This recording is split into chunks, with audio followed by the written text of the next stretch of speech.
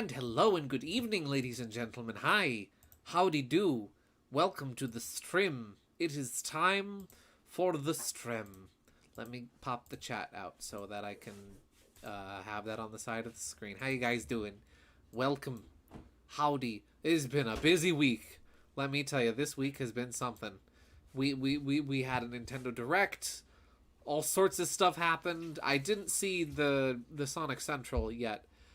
From today, but I heard about a couple of announcements while I was at work. But yeah, let me see who is Hoomst. Hoomst is here. Hello and welcome. Cherry, Gaming Yoshi Fanatic, Peppermint, Rexverse Entertainment Incorporated, and Wanted Asylum. Howdy, folks. Welcome to the stream. My chat is gone. Chat, come back. There it is. Yeah. Time for new Fang render. Yes! I saw the new render. It looks amazing. I'm excited to talk about... Hello, Teeter. Welcome to the stream. I'm excited to talk about the Direct as we go through the night. Let me just get some... I'm just going to get some music going while we work on art. And yeah. Just so much. A lot happened. A lot happened this week. Like, this week was very busy in general. For me, it was a busy week too. My as I've mentioned on a few streams before, my sister was pregnant. She had her baby this week. So there's now a new member of the family present. Yeah,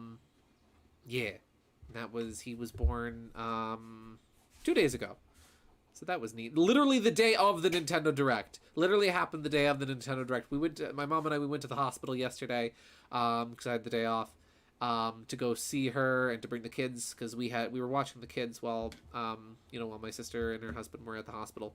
And so we brought the kids so that they could meet their new brother and we went to see the baby ourselves. And it was funny because while I was there, my brother-in-law brought up the Nintendo Direct to me. And I was like, and I said to him, yeah, I wasn't going to mention anything about it because I figured, you just had a baby. I figured that was probably just a little bit more important. But yeah, and then all the stuff that happened with the Nintendo Direct this week, all the stuff that got announced, it's been a very exciting, very busy week. Something I forgot to mention last week's stream was that 2 Sundays ago, me and my sister, right before she had the baby, we went to the theater. We went to the theater to see Kiki's Delivery Service in the theater for Ghibli Fest, and it was absolutely phenomenal. Genuinely phenomenal movie. Hello, Jay. Welcome to the stream. Oh yeah, everything's fine. Everything's good. Just a busy week. That's all. The baby is good. All is well. Congrats to being an uncle, and congrats to your sister becoming a mother. Yeah. Her third kid. My fourth relative child. So I have 3 nephews now and 1 niece. So I'm an uncle for the 4th time. Yeah. But yeah, we'd gone to see Kiki's Delivery Service, and it was a phenomenal experience. That movie speaks to me on like a very deep personal level, especially regarding art. And getting to see it on the big screen in the theater was such an incredible and phenomenal experience because there's so many, just like any other movie, there's so many little details and intricacies in the backgrounds and the characters and the way that they're animated that you really can't properly appreciate or take in on a smaller screen. And so getting to see this movie on the big screen was incredible. The one scene where Kiki is flying over the city, and you see all the people below her. You see all the people and all the cars, and they're all animated. None of them are static pieces of the background. Yes, some of the details are simplified, like some of them, like the facial features on some of the characters, the clothing detail, but nonetheless, it's all still animated. And it's all so intricate and amazing that it's just like, wow, it's an incredible movie. If you've never seen Kiki's Delivery Service, I highly recommend it. And if you ever have the chance to see any of the Studio Ghibli movies during Ghibli Fest, I highly recommend that as well. In hospital waiting room. Y'all hear Gino's back? Literally, before I had the chance to watch the Direct, let me get art on screen. Before I had the chance to watch the Direct, I had texted a friend of mine earlier in the day because he recently just like, a younger friend of mine, he just graduated from high school. And I texted him to be like, hey, congratulations on graduation. Also Nintendo Direct hype. And while I'm at work, it's like 10 o'clock, I think. It's like 10:30. I get this text back from him. Gino is back. And I'm like, what? What do you mean Gino's back? Oh, Amy Yoshifinaik, you sent me some art to show. I'll show. We got new art of Bill. New Bill art. We still have the old Bill art on here. Oh, maybe I'll show that a little bit later. What was I saying? Fiddlesticks. My train of thought just derailed. But yeah, so... Right. Sorry. But yeah, I just get this text from my friend that Gino's back. It's like, wow, he's real. And I watched the trailer while I was at work, and then I watched it again when I got home, and it was like, whoa, this is absolutely amazing. The Mario RPG remake. Let me get the music on. Here we go. Again, as always, let me know how the music sounds. If I'm too quiet, if it is too loud, let me know. What was I gonna say? Oh yeah, but just like, my goodness, it was phenomenal. Just like the you know, everybody's been speculating for a long time now, like, oh, when are we gonna get, you know, Mario RPG on Nintendo Switch Online? And everybody thought that it was just because of Square and because of copyright and yada yada yada, and because Square do be like that sometimes. Everybody thought that, you know, the reason why we hadn't gotten Mario RPG on Switch Online was because Square was being Square. And lo and behold, the real reason why we hadn't gotten Mario RPG yet was because they were making this full-on remake, and I'm all for it. So many people tagged me that Gino is back. I got like so many notifications from, yeah! Like, I know I didn't even like tag you, but even so, I was thinking about you the whole time, like, oh my gosh, T3's gonna be so excited. And then you messaged me while I was at work too. I did reach out to Thinginator90 on Twitter, and I sent him a message being like, my guy, it finally happened. Because he's the guy who's been drawing Gino every single day, until Gino reappears in something, and he's on like day, I think 970 something now. Also, hello Lunastar, welcome to the stream. He's on like 970 now, and he was gonna stop at 1,000, but then they announced, oh, Gino's coming back. And so now it's just, now he's gonna keep going until the game releases. He's gonna go until day 1,115, I think. And I was like, wow, dreams do come true.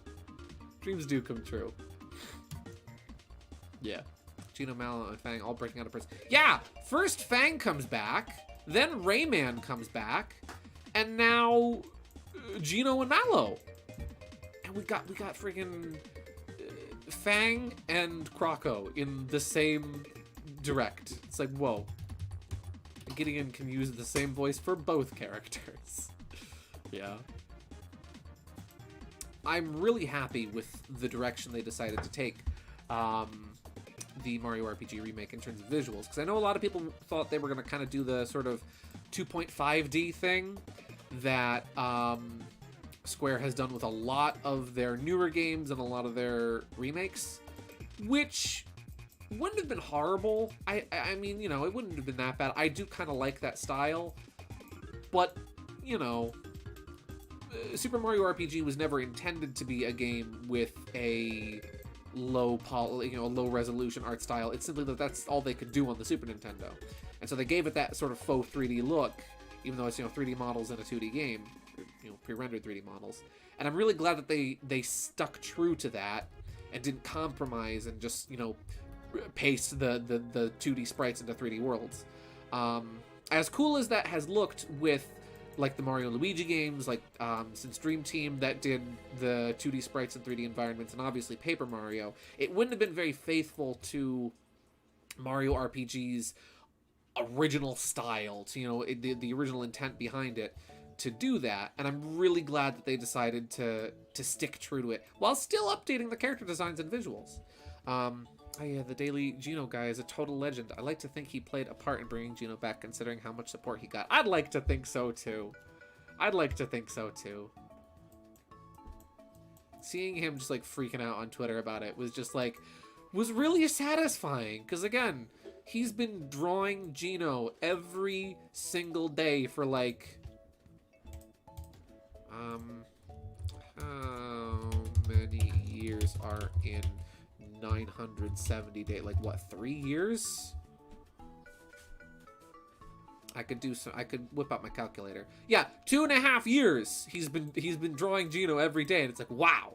I did a daily drawing campaign for 2 months, or 3 months, but this guy's had it going for friggin' almost 3 years. Is live chat on? Yes, it is, Jay. I've just been kind of falling behind. Thing is free. Yes. Let's see. So we're gonna stream the remake game, right? If I could stream off my Switch, I would consider restreaming Mario RPG already, but I can't, so I won't. Nonetheless, I'm conflicted. Oh, 992 days. Oh, gotcha.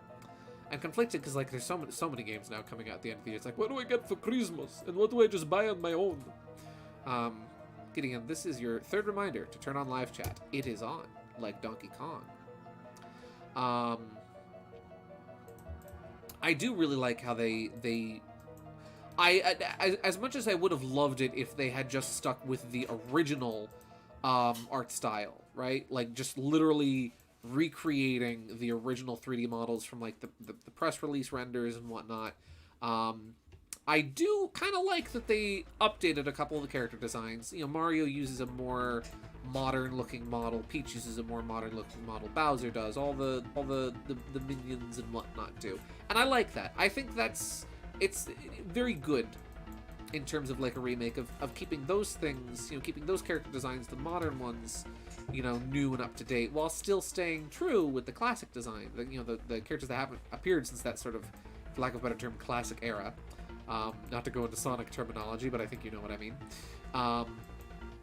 You know, keeping those true, keeping all the designs true. You know, keeping Mario's design true to what Mario looks like now, but also keeping Gino true to how he looked back in the day. Let's see. I have so many questions from the trailer, like with Gino and Mallow on the rainbow. Is that a new special track? I got so many questions. Yeah, like was that just for the trailer, or is there going to be like an actual like Rainbow Road-esque like Star Road area? Maybe they're gonna change. Maybe Star Road is gonna get a facelift, and Star Road is gonna look more like Rainbow Road now. Get a capture card or something if you want to stream Switch footage. Yeah. Well, I need a capture card and a splitter. That way I could split off onto a TV. That way I don't have input lag, and that would require a lot of work. So, they fixed Bowser. They did. Bowser's sprite in Mario RPG looks wonderful. I love Mario RPG Bowser's sprite, but his model that you see in like the box art and whatnot, kind of ugly looking. Not as bad as like his press release art for Melee, but looks a little snooze. Not only is Gino and Mallow back, but Boshi is also finally back in the timeline too, in the limelight. So yeah, friggin' Boshi. I love how Boshi was one of the, again, all the characters from Mario RPG. It's funny how like, I guess you could say my generation, all the like 90s kids and early 2000s kids that grew up with, you know, hearing about Mario RPG and whatnot, hold all these obscure characters in such high regard, and so many people are gonna get to meet these characters for the first time, while like, for me it's like, oh, they brought Boshi back, heck yeah, with his sunglasses, and meanwhile little Timmy who's gonna play this game for the first time is gonna be like, who's the evil Yoshi, you know? The big Yoshi, yes, big Yoshi in HD in Huda. They changed his shoes. They did. His shoes don't have soles anymore. They're just ankle bracelets. Boshi went to prison. Let's see. Some people are thinking we're getting voice acting too. You can see Gino's mouth move when doing the big attack. I don't think we're going to, because I don't know. I know Square often does voice acting with their newer stuff, but I don't think we're going to. I think that's just one of those things where they made the mouth move for the animation. You know, sort of like I saw someone he's saying like, oh well, why would they animate the mouth if he wasn't gonna be speaking actual dialogue? And I just think to myself, did you play Pokemon Sword and Shield? The character Pierce, or Piers, however his name is pronounced, who sings and literally nothing comes out of his face. It happens sometimes. At most, we'll probably get little clips of Mario and the others. Oh, yeah. There will probably be at least one wahoo in the game. Or an hey, hey, hey, hey, hey, hey, when you hit lava, maybe. Replacing that noise that you would hear in the SNES version. Oh yeah, Summer Sherwood art, I forgot to mention.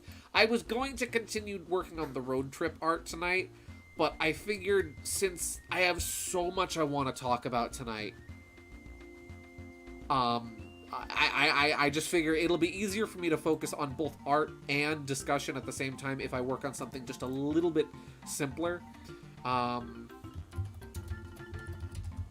Vacation Sherwood, there we go. Yeah. Let's see, Gideon, as a professional Mario, what are your thoughts on the Charles drama? 90% of Twitter does not know what Charles Martinet sounds like. For a little context, I'm going to get a little salty for a second. For a little context, earlier in the year, there was a post that went around that someone was like, oh, it's crazy listening to Charles Martinet's original Mario voice because it's so different from how it is now. And it included the voice clips from the 1989, I want to say, Super Mario Bros. Pinball machine, which Charles is often credited as being his first Mario. It's not Charles. I can confidently say that is not Charles Martinet. That's the other guy that was like Charles's relief guy at E3 1987. I can say that very confidently. As somebody who's been listening to Charles Martinet's voice for years and has watched that footage countless times, it's the other guy. It's not him. So that's my first take. Is that a lot of people on Twitter have no clue what Charles Martinet sounds like. And then there's all this stuff with WarioWare, right? So first in the Direct, there was the new WarioWare, which was shown off, which looks really fun. A fun sequel to WarioWare Smooth Moves. And in it, you hear an excellent voice clip that is presumably coming from Wario, but sounds nothing like Wario, because Wario would sound like, excellent! You know? And it sounds nothing like Charles, and so people started all this discourse of, did they just like shadow replace Charles Martinet without anybody knowing? I checked out the Japanese footage from the Direct, and notably the voice is not present there and is instead replaced by, I would assume, I don't speak the language obviously, so I'm not sure, I would assume a Japanese man exclaiming the same thing, excellent, or some kind of, positive thing like that. And I'm fairly certain it's just the narrator of the Direct. So I'm pretty sure it's just the narrator in the English Direct doing sort of a falsetto Wario. Hello, Corby! Welcome to the stream! And so combine that with the new Mario voice clips that were heard in Super Mario Wonder, which are brand new. It's been a couple games since we've gotten new Charles Martinet voice acting. Since we've gotten new Mario voice clips that sound a little off in comparison to all the Mario voice clips we're used to hearing. People are speculating that Charles Martinet has been replaced as Mario and Wario and Luigi and Waluigi and Baby Mario and Baby Luigi. And I think everybody's jumping the gun a little. I really do. I think everybody's coming off of the heels of Chris Pratt playing Mario in the Mario movie and the shock of him not playing Mario in the Mario movie. But I don't think Nintendo would just drop him like that or replace him like that and not make an announcement about it. It seems oddly out of character for him. It seems oddly out of character for them for him to just disappear and for there to be no statement, no scuttlebutt, nobody heard anything, no leaks, none of his, personal friends said anything. I mean, we see all the stuff that happened with, who was it? Was it Helena Taylor, who played Bayonetta originally in Bayonetta 1 and 2, who was then replaced after she made some big stink about her, about how much money she was going to be making off the game, and they dropped her silently. That was something different because there was a scandal behind it. What reason would there be to replace Charles Martinet when he's still doing the voice? I genuinely think it's just new voice clips. We're not used to hearing new Mario voice clips, so he sounds a little different. Yeah, I don't know what to think at this point. The biggest evidence, in my opinion, to the fact that it's still Charles, right, is the one specific voice line you hear when in the Super Mario Wonder trailer, where you see Mario grab the power-up that turns him into an elephant. And you hear him go, "Wowie zowie!" That is such a Charles Martinet thing to say, especially in recent years, where he said the exact same thing. It's like such an odd thing, because you wouldn't think, "Wowie zowie, why would Mario say that?" You know, why would... you've never heard him say that before, except you did. Luigi's Mansion 3, in the intro, Luigi says that when he first walks up to the hotel. And it's just one of those weird out-of-nowhere places, or out-of-nowhere expressions to hear somebody say it, so oddly specific, that, in my opinion, there's no question, just going off of that alone, there's no question that it's still Charles. So that's my thoughts on the big Charles debate. Now that I've derailed the stream for like 5 minutes just ranting about Charles Martinet. Yeah. Shall we discuss... let's see, that being said, Yoshi sounded very different in Wonder. Is Sotaka still voicing him? I don't know. I didn't hear... admittedly, I wasn't listening for Yoshi. I was listening for Mario, though, and I was listening for Luigi. And even watching the rest of the trailer, it still very much sounds like him. Yeah. Hello, still working, but I found a funny, and I sent it to your DM. Ah, thank you, KG. Also, no pressure. I know you're still at the baseball stadium, so no pressure. Yeah. There's a bigger pet peeve than that, when somebody uses that too gimmicky or game's too easy argument to call a game bad. Oh, it makes my blood boil. I agree. How dare you rant? No biggie, honestly. Oh yeah, it's no big deal. Trust me, as somebody who's been in person... Hey, listen, if I am wrong and it isn't Charles Martinet anymore, I'll admit it. I will be more than happy to admit that I was incorrect, and that I guess my ear isn't as good as I thought it was. But I'm pretty sure it's still him. Especially, like, Charles can be a little inconsistent at times with the way some of the characters sound. Like, you hear Luigi in, say, the Mario and Luigi games, and he sounds like, "Ho ho! It's me!" You know? And then you hear Luigi in the intro to Luigi's Mansion 3, he's like, "Oh, hello, it's me, Luigi." And he sounds far more nasally. So, I mean, as voice actors, we all have our inconsistencies, and we don't always say lines exactly the same. Our voices change and develop over time. And just like how, you know, I saw people even saying how, you know, Roger Craig Smith went in a different direction with Sonic and Sonic Frontiers because they were going for something different in the gameplay department. Nintendo's going for something different in the gameplay department with Super Mario Wonder, so it would make sense if Charles decided to go in a slightly different direction with Mario this time around. I feel it's more inflection in the voice rather than what he's saying. Yeah, no, that's true. I don't know. I will be willing to entertain the Wario clip, because the Wario clip does sound off. But Mario Wonder, I think it's still Charles. Yeah, Super Mario Wonder, by the way, which looks delightful. That game looks phenomenal. Everybody's celebrating the final death and burial of the new Super Mario Bros. Series. And the fact that we're getting a proper new Super Mario Bros. Game that doesn't have the new title slapped on it. Gideon, as a professional Mario, what are your thoughts on Luigi and Mario Golf 64? That's a phenomenal example. That's actually a perfect example. Where you go back to Mario Golf 64, you go back to Mario Tennis 64, and Luigi sounds like Mario doing a Clark Gable impression. You know, where it's like, "Oh, Luigi no afraid," you know? He sounds far deeper and far lower, and Luigi's voice has changed a lot over the years too, so voices change and develop. And again, if it ain't Chuck, I'll be glad to admit I was wrong. Is it disrespectful for me to call him Chuck? I don't know. Please, nobody ever tell Charles Martinet that I once jokingly called him Chuck. I don't want that man to dislike me. But yeah, Mario Wonder looks phenomenal.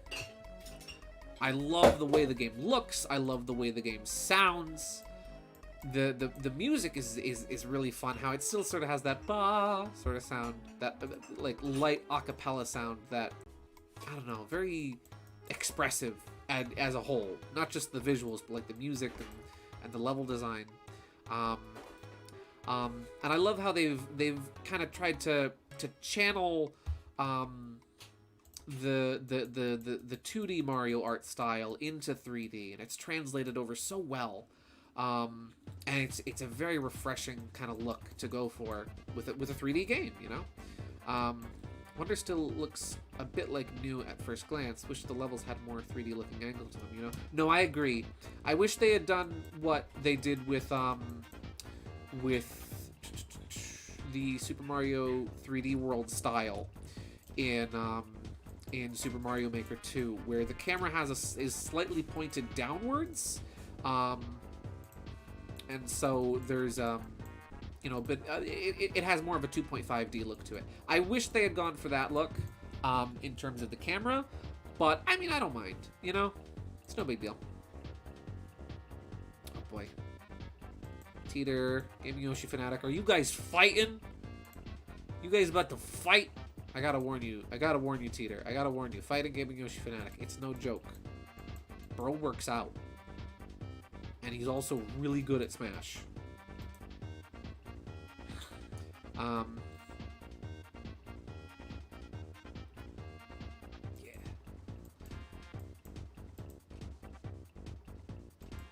Yeah, I love the way it looks. I really do. And Daisy's playable. It's gonna have, like, I think they confirmed like 10 different playable characters, or at least that was part of a leak. At least like 8 different playable characters. Because you've got Mario, you've got Luigi, you've got both Toads, you've got Peach and Daisy, you've got Yoshi in a variety of colors. And so I'm blown away. I'm astounded. I hope that they pull a Super Mario Bros. 2. I know they probably won't. Everybody's repeating my name over and over again. The funny... Oh, yes. Yeah, no, KG, I did see it. The Elephant Mario does look like a cereal box mascot. He does. He's magnificent. But yeah, I really hope they pull a Mario 2 and have the characters have different abilities, or at least some kind of differences to them. I hope Luigi has a little fluttery kick. I hope Peach can kind of do the float midair. Maybe Toad's a little faster, and then see what the other characters have in store. Because I don't mind if they're just, you know, if they're just reskins of each other. That's fine. You know, that's okay. Not the, you know, a bit of a wasted opportunity, but still, nonetheless, still amazing to have, you know, all these playable characters, and Daisy playable for the first time. I know there's some people speculating that there's going to be some kind of something going on with her because it takes place in a place called the Flower Kingdom.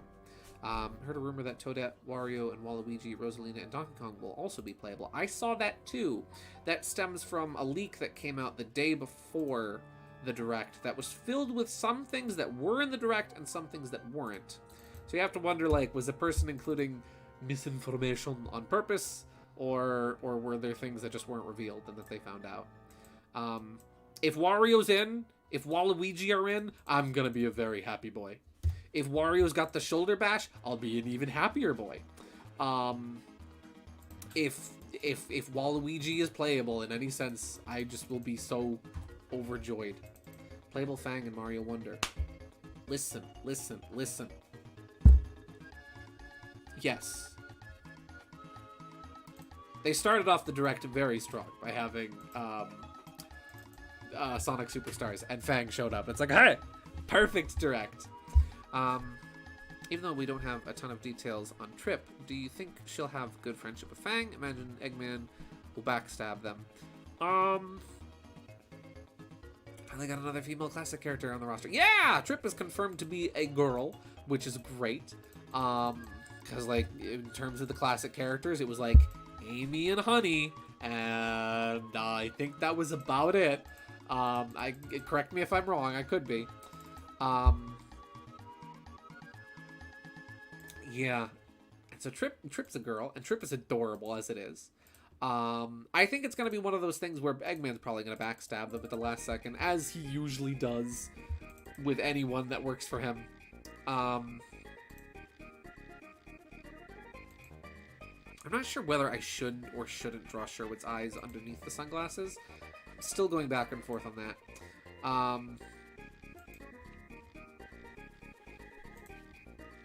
do love the character, though. They're really cute. I'm thinking that Fang and Trip will probably have sort of more of a comedic relationship on screen, as per the little cutscene we were shown.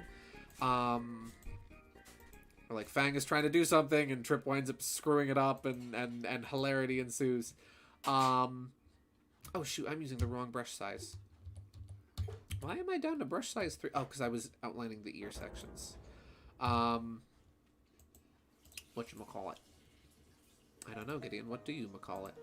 I can't wait for all the people who are going to find out that Sad Song is from Mario RPG after it being used in various memes and videos for years. Let me disable this for a second so I can see this clearer.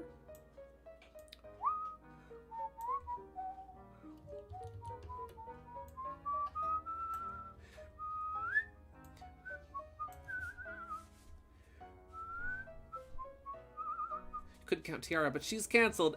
Ayo! Yeah. Sucks to be a Sonic Extreme fan. Does that game even have fans? It never released. Howdy, Battle Cats. Welcome to the stream. Waluigi's Taco Stand confirmed.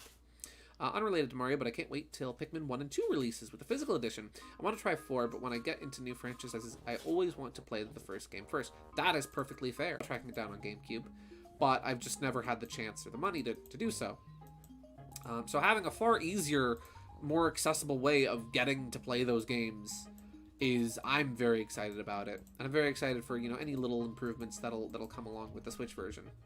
Let's see, y'all didn't tell Gideon to lock his sketch layer. Ah! It's locked now. Thank you, KG. Speculation that Wonder will take stuff from the Mario anime movie, specifically Prince Haru from the neighboring Flower Kingdom. I would love that. That would be great, especially because there is a little caterpillar that we see in the box art and in some of the gameplay screenshots, and so it could secretly be him. They could be referencing the great mission to rescue Princess Peach. Is stream buffering for anybody else? Let's get our piece from someone I commissioned today. Nice! Also, Karatita and Witch Carter is... Oh, yes! I forget about them all the time. I honestly forgot about them. I forgore. Genuine. Hey, want to know a fun fact about... So they're from Tails Adventure. Fun fact about Tails Adventure. Or Tails Sky Patrol? Tails Sky Patrol. Tails Sky Patrol wasn't originally supposed to be a Sonic game. There was early, like, press release screenshots of a prototype of that game that released that shows it was originally a licensed game for Disney, and then I'm guessing the developers lost the license, and so they went to Sega and they're like, hey, we're making this game for your system already. Can we put Tails in it? And they're like, ah, fine, whatever.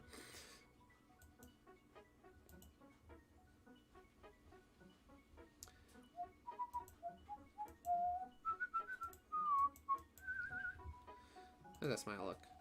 That looks pretty good.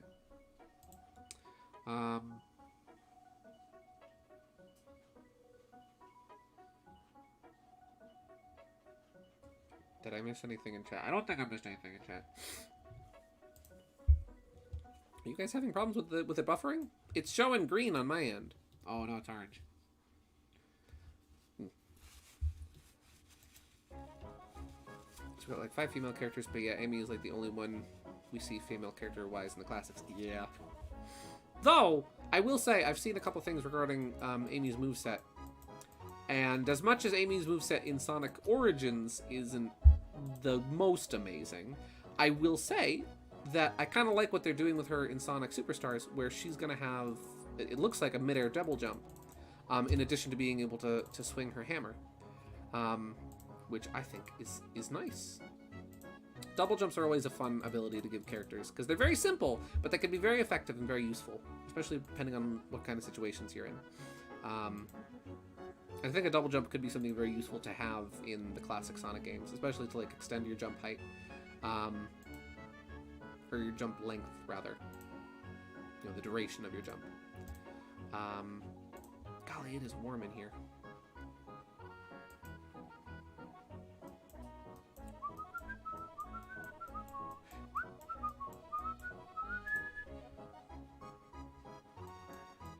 me think. What else? Yeah. Mario Wonder looks freaking rad.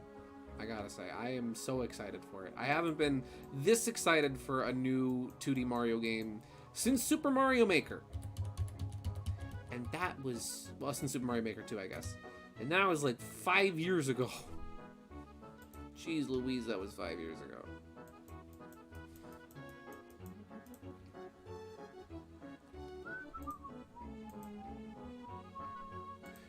I don't know. Should I detail the eyes underneath? I'm not sure. I don't see why not.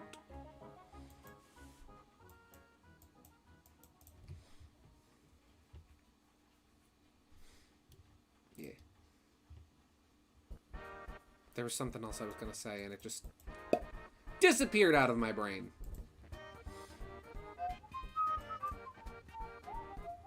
Oh, that's not in my character folder. There we go. I've been this excited for a Mario game since Super Mario 3D World. Because I played Super Mario 3D Land at the time, and the sequel made sense in my head. Yeah. I haven't been this excited for a Mario game since the previous Mario game. Okay, that's fair. That's fair. Well, the thing was, though, I wasn't super stoked for Mario U.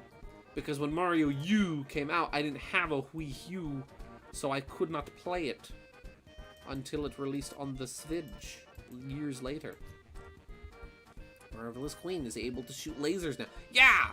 The friggin' Marvelous Queen can shoot lasers. Fang's been doing some upgrades. He's been doing some tune-ups in his spare time.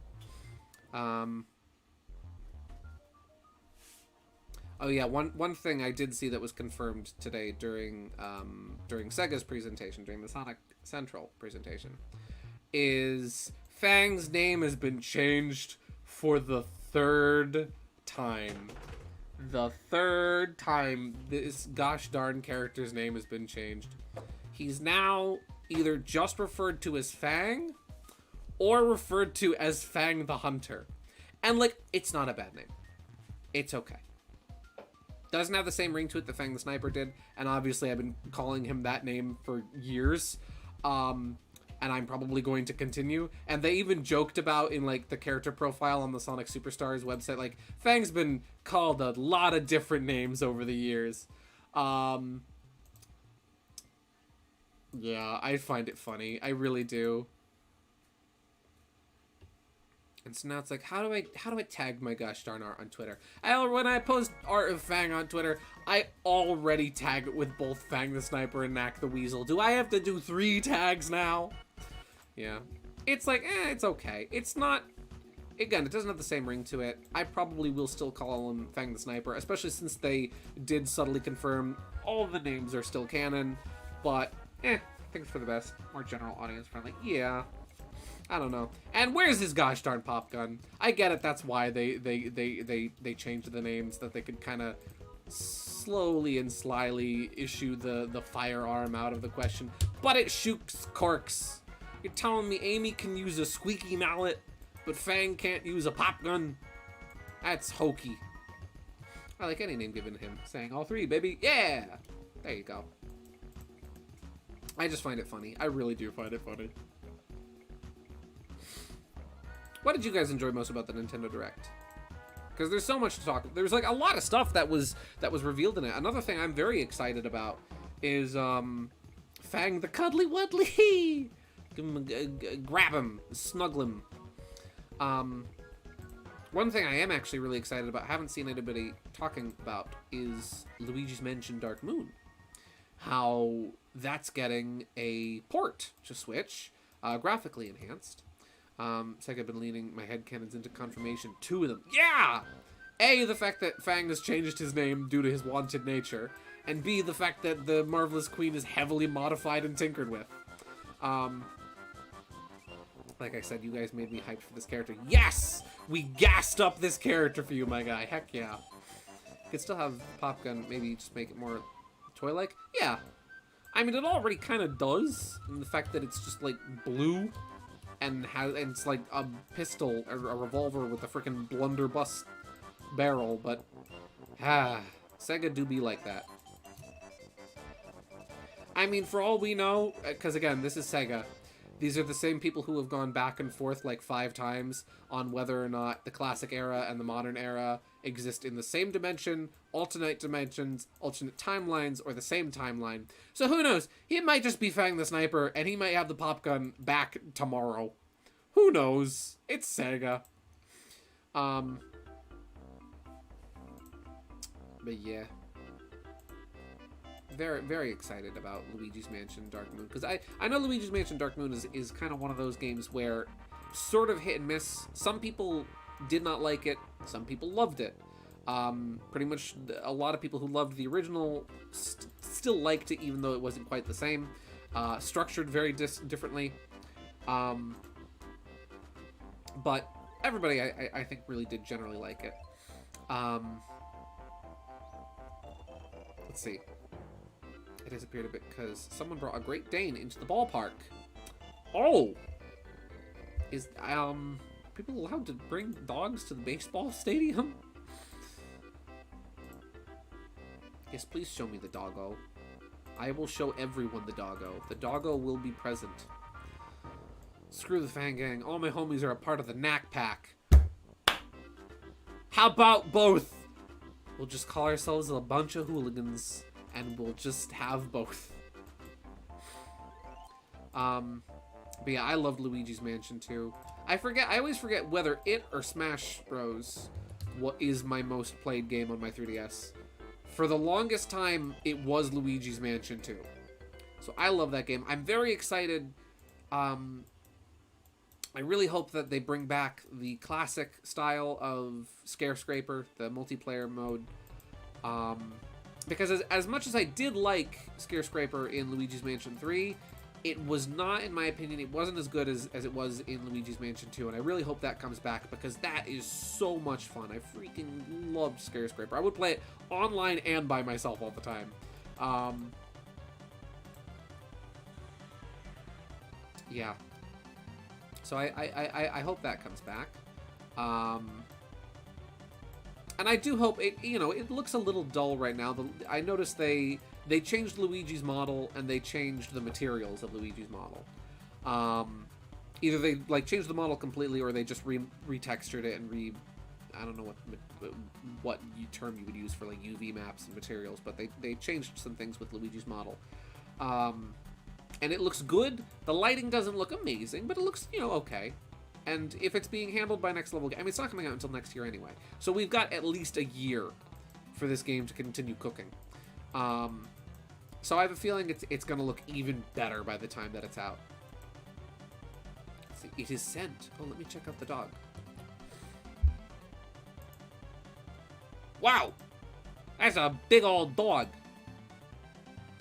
I'm going to show this dog on stream. Guys, you got to check out this dog. Look at this dog. Look at this dog. This is a dog right here. That's a beautiful dog. That's a Great Dane right there. Quality doggo. We're going to pet the dog right now. Let me get my funny cartoon hand out. I'm going to make a funny cartoon hand. Oh. Oh, no, that's the wrong way. Right, and we're going to, so that you see it's the backhand, and we're going to pet the dog. Beep, beep, beep. Dog has been pet.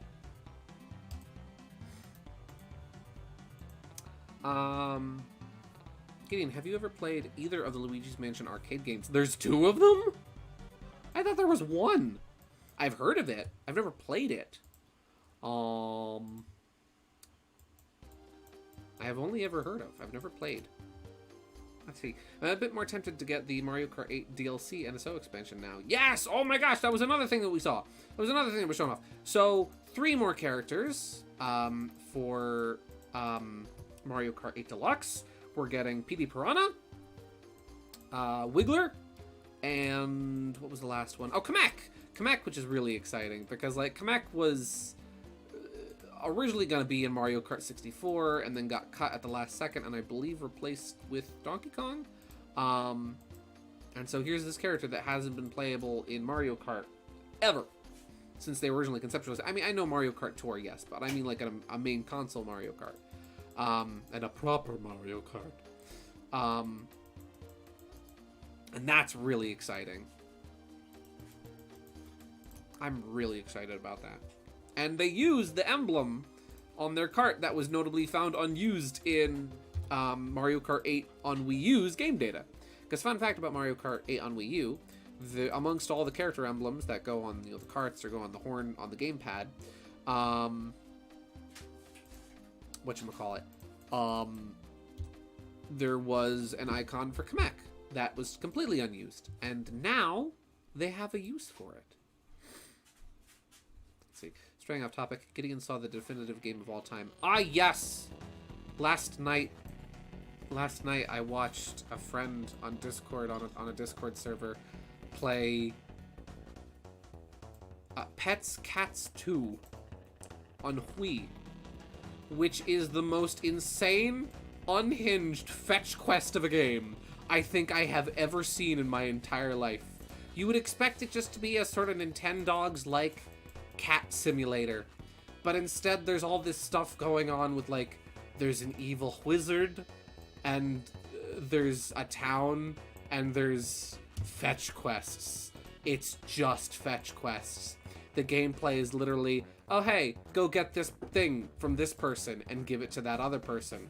What's that? The second person in the equation is busy doing something else? Well, you better get a fourth person into this to solve their problem first so that you can get the item for the second person. Or from the second wolf, who is a wizard. Isn't he a wizard? Because he used magic. Yeah, that game was... that was something else. I'm gonna sneeze. They asked me to voice a character while they were playing, and so I read this dialogue, and the character's name was Godfrey, so I did a Gilbert Godfrey impression, and I didn't think I was gonna be able to speak today afterwards. Is that the one where you can play ping pong with the cat? I don't think so. An evil wizard wolf, yes.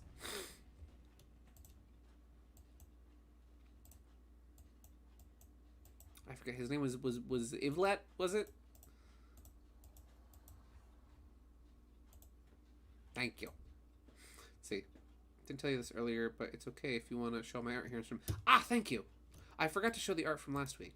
Why did the music stop? This music is just blank.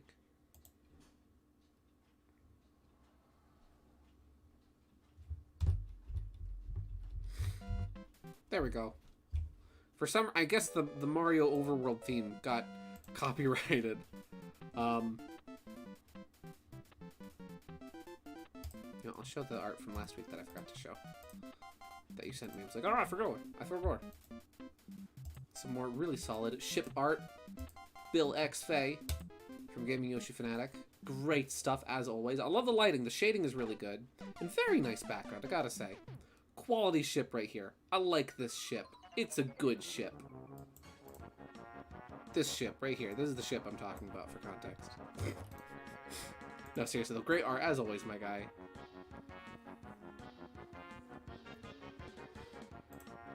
God, it is warm in here. I think I'm gonna open up the window next to me, because, man, it got warm. It rained a bit today, which was nice.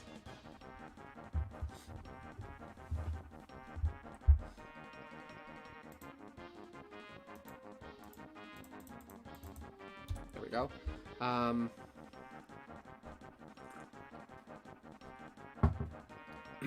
Let's see.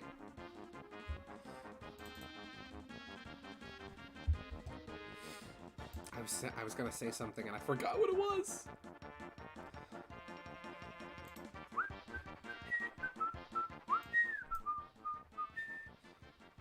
The music suddenly got louder and I don't know why, but it did.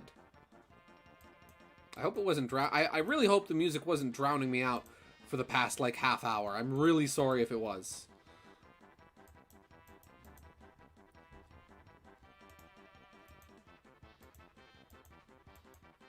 Everyone art is so talented. Yeah! I love all the art peeps we've got here. Everybody does a little doodling.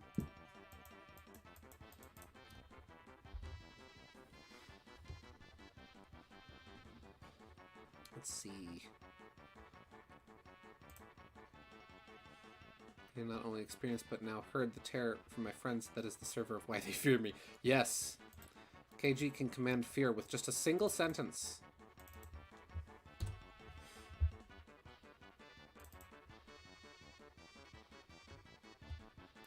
Then again, probably because my voice... Because it was voicing a grandma! Yeah, but it was a good voice. That was a really nice one.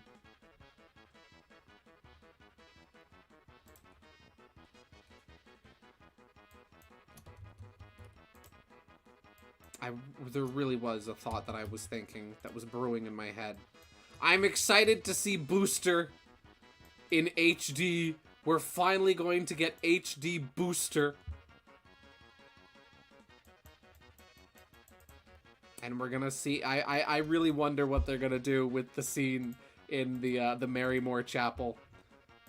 If we're still gonna get, oh, Bowser kiss, oh, Booster kiss. Am I on the right layer? I am. Why is the collar on that layer?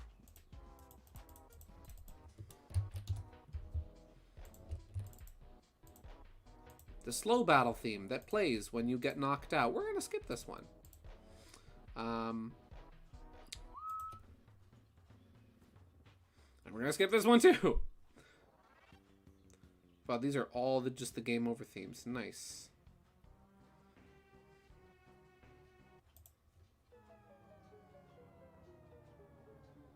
Wishing Star, here we go. Oh yeah, they changed something slightly about Valentina. So okay, I gotta show this. Wait, I need to show this. Super Mario RPG Valentina. I need to show something because not everybody notices this about Valentina's design. There's a very easy to miss detail in her face. And that is her mouth. Valentina has, like, Muppet mouth. See? Look at this Muppet mouth she has. And it's a very easy detail to miss. And I noticed in the remake, she looks more like this, where they got rid of Muppet mouth. No more Muppet mouth on Valentina. Let's see. Put to leave my mom's apartment to pick up Cam. Today wasn't really a good day, and it's not because of work. Ah, I'm sorry. Oh, F in chat for Valentina and her, you know. You know. You know.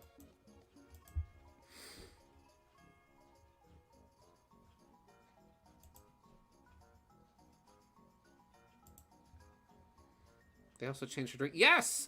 They changed her drink to actually, I forget, so Valentina's name in the Japanese version of the game is a play off of the name for, like, a martini. Or no, not a martini, a cocktail. A cocktail which is typically served with a lime on the edge of the glass, while in her official artwork, she has a cherry in her glass, as if she's drinking a martini. Well, cherry or an olive, you know, as if she's drinking a martini. Which she doesn't have in her Sprite. In her Sprite, she does have the lime on the side of the glass, as if she was having... Oh, a margarita! That's what it is. If you're having a margarita, it's a lime. And they changed that in the HD version to better reflect the Sprite, which has a lime on the edge of the glass, like a margarita.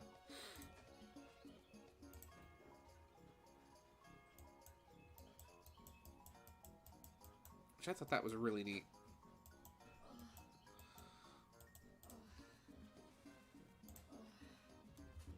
Give me 1 sec.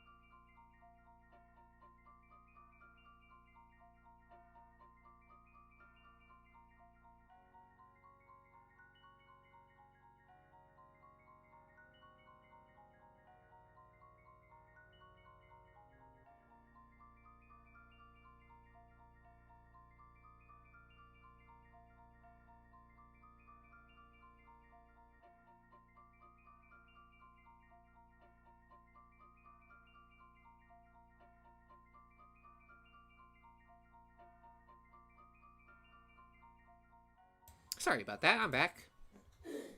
Let's see. But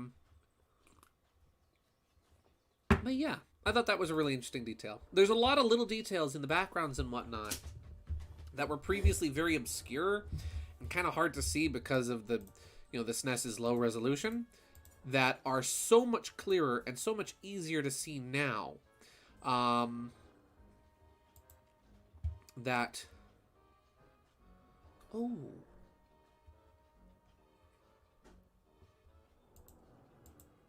Oh dear. KG, I just saw those pictures in Discord. I'm sorry that Cam got hurt. And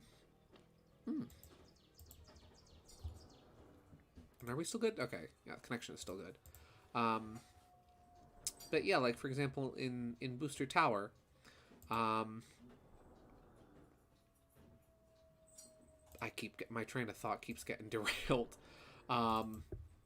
Gotta go for now. Hopefully I'll be back in a bit. Also, Frontiers update just dropped. Oh, Frontiers update dropped? What?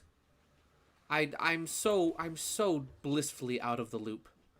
Like, geez Louise.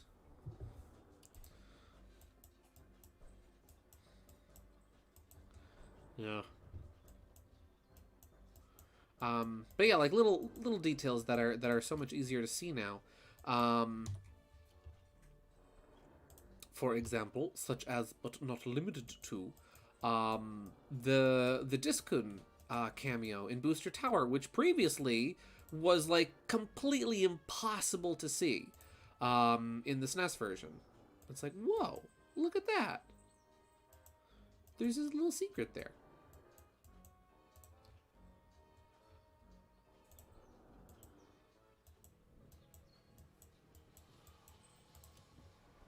Yeah.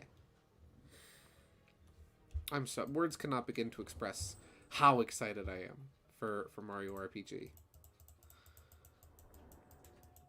I feel like there were some other things that I wanted to talk about. Let's see. Just couldn't Stunt Racer FX and Rob. Yeah! I'm excited to see how they'll handle,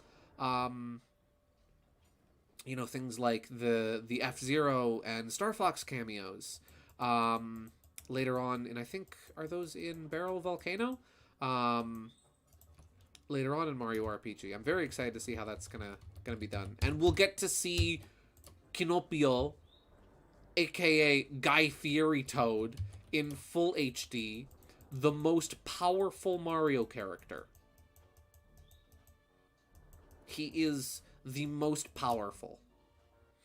None others are more powerful than he.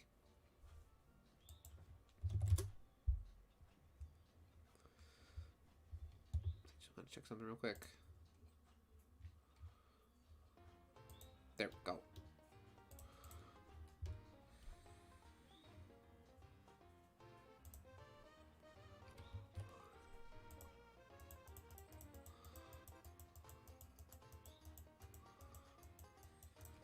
Yeah.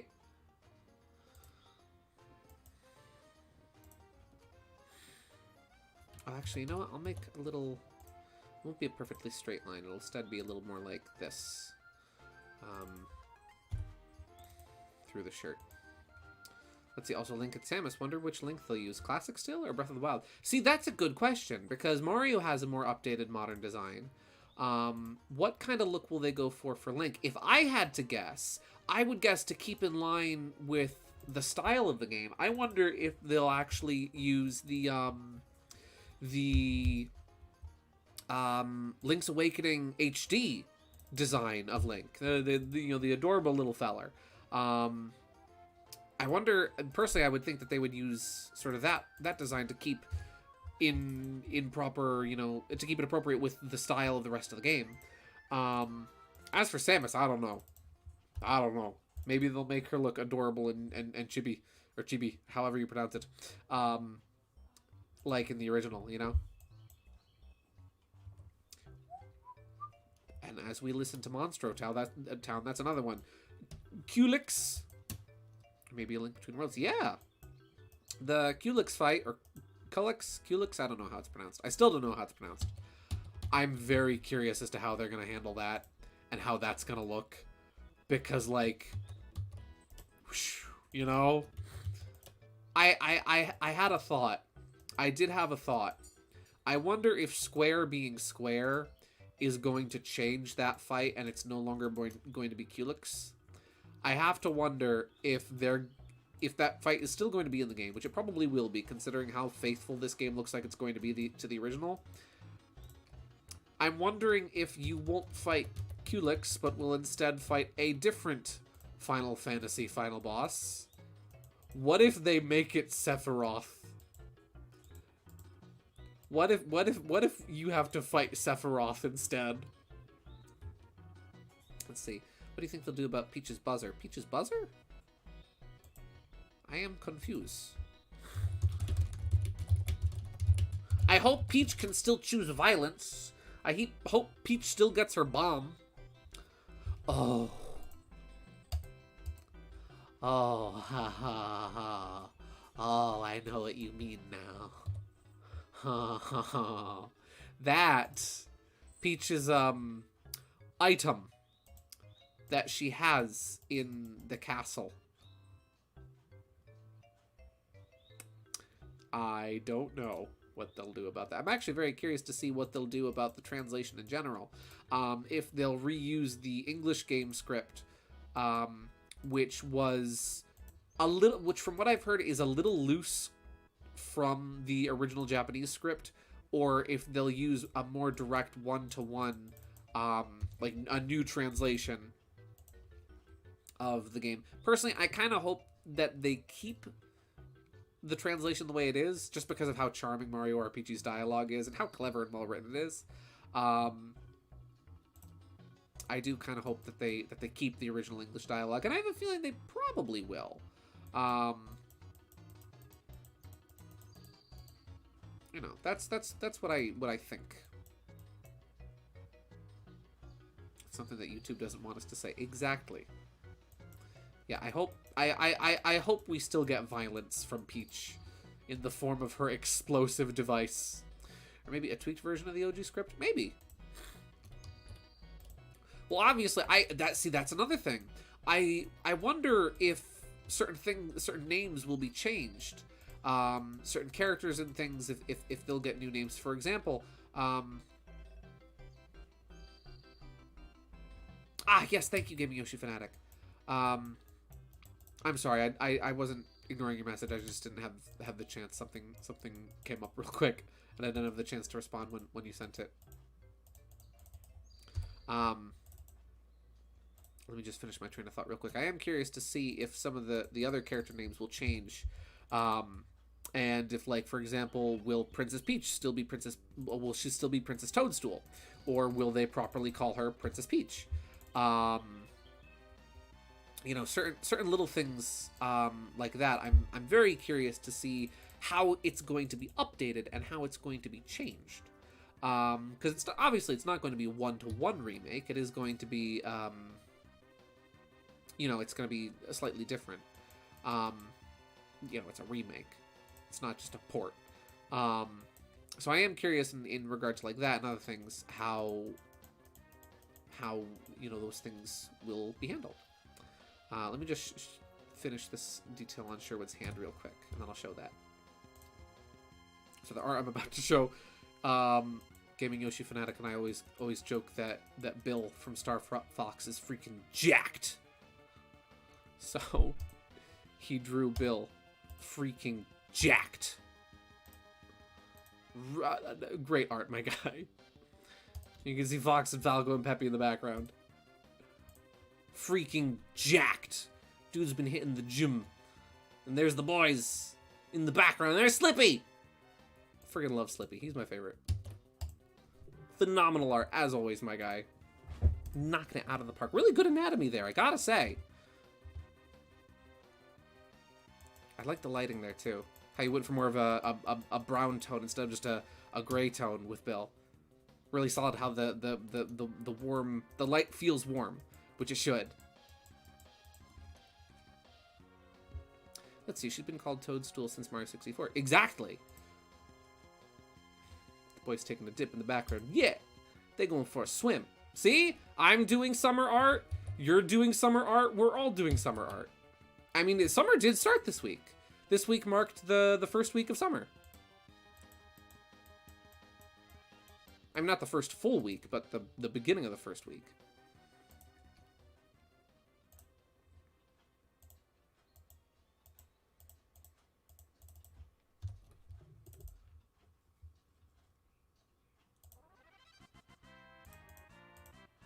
Oh, no problem. Keep up the great work, my guy. Seriously. Keep up the phenomenal work.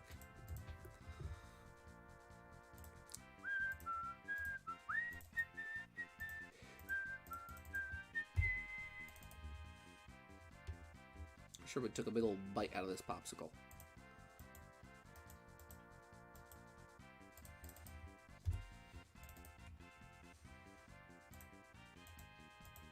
I'm trying to think anything else that was revealed during the direct that I'm particularly excited about. Oh yeah, Pikmin 4 looks neat.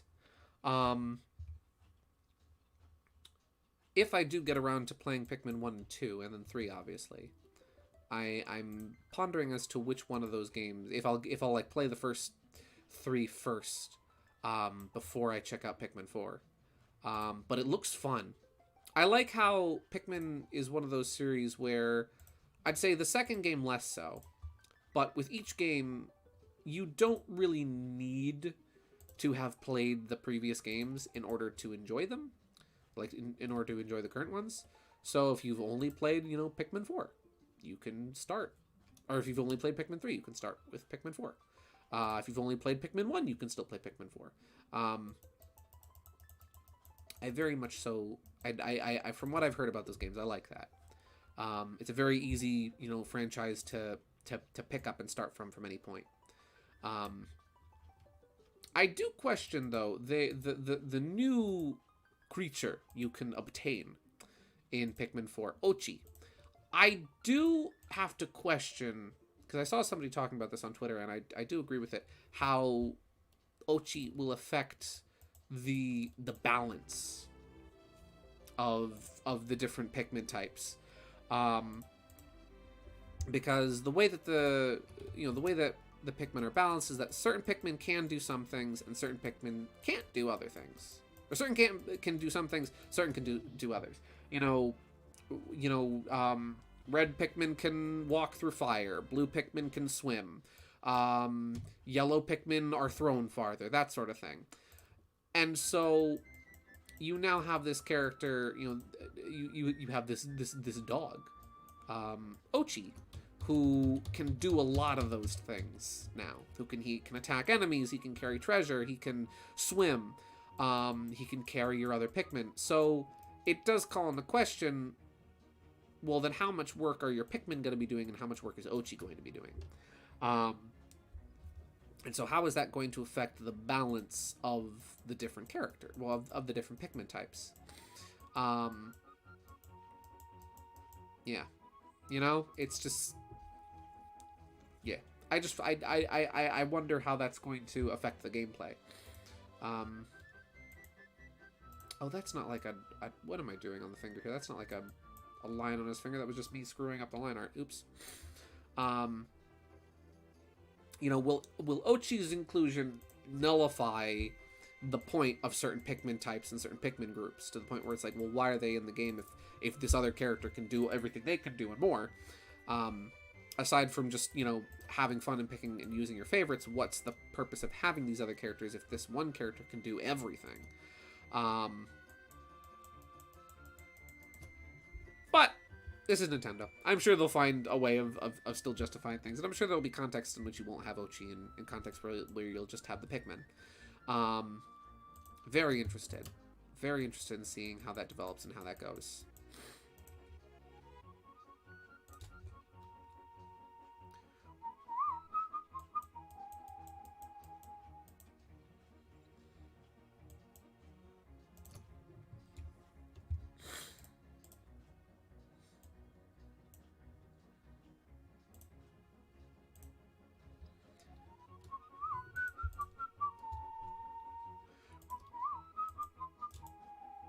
Phenomenal choice in using this theme in particular for the Mario RPG trailer, because this is the Nimbus Land theme, and this, in my opinion, is one of the best songs from Mario RPG. This is one of the ones that gets stuck in my head the most, and I find myself whistling to myself the most.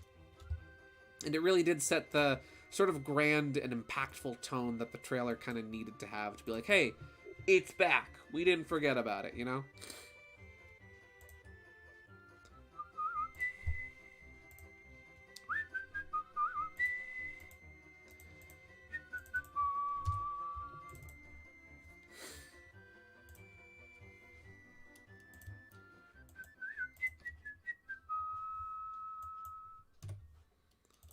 Let's see. Oh, Valentina.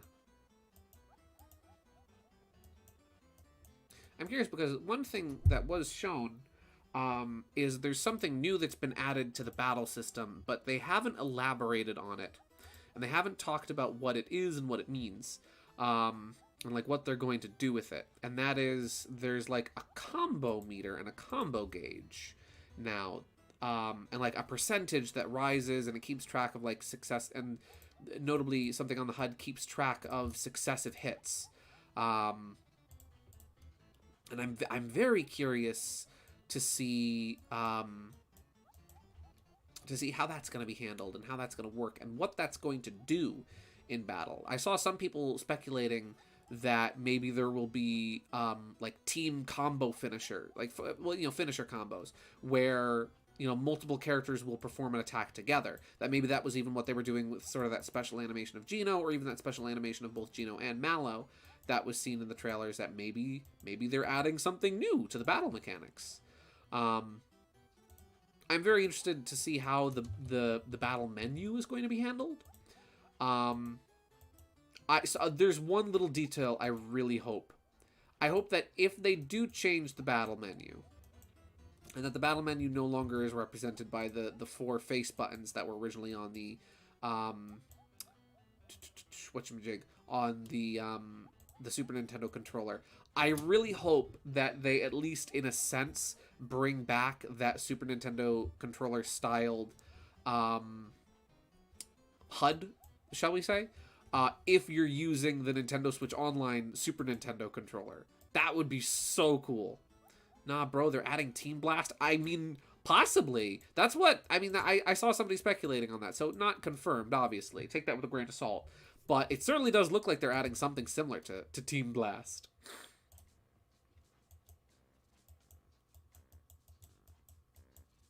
Let's see.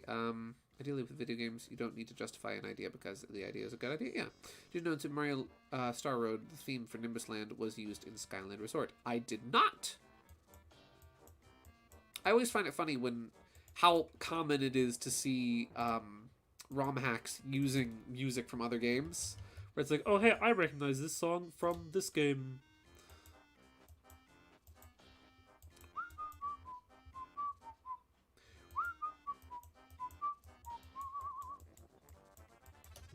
It's more likely than you think. Ra-da-da-da.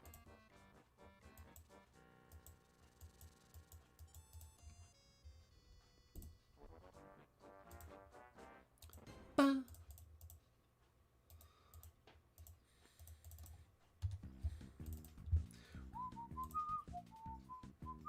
Also, Luigi. Luigi is in the credits of Super Mario RPG, and I need to know if we're finally gonna get HD Super Mario RPG style Luigi. I really am curious to see like what new stuff they're gonna add to it. I was surprised we didn't get any kind of updates regarding like Nintendo Switch Online or anything like that. They didn't show off any new games coming to N64 or GBA or NES and Super Nintendo. So I thought that was interesting. Instead, it was mainly just focusing on games. And, or rather new games. And remakes of old games.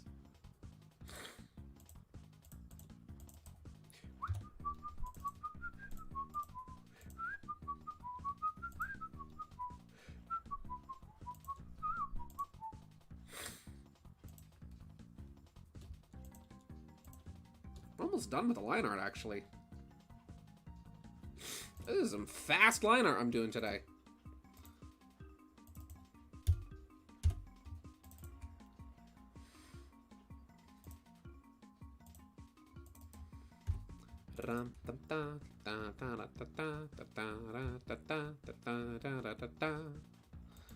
Is the line art? Oh wow! I think we already finished the line art. Well, I haven't done the inside of his eyes yet, because I'm not sure how I want to do them exactly. You know what I'll do for them? We're gonna go. Jam alert! Jam alert!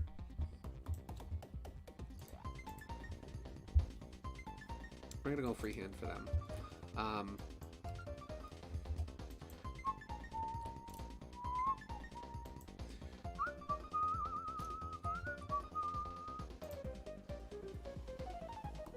Thing is that the music is good, and there's seemingly recently been some original compositions and some recent hacks. Nice, yeah.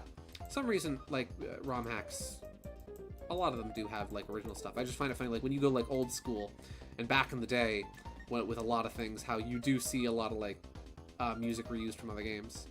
One thing I find really strange about the Direct is DK's absence. The IP sells well, and Donkey Kong was just in the Mario movie, yet Donkey Kong Country has been dormant since 2014. It feels like there's no good reason for it to be dormant right now. No, I agree. Donkey Kong has definitely made, like, I'd say a resurgence, especially in popularity. I mean, I guess that's kind of obvious to say resurgence in popularity. It's been a long day. But, like, Donkey Kong's definitely made a resurgence in the past couple years. So to see just a complete absence from Donkey Kong is admittedly kind of weird. I will agree with that, especially with how they highlighted the you know, like the Summer of Play events that they're doing. I can't get this eye to look right, probably because I'm doing it at an angle. Let's rotate the canvas just a little bit. Like, you know, they highlighted the Nintendo Summer of Play events that they're doing in the Direct, and one of the little booths at Summer of Play is dedicated to Donkey Kong.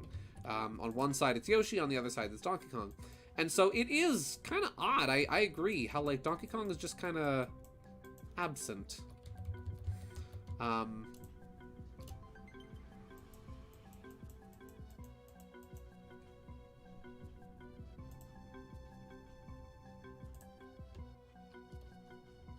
can't get this shape to look just right. So you know what I'm gonna do? I'm going to draw it on paper and scan it. You guys are about to get some sick scanner ASMR while I draw an eye.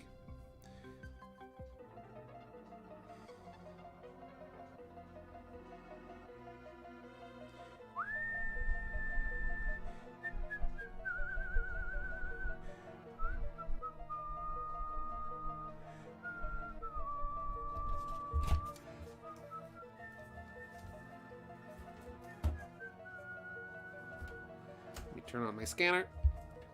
Let's see, meanwhile, Yoshi and Mario are still getting their own games since 2019 and 2023, respectively, and they sell around the same, maybe even less. Yeah, it is interesting. I've always found it odd how, despite the history and the legacy of Donkey Kong, how Donkey Kong has kind of been shafted and pushed to the side a lot in recent years. I know for the longest time that was kind of cracked up to the admittedly failure that a lot of the games that were focused around the DK bongos were. How those games were big losses for Nintendo, and so since then they've kind of accounted Donkey Kong as being a less successful franchise. Again, sort of in the way that Star Fox has been regarded, where, you know, not a lot of the more recent Star Fox games have sold very well, so it kind of became a more and more dormant franchise to the point where now the most we get is, you know, Smash Brothers, pretty much, with Star Fox. And so it's kind of a shame that the same thing happened to Donkey Kong. But then you would think after Donkey Kong Country Returns came out and was such a huge hit, and how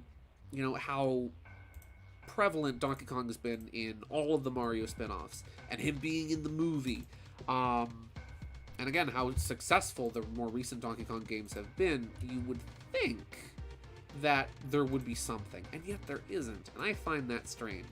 Maybe, just maybe, right? Maybe it's a sign, right? Like, you know, how nothing happened with Super Mario RPG for years, right? And we were all like, where's Super Mario RPG? And then suddenly, ba-boom, here it is, remake. That's the reason why it wasn't on Switch Online, is because they were remaking it. So maybe the same thing is happening with Donkey Kong. Maybe we have heard nothing from Donkey Kong because they're making a Donkey Kong game. Howdy, Mario Simpson! You are just in time to hear us talk about Donkey Kong. Happy Friday. Currently heading to home in a car ride with my mother after an amazing convention today.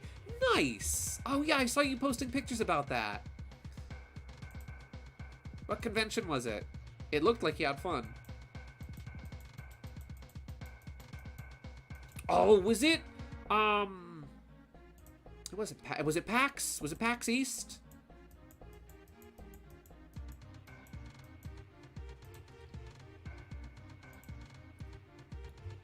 I know PAX was going on. I've always wanted to go, and I've never gone.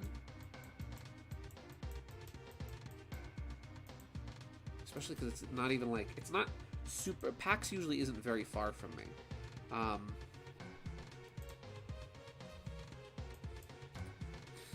Yeah.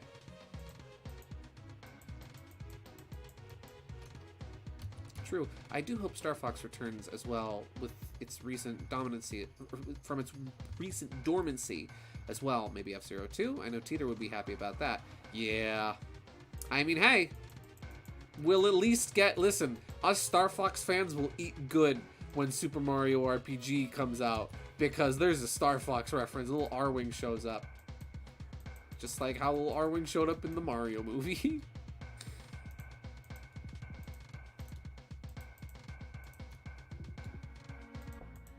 Here we go. Too many games. Ah, gotcha. In Pennsylvania. Okay. Nice. That's another one I've always wanted to go to, but never had the chance.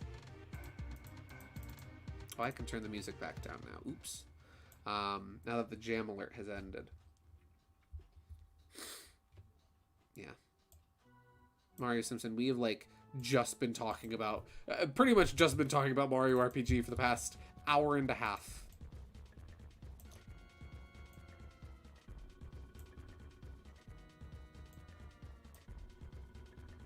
I don't know. I'm not sure if including eyes, like visible eyes, ruins the vibe I was going for. Because he looked so chill and, like, chilled out with his eyes not visible at all. Like, here he looks very mellow, here he looks very awake. And I'm not sure whether or not to keep the eyes. Because, again, I was going for kind of a mellow vibe with this. And keep in mind when I do the color, right? We'll just blot some color over the top of this.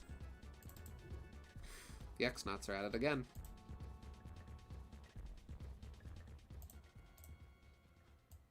Am I a real boy? Can you hear me? It's buffering again. Great. Just what I was hoping for.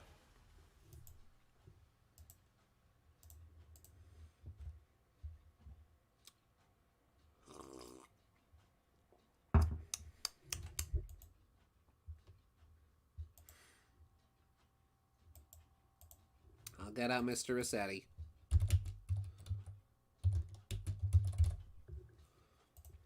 We'll get out Mr. Rossetti. And we'll get Jerry in here.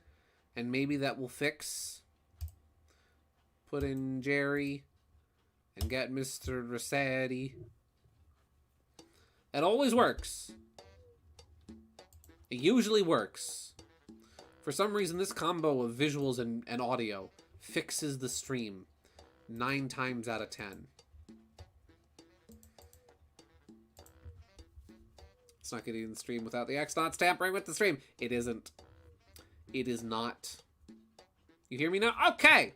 I told... See? I told you. Jerry and Mr. Rossetti fix the stream every time. Every time. Without fail. They got...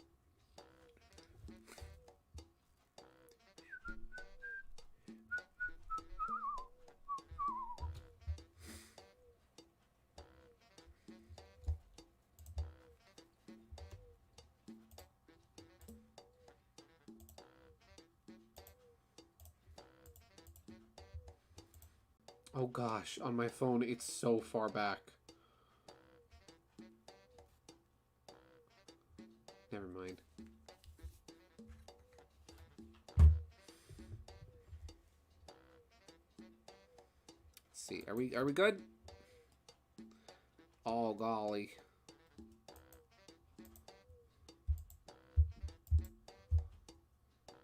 Without fail. Once a week. Once a week it happens that OBS poops itself.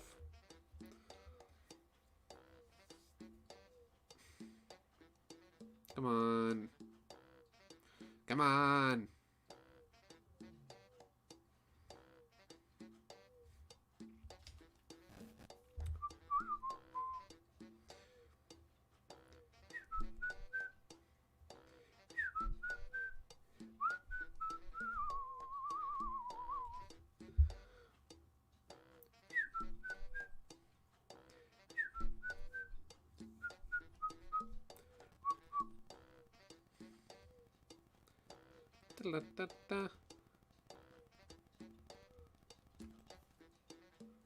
I think it's good. Are we good?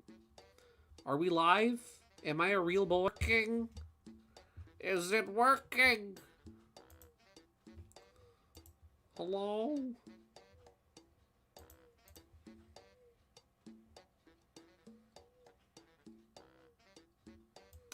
I think I'm a real boy yet. Let me know when you guys can hear me. Because I can't hear me. I can't even hear myself. Seem to be fixing it. That doesn't seem to have fixed the problem. Or maybe it has. I can hear you. I wonder if I can hear you. Can you hear me?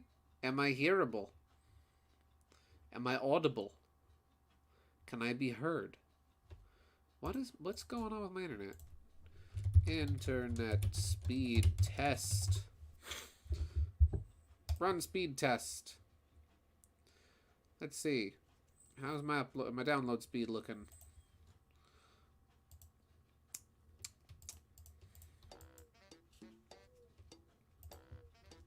How's that upload speed is really bad. Oh golly. Excellent connection. It says excellent connection, but it's showing 0 kilobytes of data being transferred in OBS.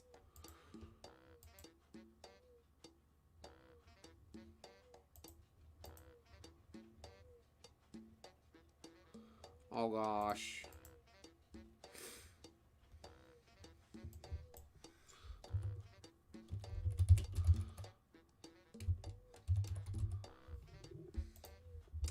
Let me find some appropriate music for this. It's gonna play an ad first. Yeah, it is.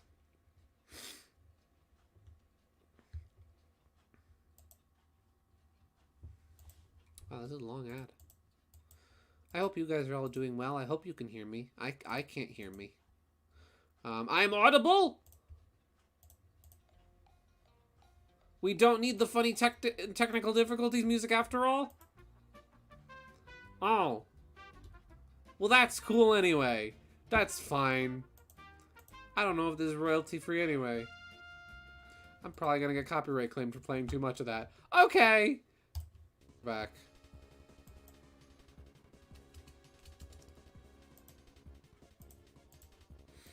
Let me test my internet speed real quick because it was not good a second ago.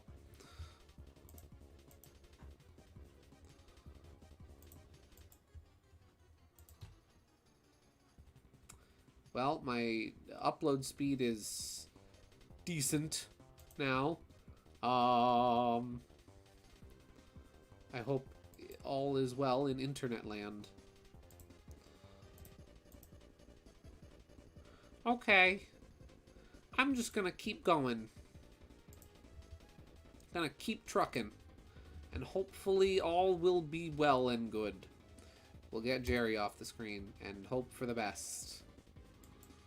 But I'll take Cherry's suggestion of how to move the eyes.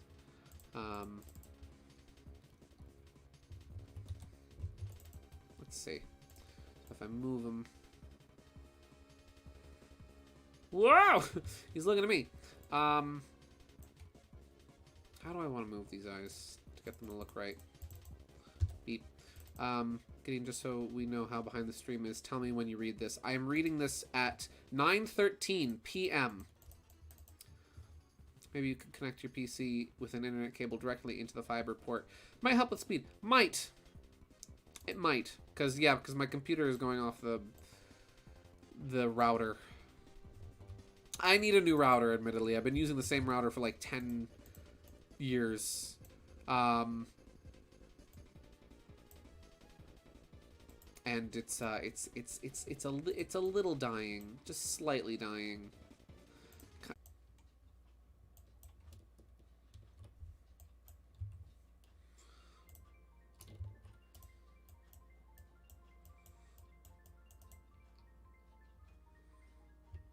Gideon, did you read the thing earlier about Luigi I said during the internet break? Yes, I did. That Luigi just knows official size football. Then the off the top of his head. Because Luigi just loves football. As we all know. Luigi's just the world's biggest football guy.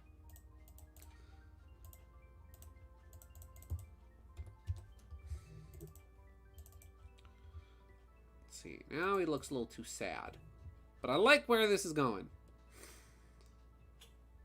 Let's see. When Gideon reads an example, what's the first thing you think of when I read Mario Simpson?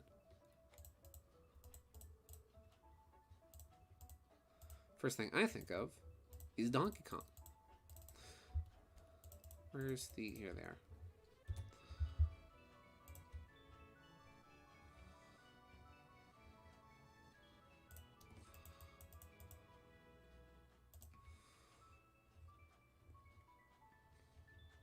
When you read KGO1, what's the first thing that you thought of?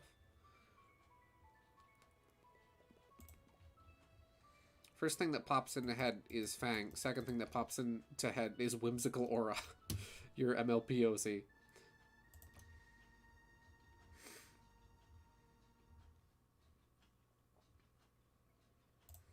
Let's see.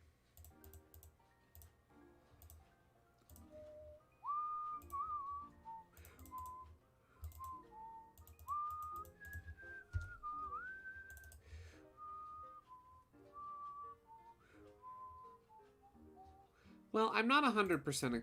I'm not 100% happy with the expression just yet, because again, if we put all these extra things on one layer,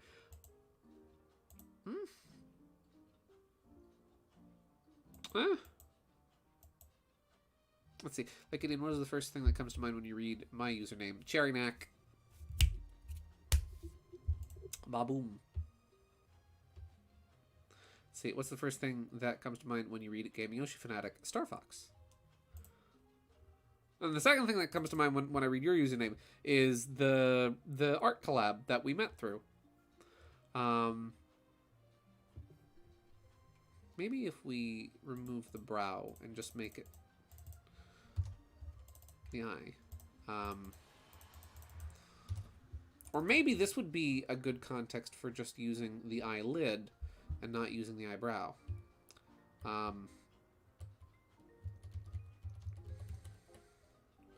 Perhaps this would be a good use of that instead. Gideon pretty much knows me as the DK guy and the Goombella fan at this point. Yep, you're the DK lore connoisseur.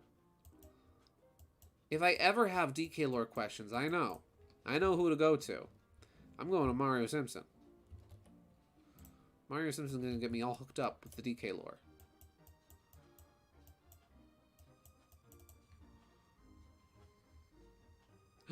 Gasp!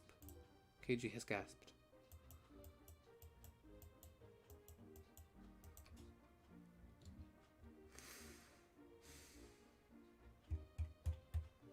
I can't settle on eyes that I like. What's the first thing you think of when you hear peppermint? SRB2. First thing that popped in my head was Pepino. KG has an idea. KG, help. Oh, dude, I remember that. You drew Crystal. I think some others too. Yeah. Well, I remember you did. You, I think, drew the most characters out of anybody that was in that collab. Because you did, if memory serves, you did Slippy, Panther, Leon, Takamura, Ninten. Oh, I feel like there was more, but that was 5 already. I feel like you did one other that I'm forgetting off the top of my head. I did Crystal, Stanley the Bugman, Chef Kawasaki, Chibi Robo, and from Advance Wars. Um, that collab was freaking epic. It was by this Twitter group / Discord group called Assist Alliance. Was basically just people who were really supportive of the idea of like characters like Waluigi and Crystal and Bomberman. Assist trophies, getting in as playable characters in Smash Ultimate's DLC. And they wanted to do a big art collab in the community that would then be used as their Twitter banner. I don't remember around Takamura, but it was Nintendo. And then Black Knight, Leif, and Seliph from Effie. That's right. Or maybe somebody else drew Takamura. That's right. I just associate... See, that's another one. I just associate Takamaru with you now. And something wound up happening behind the scenes. I don't remember what exactly happened. But something happened behind the scenes with the collab.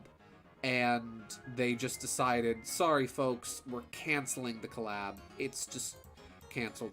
Tons of people drew stuff for it. Like, almost all of the art was done. It just needed to be assembled.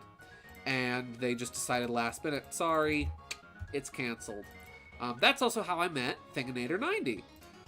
Because he drew Gino for the collab, and he drew a couple other characters too. This was before he started doing the Drawing Gino Everyday campaign. And I don't know, it didn't sit right with me that all these wonderful artists did all this hard work and really put their heart and soul into making this fun collaboration, and now it just was not going to happen. And so I just kind of decided, you know what? I'm gonna pick up the mantle here. I'm gonna carry the torch. And so in the group chat that was on Twitter, I made an announcement. I said, hey, I'm gonna see this through to the end. I'll organize the collab from here on out. If you've got art, if you know anyone who made art, send it to me, email it to me, do it. I made an announcement video on Twitter. I think I even posted it in the Assist Alliance Discord server. And then I wound up getting everybody together. There was a couple people in Deonut. And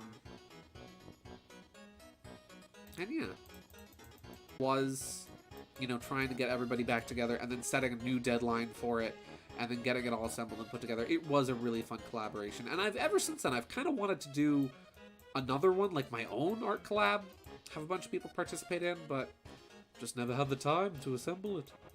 Let's see. I mean, hey, outside of Star Fox, I'd say modern gritty Masurame Castle hack and slash reboot is the biggest dream game from Nintendo. Nice! I can see that. I can see them doing that. I mean, this is Nintendo after all. They love bringing back old obscure franchises of them and breathing new life into them.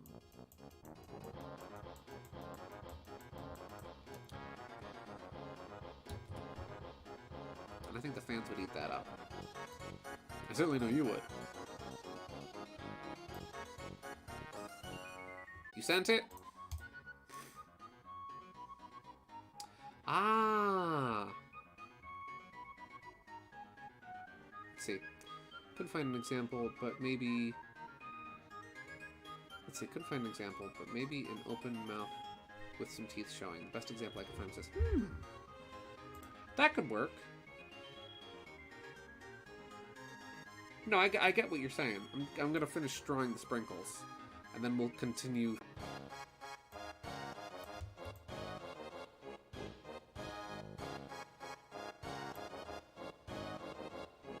But it'll do. Yeah, it'll do. It works. The general idea is understood.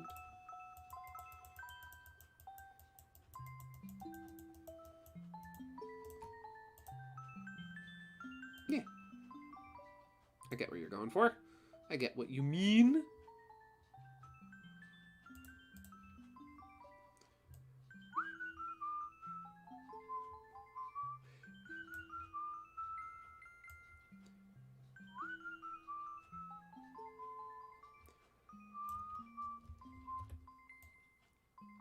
just want to draw the sprinkles on the donut real quick.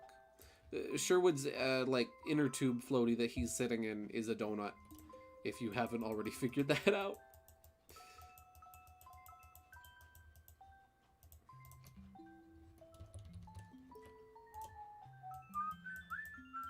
A harder box art to rework for the Switch's sort of style of doing box art, and I like how they kind of stuck more true to the original Japanese box art. Though it would make for really cool Prickle Sprinkles cameo? Maybe. It would make for a really cool reversible case if it was styled after the English box art on the inside. Are all Knack's teeth spiky or just one? Well, my headcanon is they all are. It's just one is bigger than the rest. That's how I always draw him, is with all spiky teeth and then just one is really big. Because I just think it looks cool. I'm a sucker for character designs that have sharp teeth. I don't know why, but that's one of my just artist ticks where like I see them like, oh yeah, that's the good stuff.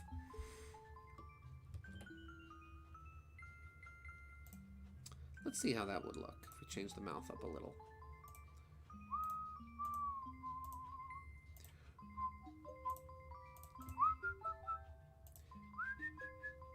Tell them the weird thing that happened to me the other day. Shoot, which weird thing? Give me a quick refresh on it. Back! Welcome back, Jay! I am fiddling and futzing with Sherwood's face. And we just finished Mario RPG's soundtrack. So now I'll put on some different music. Let's listen to... We'll just put on chill Mario music. Let's see.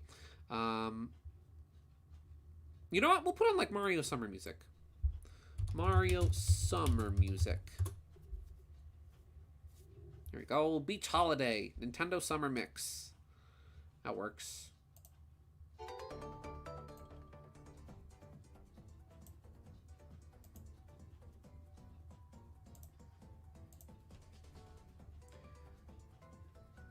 There we go. That's a good song to start with, I'd say. Yeah,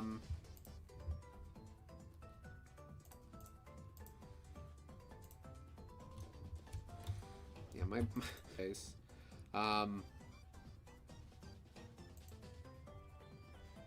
Let's see. We'll try the different sort of styling for the mouth. So, oh yes, that's right. Okay. So KG was telling me about this. This was something kind of funny that happened to her. So KG plays Roblox, right? And in Roblox, somebody has made like various sort of Sonic games in there that have character creators where you can, make a game is called Pulse. And KG recently made an avatar in there that's Fang, and it's actually very accurate. Like it especially with the limited customization. I mean, not super limited, but fairly limited customization options that are available. It's like really good and very accurate.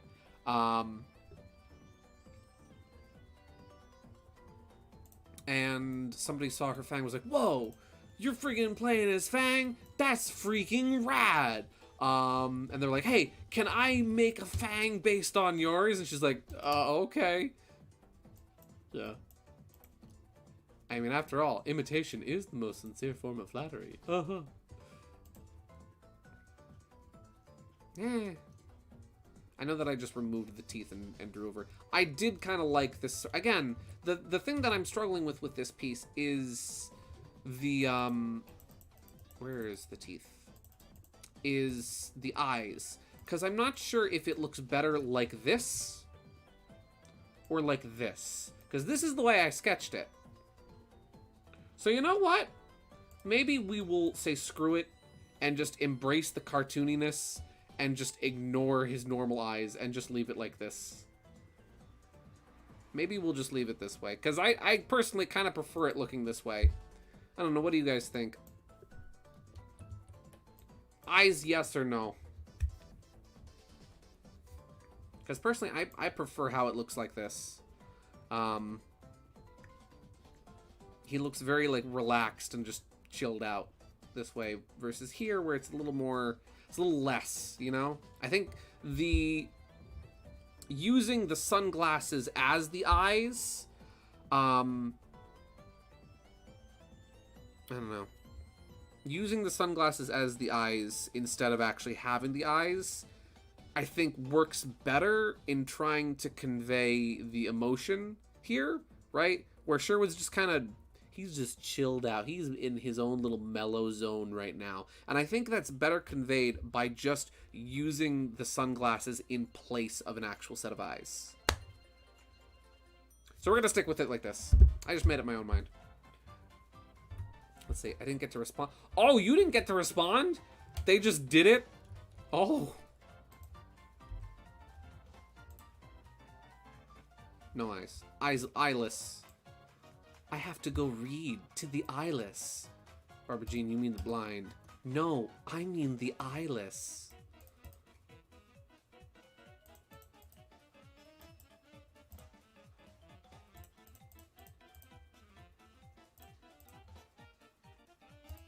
There we go.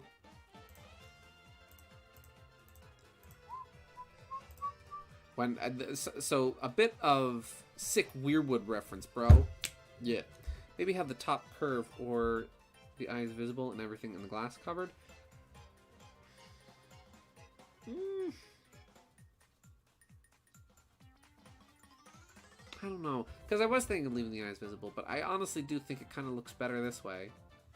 I do appreciate the suggestion. I think I will leave it this way, though, because this was the way I envisioned it in my head. This was the way I sketched it. Like, you'll note in my sketch, I didn't sketch the pupils, or the irises inside of his eyes, because I just put the eyes here to have them as reference when I drew his face. And also so I would know where to position everything. So, Alright, guys, it's getting a bit late. So I'm going to go get some sleep, but thanks for the great stream. Hope y'all really enjoyed my bill art. Your bill art is freaking fantastic, my guy. You keep it up. Have a wonderful night, Gaming Yoshi Fanatic. Thank you very much for tuning in. I hope you have a great night. Also, by the way, I did read your message before about your bill cosplay, about how that's coming together and you're getting the head from North Carolina. That's freaking awesome, dude. I really hope you send me some pictures of that when that's done, because I would love to see that. I'm sorry if because you sent that when my stream was buffering, so I don't know if you heard my response to that or not, but I did see those messages, and I think that's going to look freaking awesome. I'm excited to see that when it's done. Have a wonderful night, Gaming Yoshi Fanatic. Seriously, thanks for tuning in.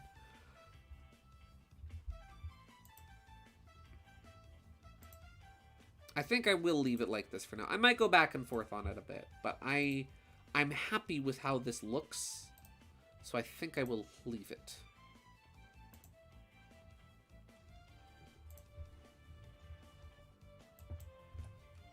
Honestly, I don't really care, because like my take on Fang used to supposed to be my own ideal modern Fang take, but then he just turned into my Fang and evolved in an RP story. Yeah, he's unique in the way that, you know, his design started out as one thing, but then kind of became something else due to the context of the story.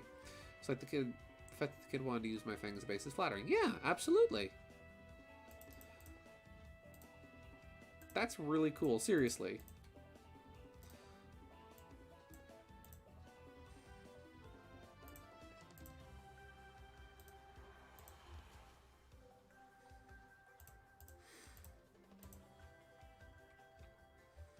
I might slim down. Well,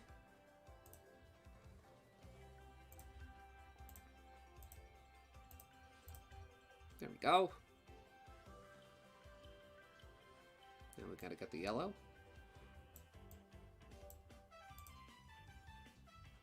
Let's see. I just feel that they would copy the two exclusive parts, like his eye. Yeah, things that are very much story and context sensitive and are, you know, specific to your take of the character because of the things your character has done and been through. Sherwood is going to be having an orange creamsicle because I freaking love orange creamsicles. So I did two versions of this sketch. I altered it. One version of the sketch, he has just like a flower pattern Hawaiian shirt on, and then this version of the sketch, he's got fruit on his shirt. And I'm actually going to use both. And they're both going to have different backgrounds, where the background on the floral pattern shirt one is going to have like a sunset background. It's going to have like a grape popsicle. And then this one's going to be just a standard like daytime background. And he's got an orange popsicle. Let's see. Gideon. I have just finished one of 2 bodies for my project, and now all I have left is a torso and 2 heads. Still have no guesses as to what I'm making. I couldn't figure it out myself. I really wasn't sure based on the colors. I thought maybe Knuckles. I thought maybe it was one of the Weasel trio, but I really couldn't figure it out. Is it one of your original characters? Can you give me a hint? Is it a product found in the home?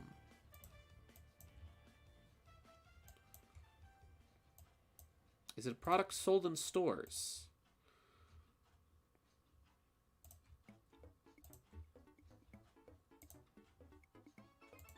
There we go. And he's gonna be... And I might even change, like, the flavor of the donut he's floating in. Pink donut. Pink donut. Let's see. Why isn't he eating a Sherwood Gumball Ice character bar? Oh, because I thought this looked cuter. And also because I genuinely didn't even think of that.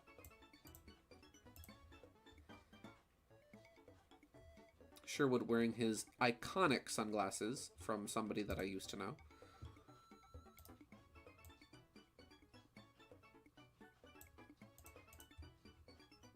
I went grocery shopping. So because of how my schedule has been at work, normally my mom and I go grocery shopping at the same time. Because, you know, we live in the same house. It's like, if one of us needs something, we might as well go shopping together, you know? And just, you know, it saves on gas and wear and tear on the cars. And so we had the chance to go... The way my schedule has been, I haven't had the chance to go to the grocery store on the day that the 2 of us normally go grocery shopping. So I haven't been going grocery shopping myself. And so I got to go grocery shopping for the first time in like 2 months the other night. And I saw in the store a donut pool floaty. And I was like, it's real.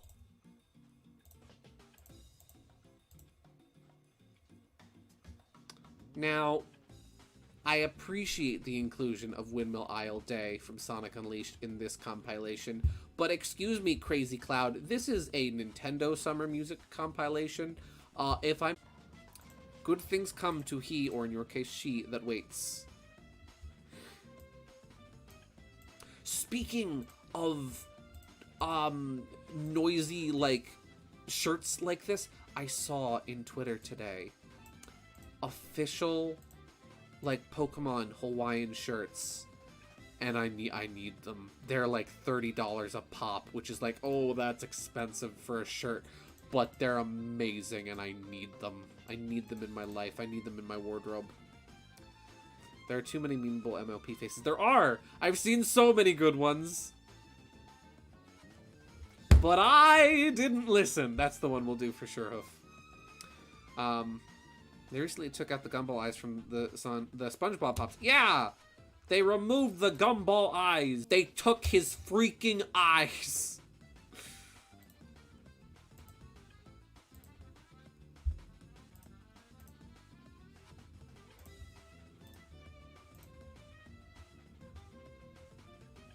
No, you didn't. I don't think you did tell me, Cherry. At least it was on the Wii. Yes, but it's not a Nintendo game. Actually, it's a Sega game. To be really correct. You know.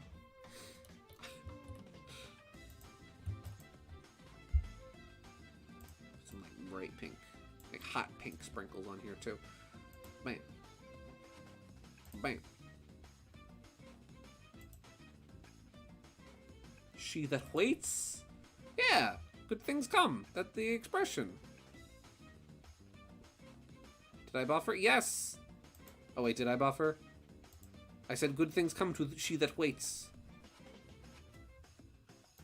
Are you waiting? I am waiting. We're all waiting. With a at the beginning of the word. Did some kid choke on them or something? Why did they take them out? I don't know. It is an interesting question. Why did they remove them?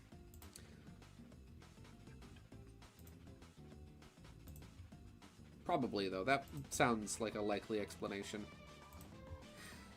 Alright, let's draw some fruit. 866 fruit.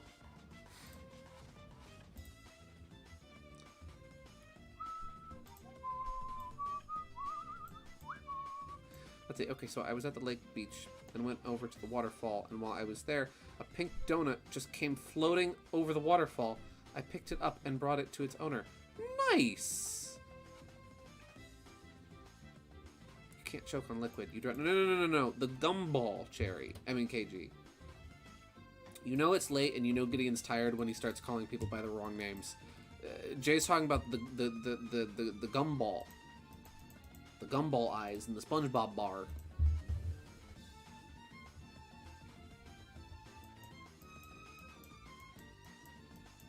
Is it?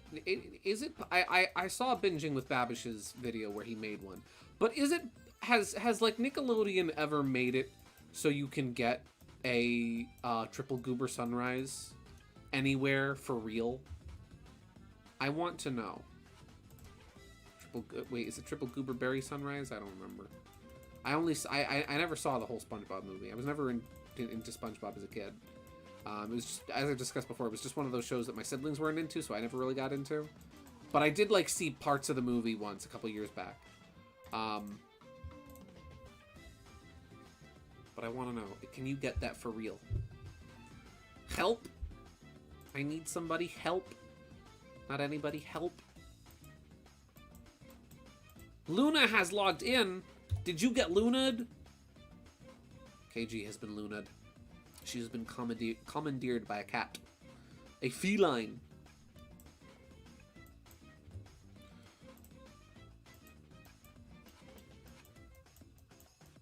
Oh, and you know what I'm going to do? We're going to do something really fun on these, where we're going to have... I'm doing this on one layer. One layer, baby! Oh, yeah, so when my sister and I went to see Kiki's Delivery Service at the theater, right? So I drove, obviously, because my sister doesn't drive, and, you know, we went in my car. And on the way there... my sister starts a dialogue, right? And she starts by asking with this opener.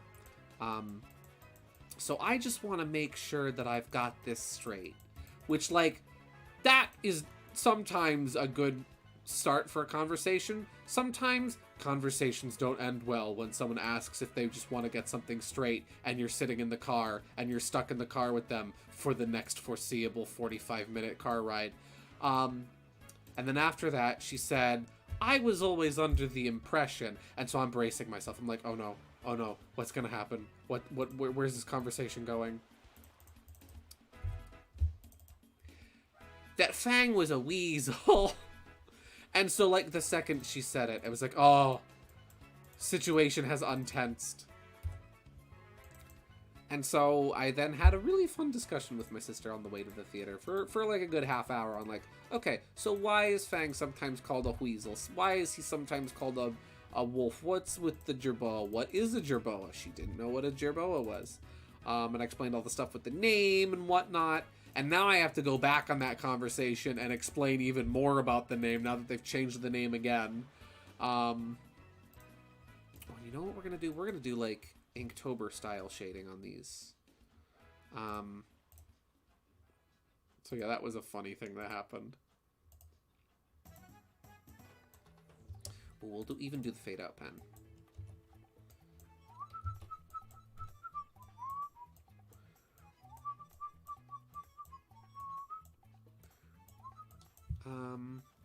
We'll go more orange than brown.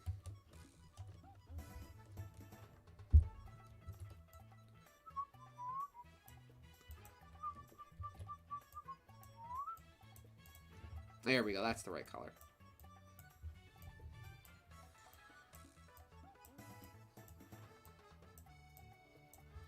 Ooh, this is gonna look really good. I like where this is going. Can I ask you something? I was under the impression that... I hate those. Oh, yeah. Sent a Sherhoof meme and a bean idea. I have a funny little comic in the works. It's all sketched out, but I didn't have the chance over the past few days to flesh it out. So Be prepared, folks. New Funny Hooligans comic coming down the pipeline within the next week, probably.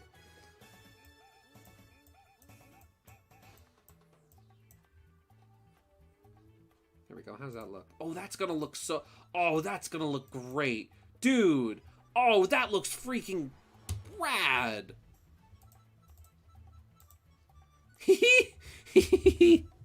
Oh, I'm showing this on stream.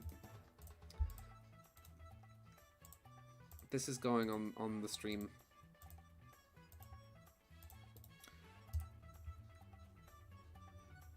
This is going in OBS. This is going on the overlay. I like to call this Sherwood trying to blend in with the horses so that he can figure out why they're following him everywhere. Nay! He's doing his best, guys. That is magnificent. I love that.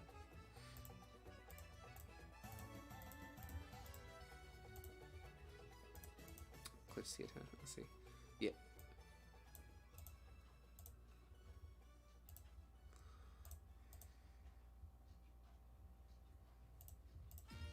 I am really happy with how this looks. That looks really good. Let's do the rest of the fruit. We got to do the cherries next. I tried not to repeat too many of the fruit. Like, there's one of each. What was this one down here? I forgot. We'll do the cherries next. Oh, that's right. I put, like, some just, like, general leaves here and there. The cherry's going to be a nice dark red color. Like a dark, like, reddish pink.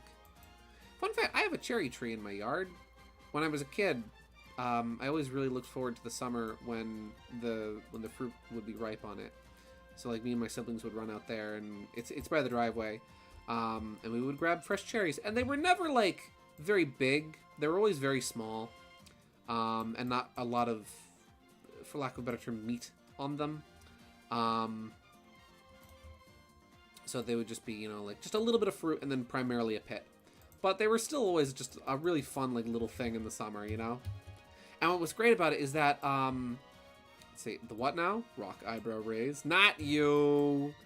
What was always really cool is that the cherry blossoms in the spring attract the bees. And so you can stand underneath the cherry tree in the spring when it's in full bloom and just hear this, like, low buzzing sound. And it is the most pleasant... It really, like, you'd think, oh, it's bees, oh. But it's mainly all like bumblebees and honeybees and whatnot, and it is the most pleasant sound. You just stand under the tree and you just hear this very calming, just buzzing. It's really nice. You have a what in your yard? A cherry tree. A tree from which cherries grow.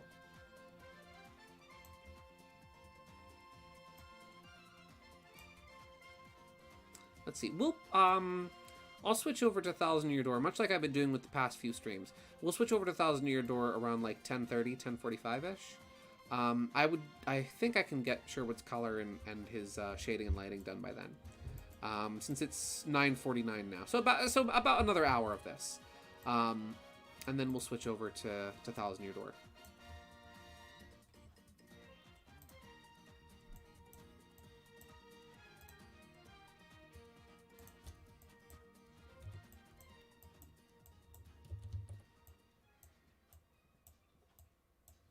See, I'm not completely afraid of bees. Just the bees in SRB2 card. In SRB2, rather. In SRB. SRB2. Bee jokes. Bee puns. Let's see. We'll do the lemon next. The lemon will make slightly lighter than the banana.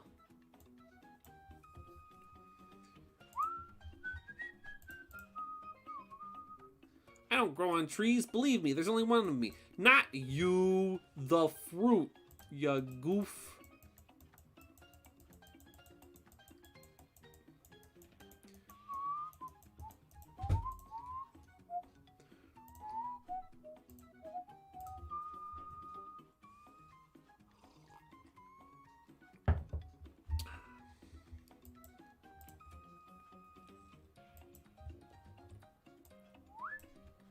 Ooh, that looks good. And then for this, we'll do like little dots for the shading.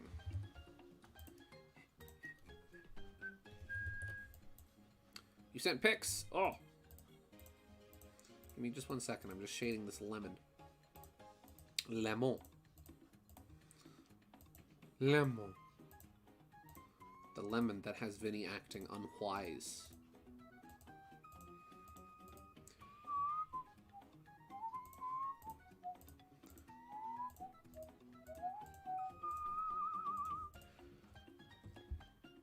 Go.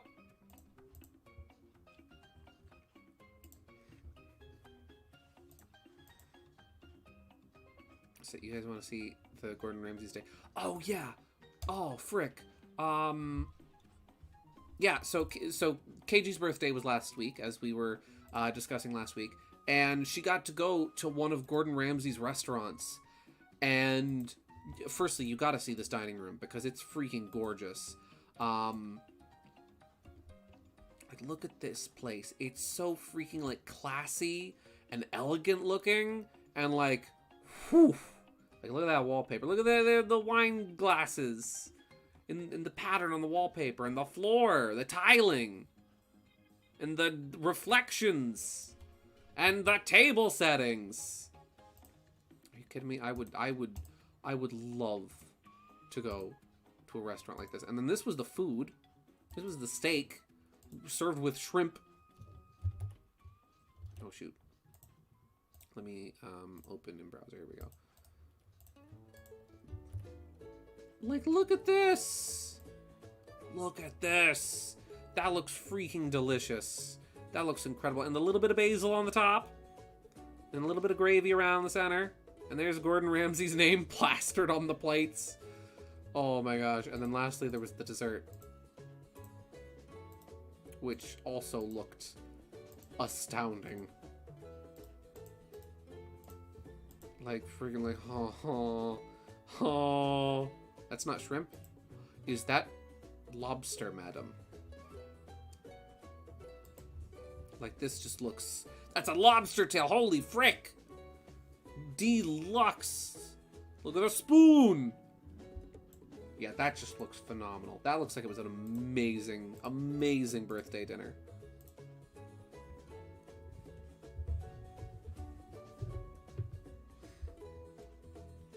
There we go. Next we'll do the orange.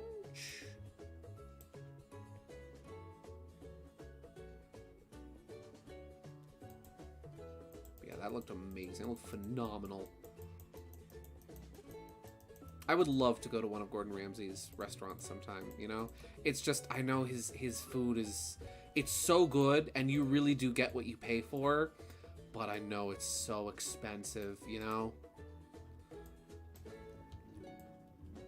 Maybe someday, if I ever get married, I'll go to one of Ramsay's restaurants on, like, my honeymoon or something, but...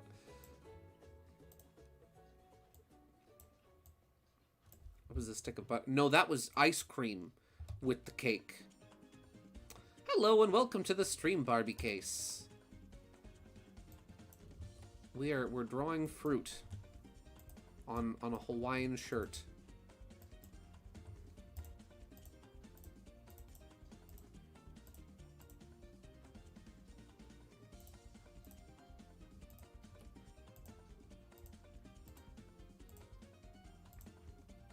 I'm trying to think if there was anything that was shown off or revealed during the Nintendo Direct that I'm forgetting about. I don't think I am, though. Like, anything that I was really particularly interested in. Use a nicer shade of green than that. Not so grayed out. Maybe a little bluer. There we go. Yeah.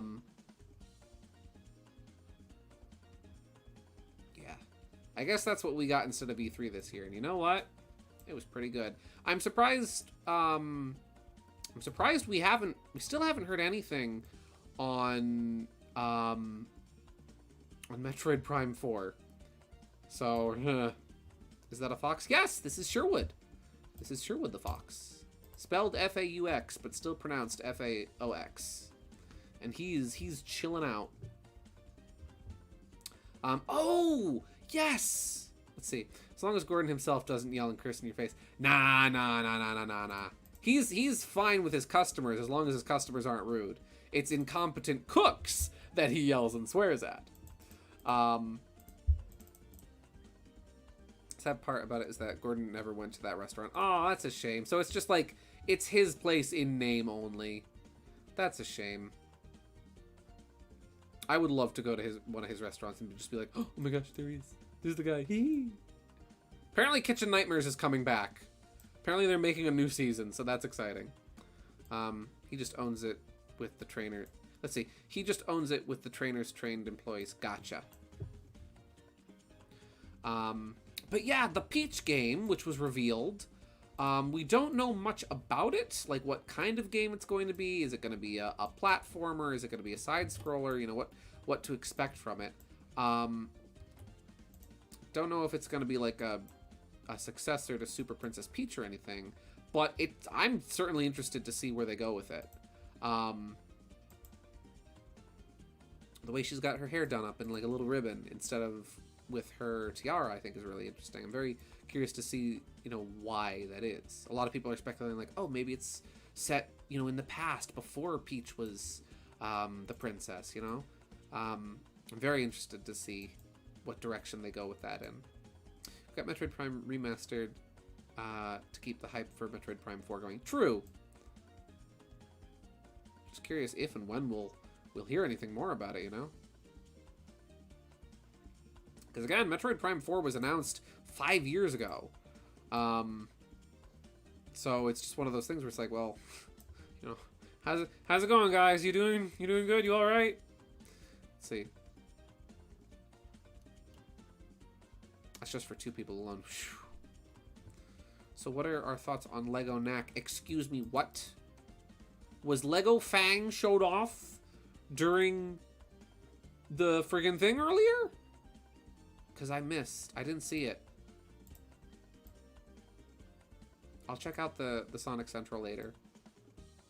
If there's official Lego Fang and not just the funny bootleg one, oh, I'll buy it. I think for the 2 of us, it cost $232.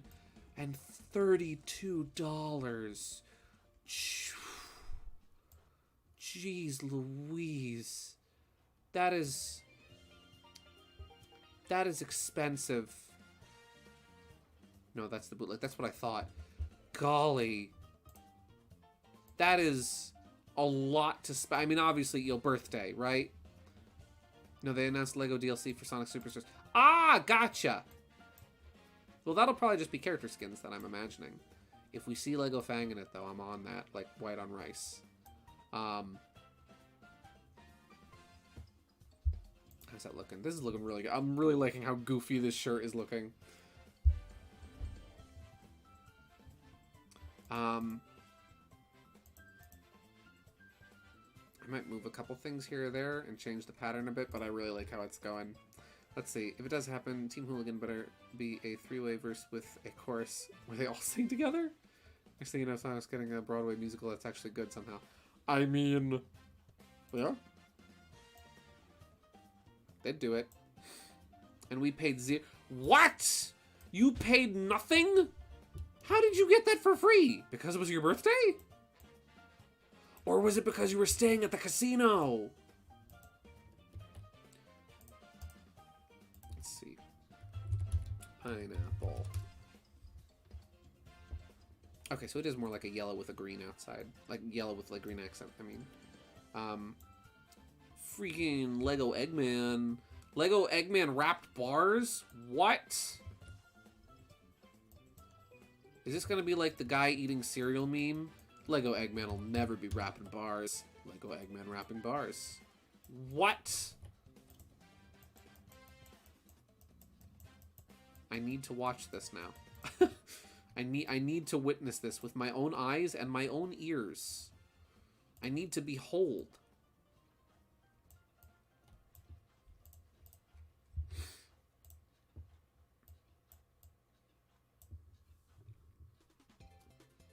Kirby! Ah!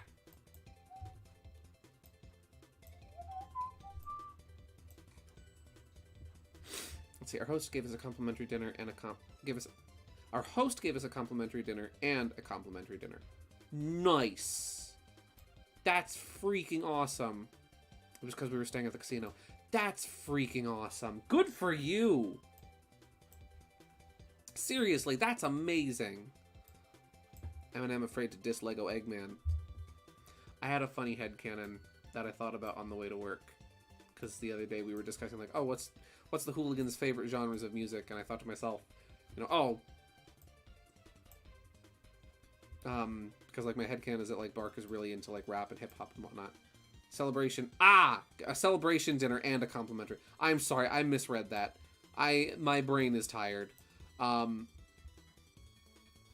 because Bark is very quiet and keeps to himself, what if it was one of those things where, like if somebody, like, asks him about it, he just, like, will slowly open up about it until the point where Bark is just kind of geeking out over, like, what, like, albums and records he has and whatnot. Also, hear me out on this one, right? So, Knuckles' stage themes in Sonic Adventure 2, right, are all wrapped. And they're from Knuckles' perspective, right?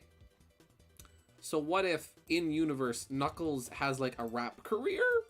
And Bark has every single one of his albums.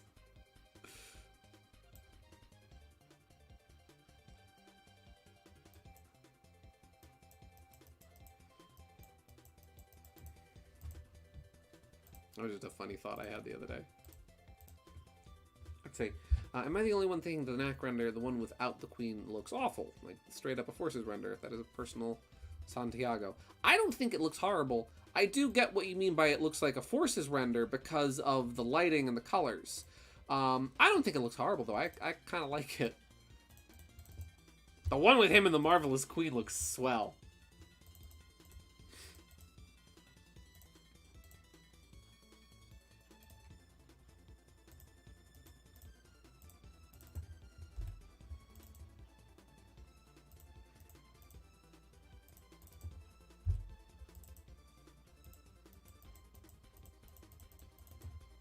There we go.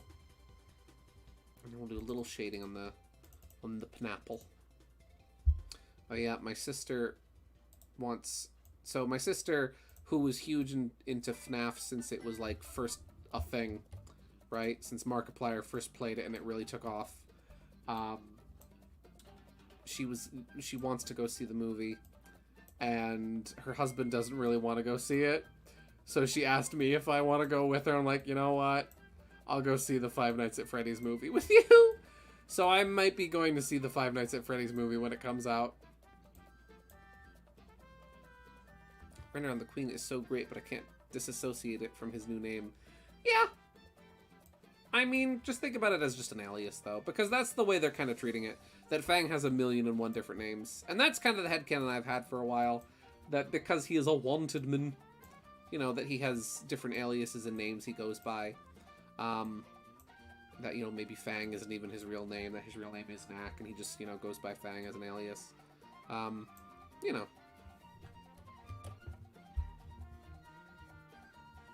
I think it's kind of funny. Again, I'm probably gonna just be lazy and continue calling him Fang the Sniper, but I will admit, the Fang the Hunter thing I find funny.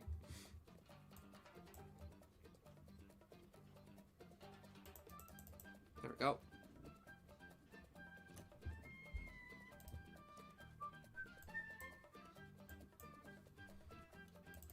Let's see. I think that's fine.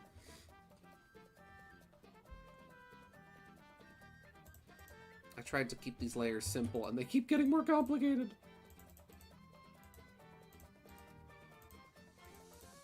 There we go. How's his shirt looking? His shirt is looking good. That's a good-looking shirt right there.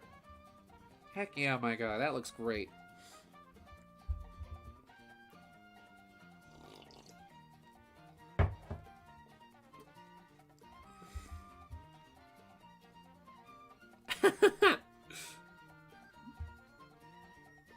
I'm glad that I'm glad you have found some kind of caveat, some sort of thing that is at least somewhat pleasing about it. if not just a funny.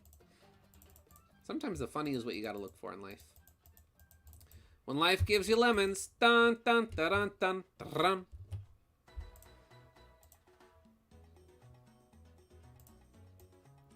Let's see, we're gonna put a couple extra fruit and things here and there.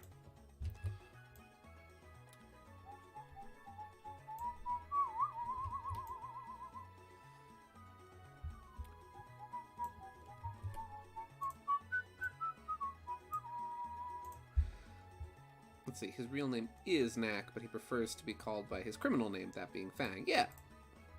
And I like how even, like, they don't full name him most of the time. They're just like, he's just Fang. His last name constantly changes. Though, since they have officially confirmed he is officially now no longer a hybrid, he's just Jerboa, right? It would not be incorrect to just call him Fang the Jerboa. That would not be incorrect. That's technically right.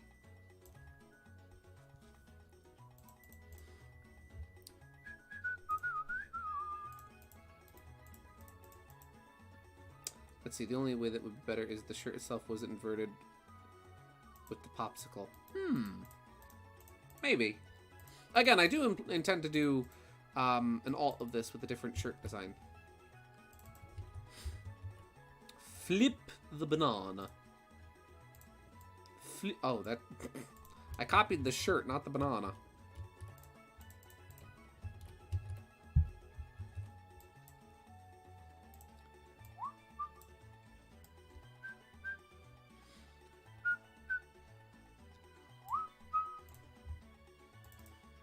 Everyone's middle name is the... Exactly.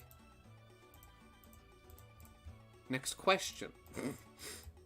But degenerate hybrid jokes. I know. I enjoy the degenerate hybrid jokes myself. I've had a joke about Knack's name on the back burner for a while now, and I've slowly been dripping cherry Knack lore for a while now, and it needs to get to a specific point for it to be funny. I see. It's funny, though. The whole... This whole revelation regarding his name today has actually inspired me for something I've been thinking of working on for a while. A little follow-up to an old comic of mine, Identity Crisis.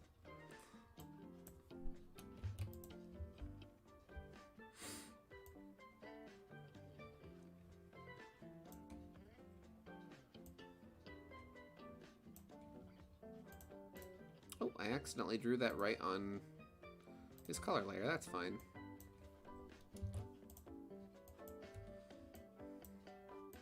There we go.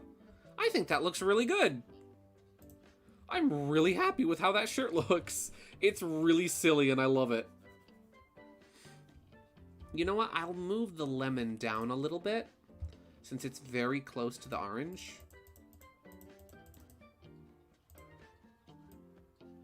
Maybe we'll move that like right there. There we go. Nobody talks about how Knack has a last name like Miles Prower, but he's not telling the guys. I know, but I'm not saying it. Ooh. Hello everyone, away this weekend, so I'm just dropping in to give my regards and hope everyone got something they were hoping for in the direct. Thank you very much for popping by real quick, Mega Wii Master. It is great to see you, as always. I've been freaking geeking out about the Nintendo Direct all night, and I'm certainly happy about it. I hope you are too. Thank you for popping by, even if just for a minute. And I hope you're having fun on your vacation. Enjoy! Oh. I'm a goofy goober because I forgot there should be a bean here.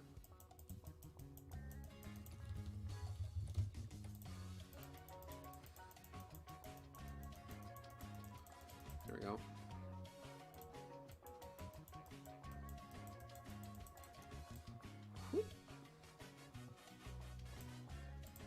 The tip of his finger.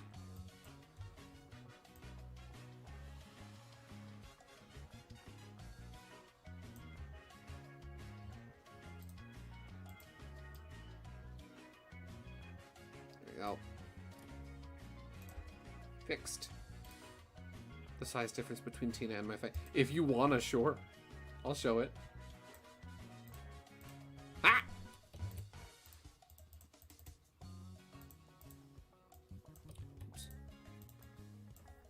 Bean. Bean. What about Bean? Oh, yeah, the Bean.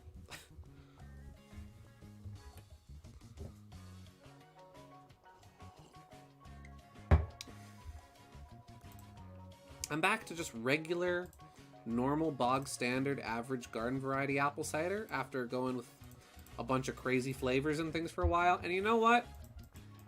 It's nice. It's nice just to go back to just plain after a while, you know?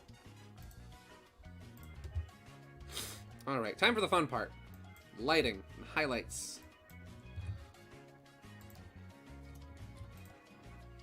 I'm gonna go for a really pale yellow. It's basically gonna be white, but not quite.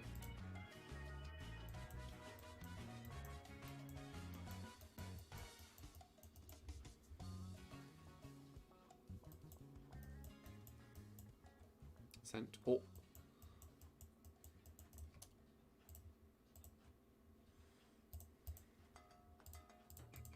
Let me close up some extra tabs. Dun dun dun dun dun dun. Dun, dun, dun, dun, dun, dun, dun. So here's the fang that KG made in Pulse, right? Oh, I copied the wrong layer. Right? So here's the fang, right? And now here's this other character, Tiny, who is sort of a fan kid of Fang and Amy, the Famey child. So if we scale this image with the box, right?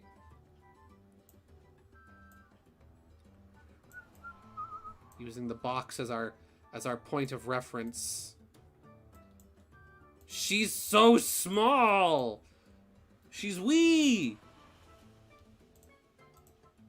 Look at how much smaller she is. She's tiny in more ways than one.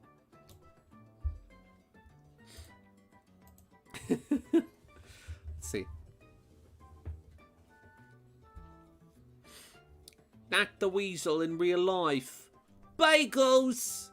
Then another pointy nose, but I think I may find some other substitute to make that nice. See, I just daydreamed a weird headcanon where Fang makes sure Bean is asleep and even catches him if he's not asleep. Like, Bean, you were supposed to be asleep 3 hours ago. You're up way past your bedtime, kid. That is funny.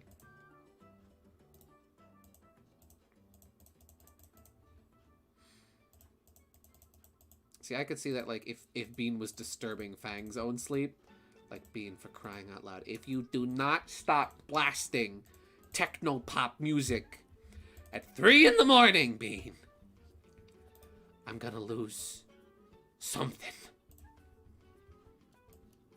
Bean, we have a really, really big job in the morning, and I would really, really like to get some sleep beforehand.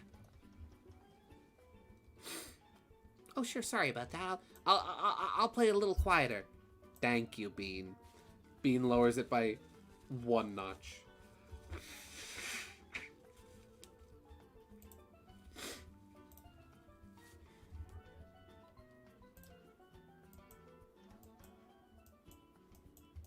There we go.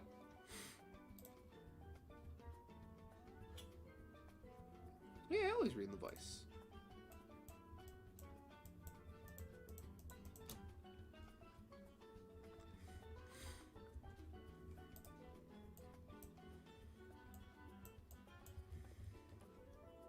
Oh, he would play Bad Romance? Yes, he would!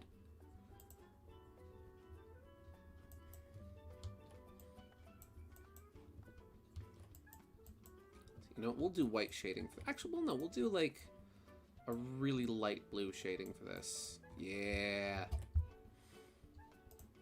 Speaking of Bad Romance, I saw something that bothered me on YouTube the other day. So, as I mentioned on a previous 1,000 Year Door stream, I had seen... It came up in my YouTube recommended, so I checked it out for a minute, and an AI music cover of, like, Michael Jackson doing Jump Up Superstar, and it just was so soulless, because it's like, this is not... You can tell it's just, like, a voice layered over the top of the original performance. It does not feel like Michael Jackson singing at all. And I saw something came up in my YouTube recommended, and it was Frank Sinatra singing Bad Romance. And something caught me about the title of the video, because it was titled PMJ version, as in Postmodern Jukebox version, as in one of my favorite bands of all time. And so I checked it out, and it really just bothered me. Because, like,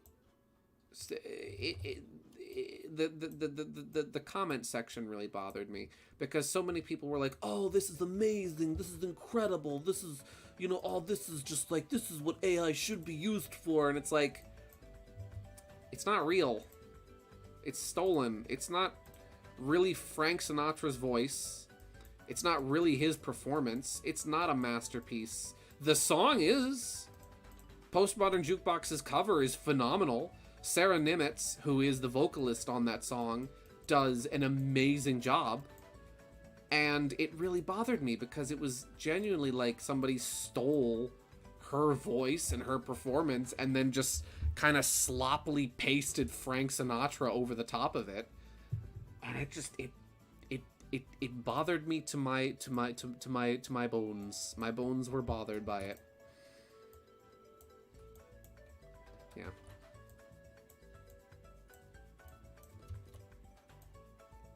It's like, if you want to hear this same cover done even better by a real person with, you know, real emotions and inflection, just check out the original. Sarah Nimitz does a far better job than Robo Sinatra does.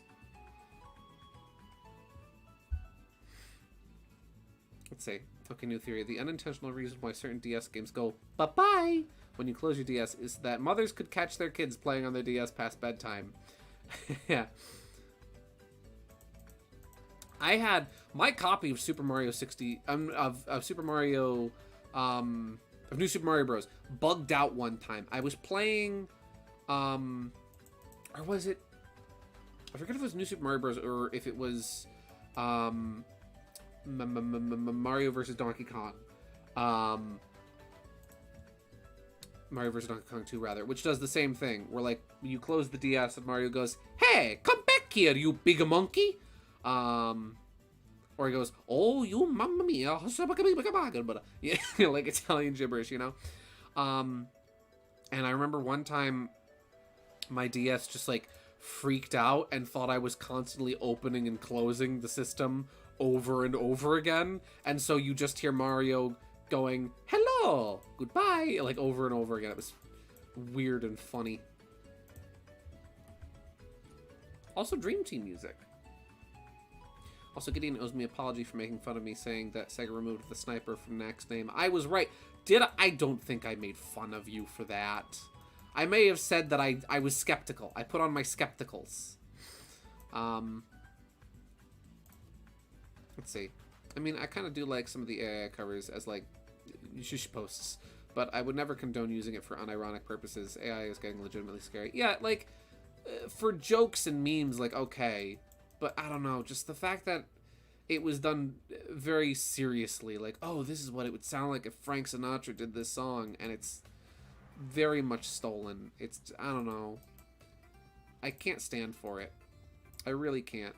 I feel bad for admitting it. Don't. I mean, hey, don't feel bad for admitting it. It's your opinion. You're entitled to it. And again, for some things are funny.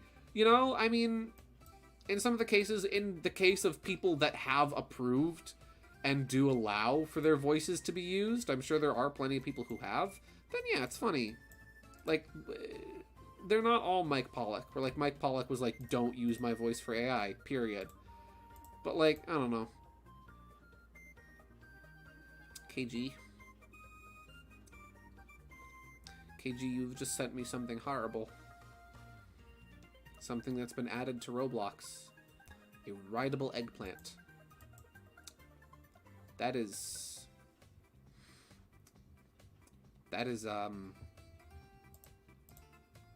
I don't even know how to react to that.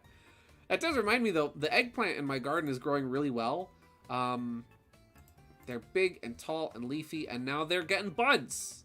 And once they get buds, that means they'll have flowers soon after, and once eggplant flowers, soon something will grow off of it.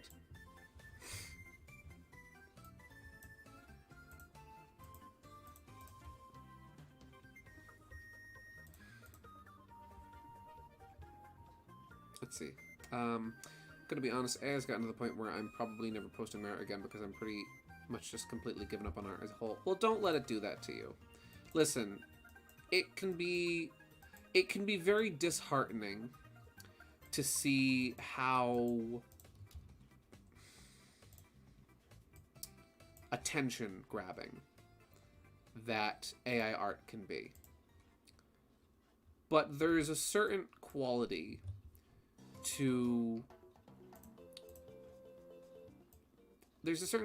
that creative touch that can only be achieved via an actual human being drawing something that I do not believe AI will ever be able to recapture or rekindle. It can be imitated, but it can never be replicated. And just like many other things, I do personally believe it is a fad. And it's something that we're going to see for a while. And I think it's going to be with us for a while.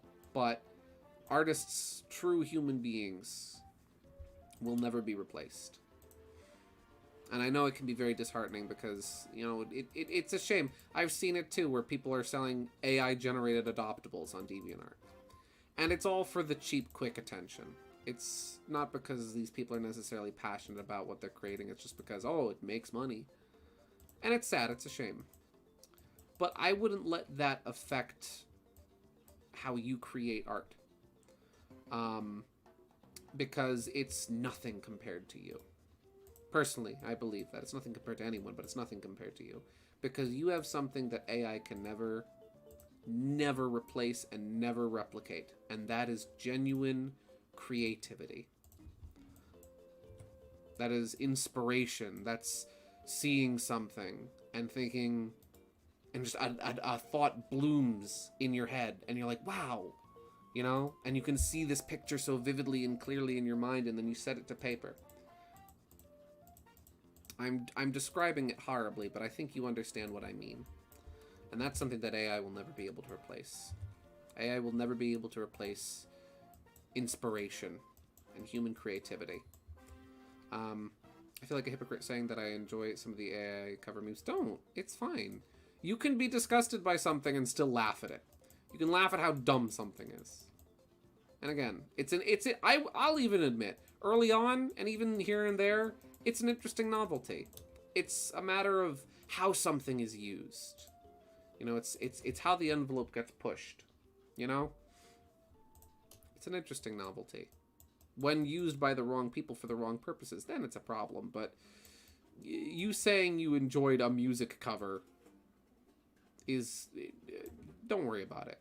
That doesn't make you evil. That doesn't make you a bad person. That doesn't make you a hypocrite or a bad artist. You know? Oh, this is a Link's Awakening.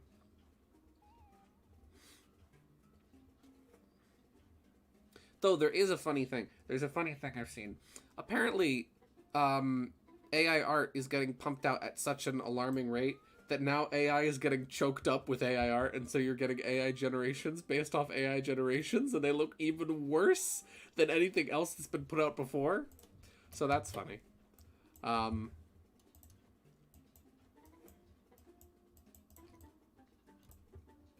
AI is only capable of learning and replicating, but people create. Exactly. It may be artificial, but there's certainly nothing intelligent about it.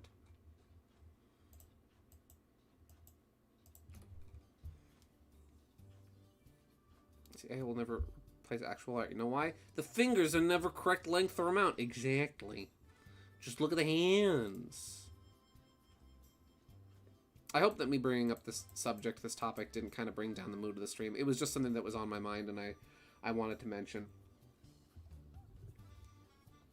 I will say, if you let AI stop you from making things, you're letting them win. That's true! That's very true. That's a very good point.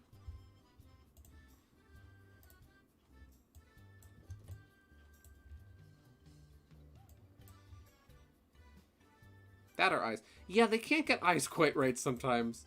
They either look weird or are cross-eyed. It's like, oh, chunky. I have to shade certain parts of his hands and feet a little different, or light them rather. So I'm not going to put highlights on those bits. I'm just going to focus on doing that for for highlights.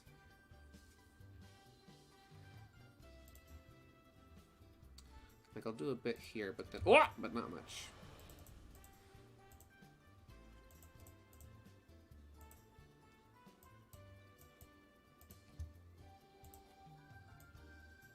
It's a shame, because, you know, it's become very difficult to browse art I've found on Deviantart now. Because just so much of it is, because people who generate, you know, AI-generated images, they churn out a lot of garbage. And there's a lot of it just clogging up DeviantArt. But, you know, the real stuff is still there.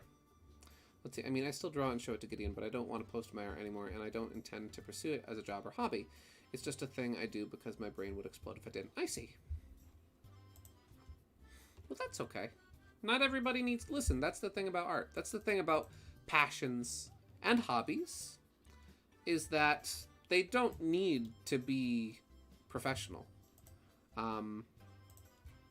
You know? Like me, I mean, I've always wanted to draw professionally. Like, that's just always been my dream.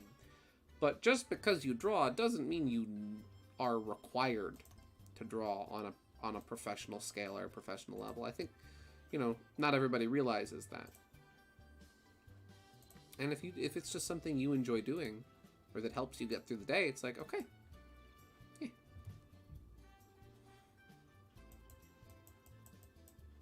That's the wonderful thing about art, and the wonderful thing about drawing is it's about expression, you know? It's about expressing yourself. It's about creativity. And that is why AI will never replace real artists. Because what exactly does artificial intelligence have to express?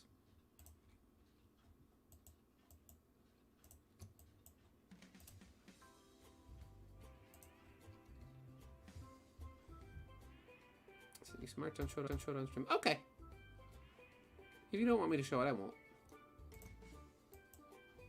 It's always a good day, though, when I get to see cherry art.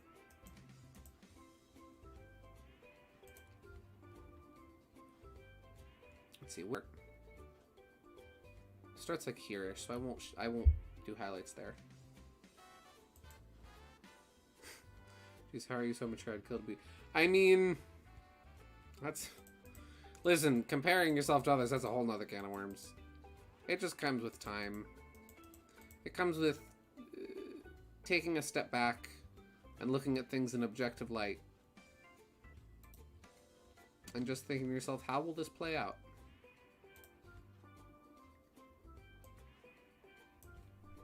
But personally, I mean, I know I could be mature at times, but trust me, even I don't have all my stuff together. I'm not always the most mature. I make mistakes too. Is it buffering? It's in the green for me.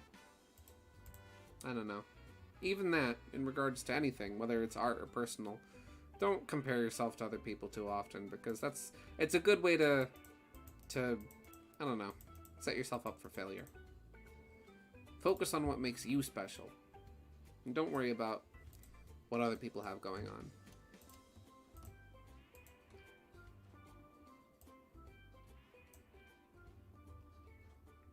It's funny, I forget if I shared this last week when we were playing Melee, but there was a really interesting kind of just something that's always stuck with me that my best friend said to me one day when we were playing Smash Brothers, where he said to me, we were playing one day, and I just, for some reason, I couldn't get into the groove of it that day. For some reason, I don't know what it was. I just could not get into it. As much as I tried, I lost round after round after round after round. He just kept winning. And I was, I was getting a little frustrated by it, obviously. And he gave me a piece of advice that really stuck with me and has really just kind of changed the way I think ever since then. And that was, no matter what it is, whether you're playing a video game and you lose, or whether just anything in life where you might screw up or mess up, don't see failure as failure, Losing should be a learning experience, and it just means that you have room to improve and room to grow. Also, I'm going to use blue shading here because the water is where the light source is. Yeah. What makes me special is that I'm actually doing something, but don't see it taking off. I am the epitome of an independent creator. Yeah, but don't view it that way. Don't chase success. That's what I've found. If you want to be really happy, right? Don't chase success. Chase what makes you happy to do in regards to like art or anything. Because if you're constantly just trying to be successful and trying to do things to be successful, you'll never be happy in what you're doing. Trust me. I've tried. You know, we all have something unique to bring to the table. We all bring something different to the table. I may be doing my best, but I can't do your best. Your best is unique to you. Yeah. And even, sorry, that's kind of a tangential separate thought, but I don't know. It may take time, and it may be slow, and if you do something that is a passion to you, that you love, you might not see results with it at first. You might not get instant success where people are like, oh my gosh, this is amazing out the gate. It might take time to grow that small but dedicated, you know, base of people who like what you're doing. But, you know, yeah. Don't worry about being successful right out the gate and just do you. Don't worry about what the person next to you is doing and how they're finding success in the world, because we all have our own individual races to run, and I can't run your race and you can't run mine.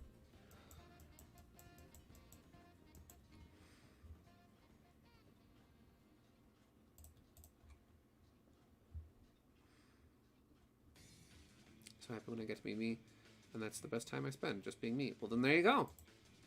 Then that's what you need to do, is don't focus on what makes other people successful. Don't focus on the success that other people are finding, and don't look at it and think to yourself, oh, well, why is it happening for other people and not happening for me?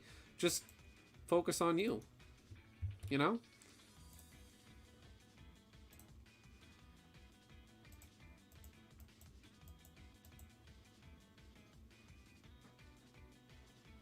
Self-pity, I will say this, self-pity will get you absolutely nowhere in life. It really won't. Constantly thinking to yourself, oh, it's, you know, the Waluigi mentality of, oh, good things are happening to everyone but me. Last time everybody cheated, oh, you know. That mentality will get you nowhere in life, and it will only make you unhappy. My art has developed to literal scribbles over the last year. I don't know how to feel about that. I mean, I adore your art style. Cherry, your art style is lovely and wonderful. It's very fun. It's very loose. It's very free. It's not really held back by anything. And I think your art looks wonderful. Let's see. I felt these days I don't care about making my own stuff, being a big cartoon game multimedia franchise. I just want to spend the rest of my life happy. Or at least being the least miserable as possible. Because in this day and age, being happy is more of a struggle. Yeah. Oh! Sonic Colors!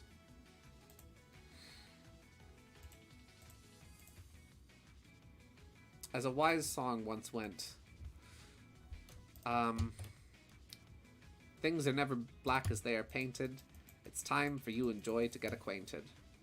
So smile, darn you, smile.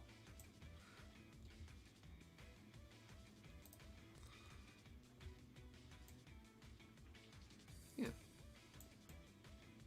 Again, if you always look at things in the negative, you always focus on the bad, then that's all you're gonna see. I had a thought a while back. This was something I had wrote down because you ever say something to yourself and you're like, oh, that's a good quote. I thought to myself, if you can't see the bright side of things, you might want to turn around, because you might be standing in the light. In the way of the light, rather. And it's good to just kind of take stock of like what you're doing and think to yourself, well, how is this a positive? And try to focus on the positive. Again, another good song. You gotta accentuate Perpetuate the positive, eliminate the negative, latch on to the affirmative, don't mess with Mr. In-Between. Gotta spread joy up to the maximum, bring gloom down to the minimum. Otherwise, pandemonium liable to walk upon the scene. Yeah.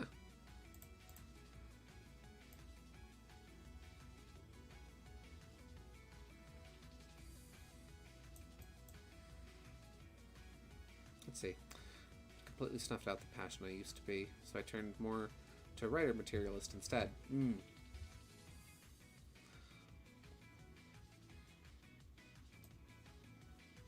KG, I quite like your art as well. The bits of doodles and things you've shared with me I've really enjoyed seeing. Let's see. One of these days I will make Gideon weep. You will! Your writing is really good. You will make me weep. It will happen. I cry often when enjoying media. I almost cried during the Mario RPG trailer. Let's see, guys, I really want a toasted English muffin and butter and jelly right now. So bad my mouth is watering for it. Ooh, that sounds good, too.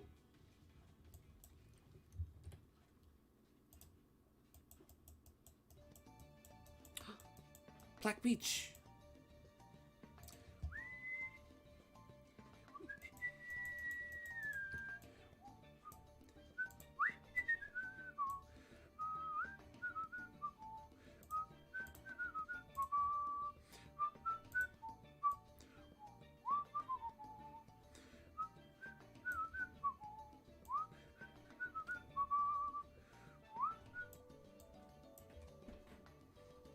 Man, I gotta say, the 3DS remake of Inside Story gets a lot of, in my opinion, unnecessary flack.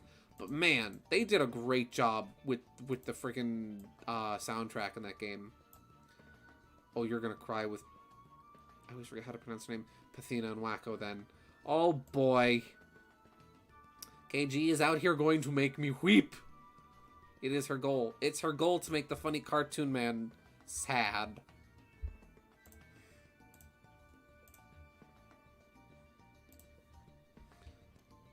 Black Beach has some of the most beautiful steel drum music, and it's also a beach with giant teeth-shaped rocks everywhere.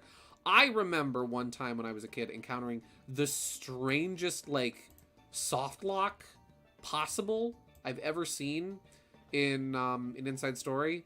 I was playing the game, Black Beach. There's the toothies, the pokies that are made up out of teeth that spit out little Dr. Mario viruses at you.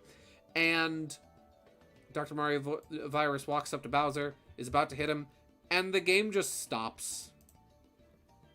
Like not frozen, just stops. Like music's still going, animations are still playing, the game just stops. It's like, nah, we're good. The game can stop here. This is all the game we need. Game's good. Game's done for the day.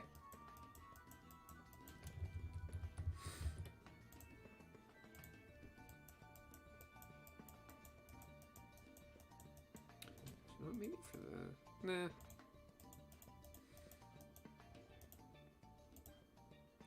Let's see, I'm not even joking. What the actual frick was M&L Bowser Inside Story's freaking damage? Oh, it's a really good game. Please elaborate. Do you mean with, like, all the weird stuff that was in it? Like the blorbs? And Bowser's Feast? Oh, Kirby's Epic Yarn Music!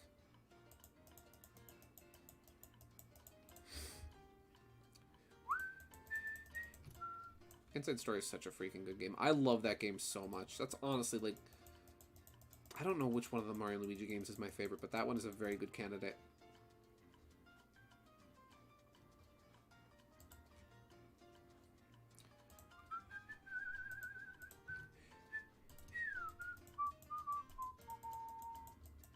You're like, what the heck? I don't know.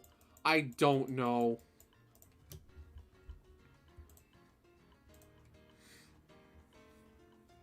Like, the game was great, but what the frick? I know.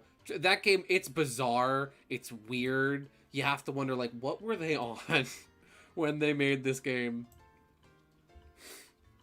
Honestly, if I went the other plan, I would have had Zero the bad end, and that probably would have done it for you. No, just let him be happy. Just let him be happy. For once in his miserable life.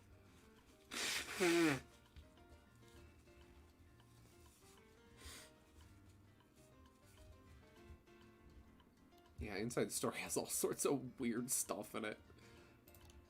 It is bizarre. P balloon. Hey, at least that's not in there, eh?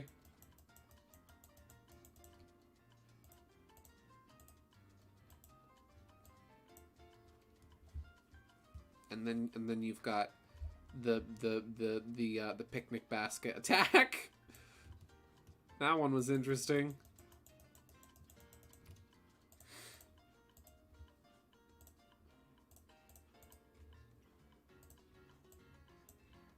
Yeah, that game is weird. It's such a bizarre game, but I love it so much. I think that's one of those games I've probably Inside Story is probably one of the games I've like 100, like, maybe not 100%, but like definitely like played from start to finish the most.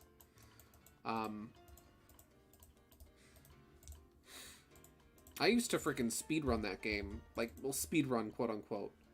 I would try to beat it as quickly as I could, like, over the course of the day. Because I noticed, like, the first time I played it, I beat it, and then I went to play it again. I noticed, like, oh, hey, my save file is, like, exactly 24 hours. I can beat this in one day. And so I would just start playing through Inside Story over and over again and trying to beat it in one day.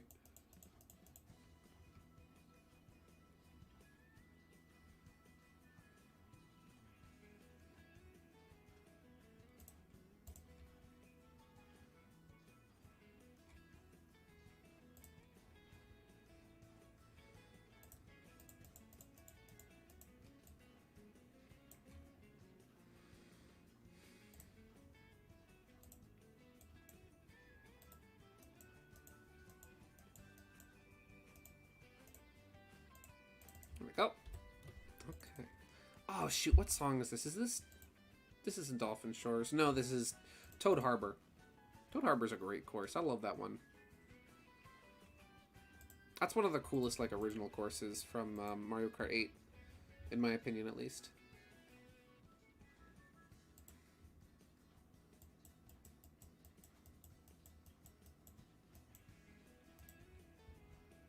I hate when people make sex jokes about children's games, movies, series, etc. That's why I hated the song Peaches. But seriously, what is that game's damage? It's unavoidable. Yeah. I think it's interesting, though, because, like, I don't know. When I was a kid, I thought nothing of it, right? Because I got Inside Story. I played that game, like, pre-internet. Like, pre-internet me, right? And so I didn't think anything of the stuff in that game because, like, I don't know. I hadn't seen the things that I have seen now since I've been on the internet.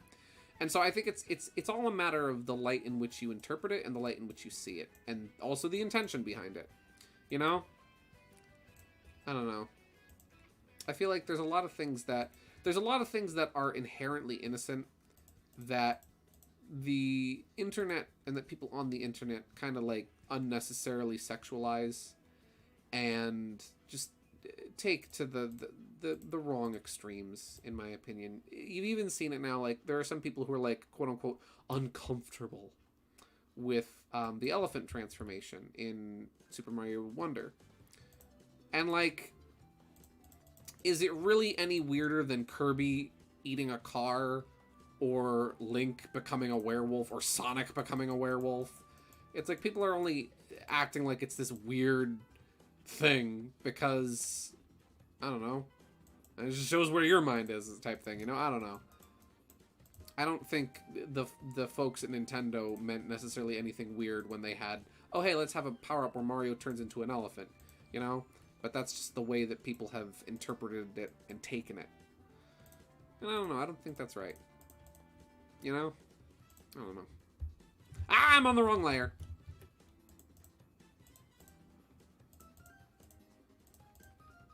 And I will say, it is something I've noticed, right? This is just in my own perception, You notice how people will be like, oh, it's weird that Mario transformed into an elephant. The furries are going to make it sexual. It's weird. Meanwhile, like, I don't know. It's one of those things. I'm not going to call, I'm not going to call in any kind of gender bias, but, like, you see people making fun of this stuff more and being, making more jokes about this and being less quote-unquote uncomfortable when it's female characters and less than when it's male characters, I've noticed. I don't know. It's like, stop. Stop, That's just my thoughts. The thing is, most animal power-ups are suits, not turning into the animal itself. Yeah, but, like, what is inherently weird about a character transforming into something else, namely an animal? You know? Like, that's not innately something sexual. But that's something people on the internet are into. And so that's the way it gets interpreted. But, like, I don't know. I feel like most people aren't going to see it in that light. And I feel like that's not the light it was intended to be in. Because there's nothing inherently sexual about that. I don't know. I just think it's weird.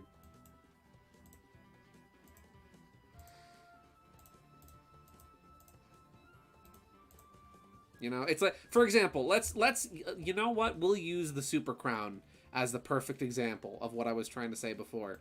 Where the Super Crown shows up, everybody starts making, that's how we got Bowsette, right? And everybody's cool and down with Bowsette. But Mario transforming into an elephant is weird. It's like, why is it okay because it's the female character that's getting sexualized? I don't know. That's just... That's something I noticed, at least. Folks gotta get their minds out of the gutter. Elephant Mario is adorable. I think this is from Mario Kart DS, right? Yeah, this Cheep Cheep Beach. Oh, this is the version from Mario Kart 8. Nice. The new course they're adding to 8 Deluxe, that's sort of like based around like a bathroom, actually looks really cool.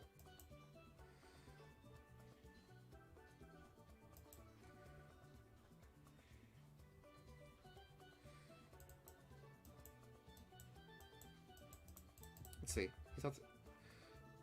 He thought he could conquer it all with his best friend Evelyn. He would reach in to hug, but something was wrong. He faced through her like a ghost. He stumbled on the ground to hear it calling, the Ruby. KG, stop toying with my emotions. I'm glad he didn't go this route, because now he gets to be happy.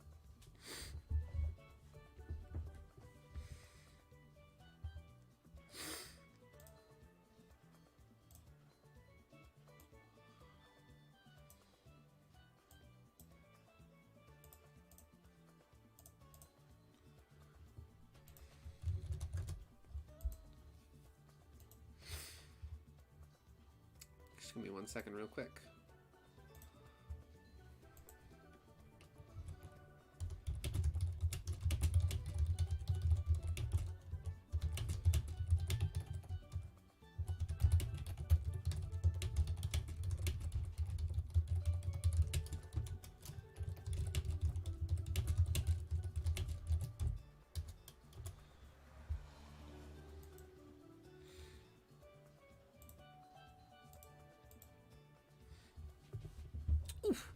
I still need to work on Cherry Neck and Sherwood's Daughter comics. Yes! Those are fun.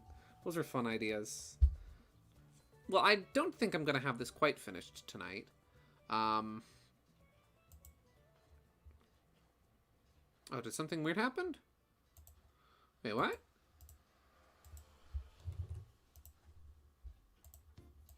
Is everything good? Is all well? Eh.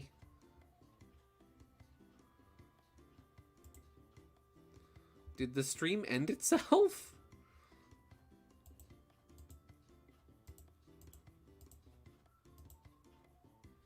Is everything okay? Are we still live? Are we still good?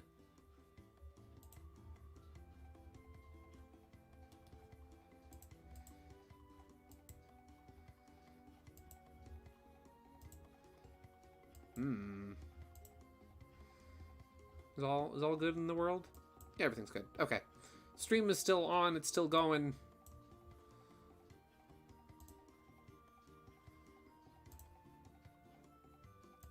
I think we're still good. Okay. Disconnected and reconnected. Ah, gotcha. Everything's good now. I didn't do anything, so I don't know.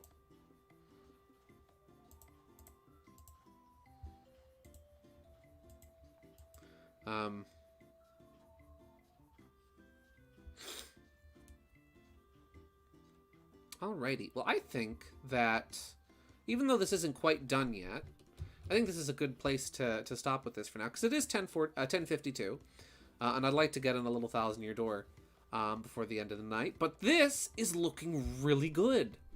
I'm really happy with this. This is turning out really well. And yeah, I'm really happy with how this is coming along. I think we're going to take a break here for this. And we'll switch over to some 1,000-year door and play a little, and we'll collect some more star pieces. Alrighty.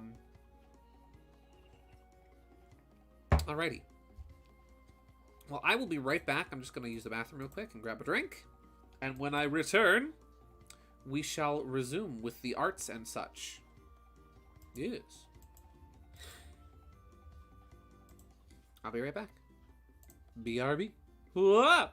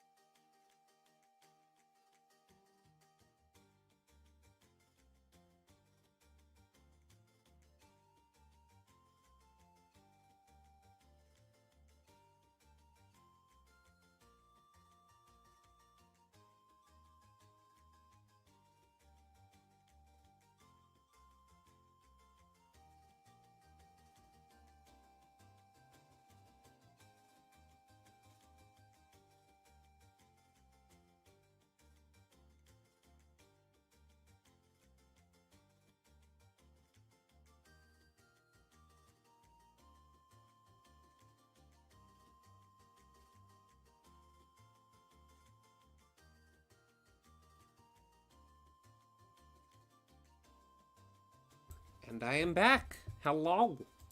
I have returned. Cherry Neck and Sherwood's daughter is the best way you could have misread that. I misread that horribly, didn't I? Yes, I did. Wow, I'm good at reading. My brain is very tired. Let me plug in my GameCube controller into my totally legitimate GameCube. I might edit this a little next time I'm working on this to make Sherwood's right foot a little smaller, because it does look a little bit larger than his left foot is. And when I say his right foot, I mean his right foot, not the foot that's on the left, like his, from his perspective, right? Let's see, he did a Sonic AU where Sonic became a mentor to the blue mole boy named Drift, and said blue mole boy was best friends with Nickel. Nickel being the son of Fang and Rouge after they teamed up and made amends, and thus became a crime organization. The Mafia, you could say. That's interesting. Rouge and Fang are a really funny and interesting pairing. Oh, KG just sent me that video of the cat at the doorbell that just starts sniffing the Ring doorbell.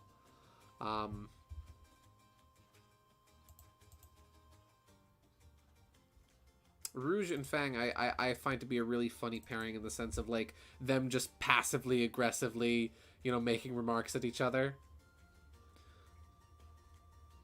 Like Rouge being like, "Ah, Fang, how are you today? It is still Fang, right? You didn't change it again, did you? Ah, Rouge, delightful as ever. Lose any jewels today?" You know, that sort of thing. Oh, no problem, Cherry.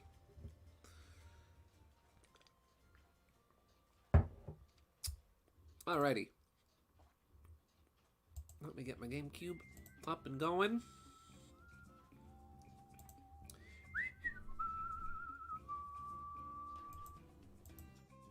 I don't know when. Maybe next week. I'm not sure. But I would like to come back to Melee for another Melee stream. I figured since there was so much I wanted to talk about with the Nintendo Direct this week, I figured I would keep it just like Nintendo Direct, pretty much. Look at it again. Why is it different? Ah! KG, you just amogused me with Minecraft flowers. I just got amogused. Guys, I just got amogused.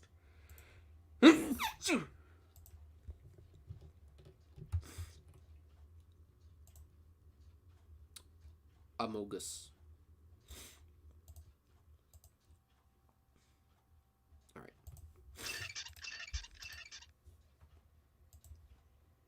You won't regret it. I don't regret it. I don't regret a single Amogus that I saw.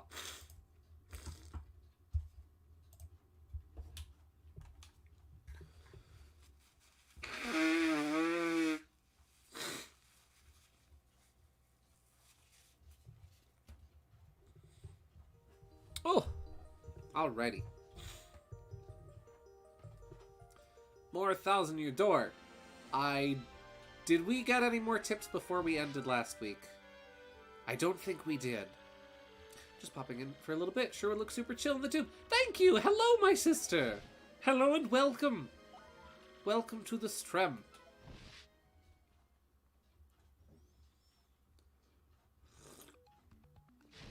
Alrighty. Make sure that I've got the right thing on screen. I do. Okay. Can't get that idea out of my head now. I have to draw that. Okay. Alrighty. I think we have... How many left? How many star pieces are left to collect? I think we just need 11 now. Because Dazzle has 2 badges for sale. The screen is slowly moving forward. Notice that? Totaling out to 30 star pieces to buy them both. And I think you can buy everything Dazzle has to sell. So, we're gonna have a look in a book. It's a reading rainbow. Let's see how many star pieces we can get this week. Last week we got like 10. Let's see. Flipping some cards.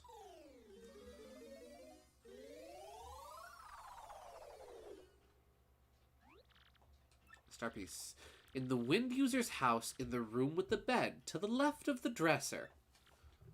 It pops out of a strange panel that flips when you spin jump near it. I have a feeling that most of the star pieces I'm missing are in very early game locations, like Rogueport Sewer, Petal Meadows, Bogley Woods, because those are all locations you go to before you have the spin jump. Oh, there is Lego Sonic Super. Yeah, I saw that. I saw that briefly, but only a bit of it. I didn't see the whole trailer. Inside the great tree, above the bubble room, before the pipe that goes up. Let's see another star piece.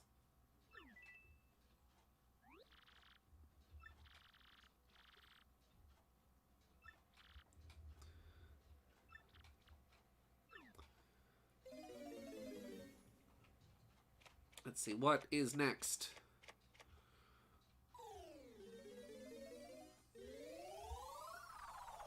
This reminds me of the fortune teller encouraged the cowardly dog telling you about the yo-yo. I was talking about that the other week. Let's see. On the southern island, you go right from the pier until you get near the rock. It pops out of a strange panel when you... That flips when you spin jump. Okay. I see the yo-yo. It is under the sofa.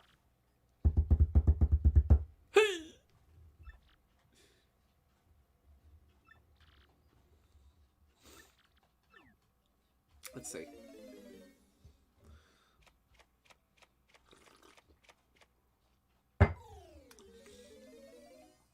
I'll do these in like batches of 5. So I'll do 2 more after this. Or 1 more after this. Inside the scary steeple, near the door in the room with the parrot. I hope you guys are remembering these hints, because I'm vaguely remembering them. Hocus pocus focus! Oh boy, we're going back into Twilight Town, which means we're gonna we'll try to get another Amazy Daisy. Alright. Star piece. In the relaxed village, near the flowers by the gatekeeper. How did I miss so many of these? Let's see. That's entirely fair. I've Herculated about Knack merch before. Yeah, like during Super Mario RPG, where you gaslit me into thinking that Jax Pacific was making a Fang figure. Which could happen now.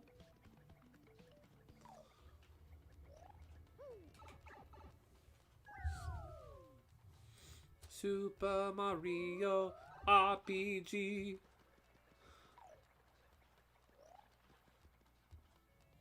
Alright, let's head over to Petalburg first, since it's the first stop.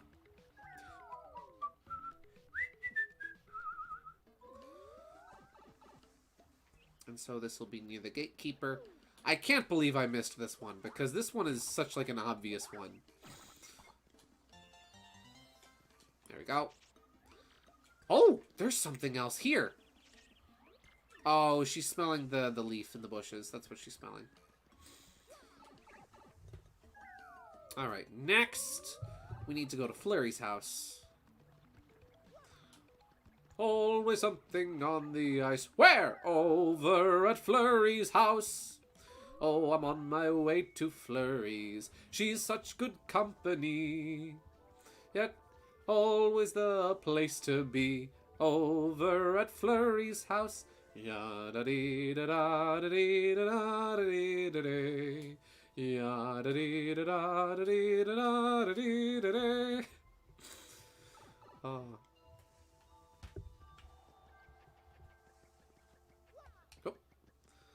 Oh, do I have first attack equipped? I think I do. I'm gonna find out. Whack! I do, okay. Ha!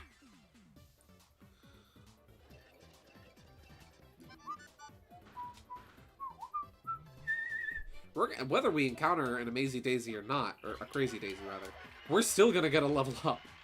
Because I'm at 96. So if I get in 4 battles... This isn't gonna hurt her, right? No. Hop!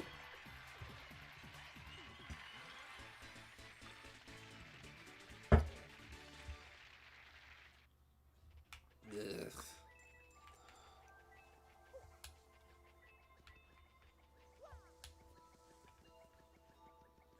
That's that sort of thing I dislike.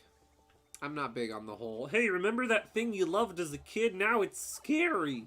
Wow! You know, it's like,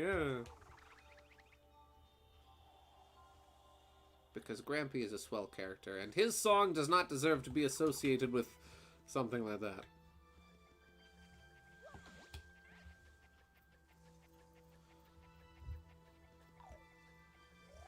I don't know. Want to see cartoon horror done right? Play Bendy.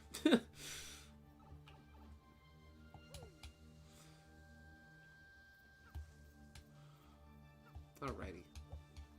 Right here at Flurry's house. Alrighty. Okay, there's nothing in here. It's in the bedroom. Can I bonk the chandelier? You can't! If I... Wait, did I even hit it? Don't mind me. Just, Did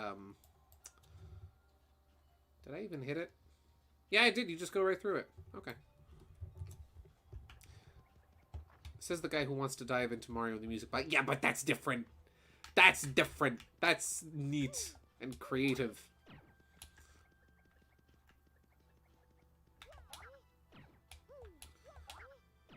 Let's see. Where?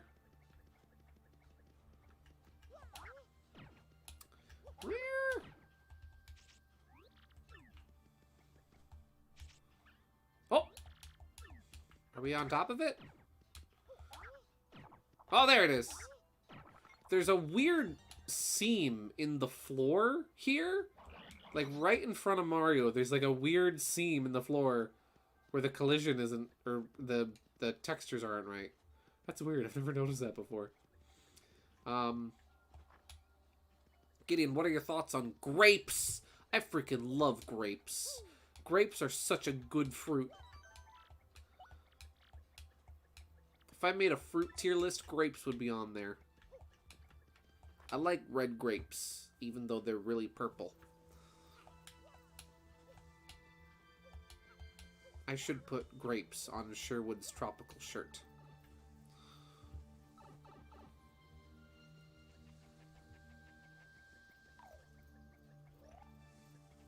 Hop. Okay, so now we gotta go back to the Great Tree. And we have to go to the bubble room. Pineapple would be number 1. Pineapple is good. Okay, like, okay, so let me think about, like, fruits. Fruits in no specific order.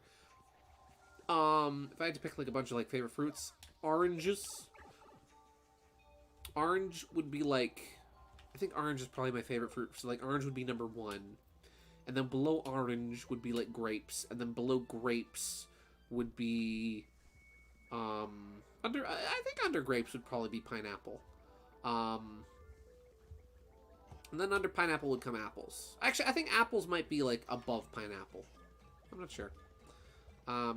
Gideon, what do you think of Nick? What do you think Nick thinks of Knack changing his name every 5 seconds? They're not gonna find you if you change your name every... Listen, if you just keep changing the name that comes after the, they're still gonna know who you are. No, it's completely different. It's a completely different name. They won't know who I am.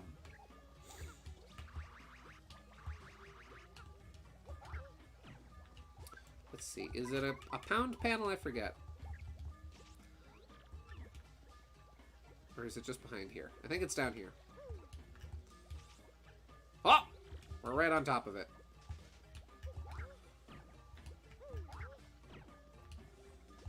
Ah! Oh. That's a Thunder Rage. That's not what I'm looking for.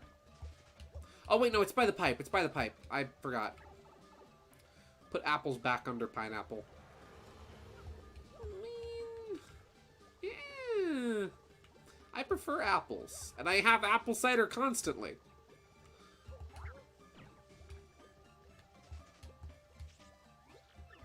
Did that thing not despawn?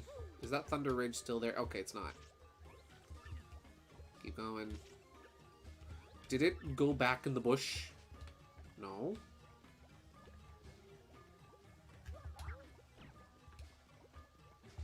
Where is the thing? Is it up there? Apples is a forbidden fruit. I mean, listen, there are literal hundreds of varieties of apples out there.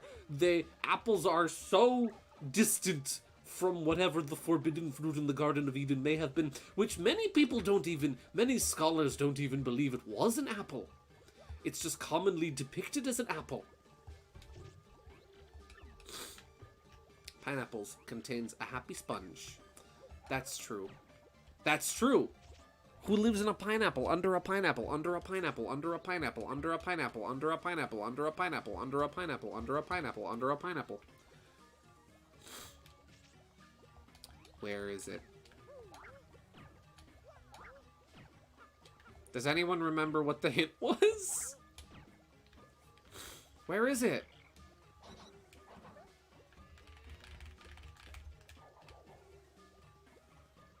Because Miss Mouse is saying it's like right here. And I can't find it. Eggman goes to hire him and is like, I don't know if I can... Wait. And he's like, I don't know if I can be Fang the Hunter right now. I gotta be Fang the landlord who fixes busted ACs at 6:30. Apparently Fang owns property. That's good to know. Where is it?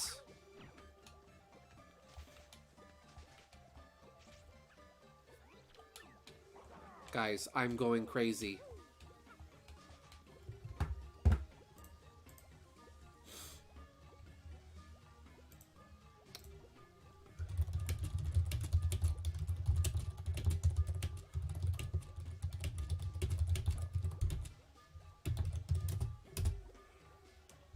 Where? Where is?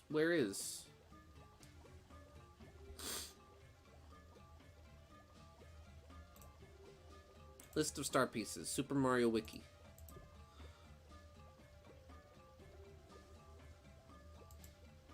Super Mario Wiki, please help.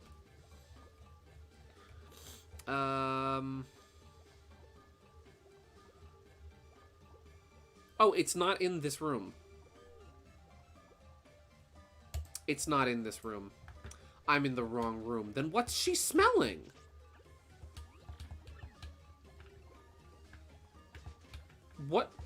What's she smelling then? It's not in this room.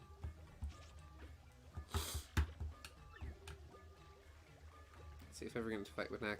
I have an unfair advantage because of my dream saber, a sword forged by the dreams of my friends and family. What's a popgun gonna do against it? Exactly, he's gonna shoot you in the eye. Pop! After that, I gotta be Fang, the responsible father who tucks his kids in and reads them a bedtime story at night. But yeah, after that, I could be Fang the Hunter, I guess. Here it is! Alright, let's get out of here. That was a fun part of, one of the fun parts of having the kids over. The past few days was, so for my nephew's first birthday, I had gotten for him a compilation book of all the Railway series books. So that's just a thing he has, and my sister packed it with him, when he came to stay with us for a few, for the past few days. And so I read him a story every night, and so we were reading through, the book, The Twin Engines, which is about Donald and Douglas and when they first arrive on the island of Sodor. And there's a story in that book that was supposed to be in the television series, but wound up, they filmed a good, 80% of the episode, but then at the last second decided to remove the episode from season 2 and cut it in favor of a different episode, and it's the episode The Missing Coach.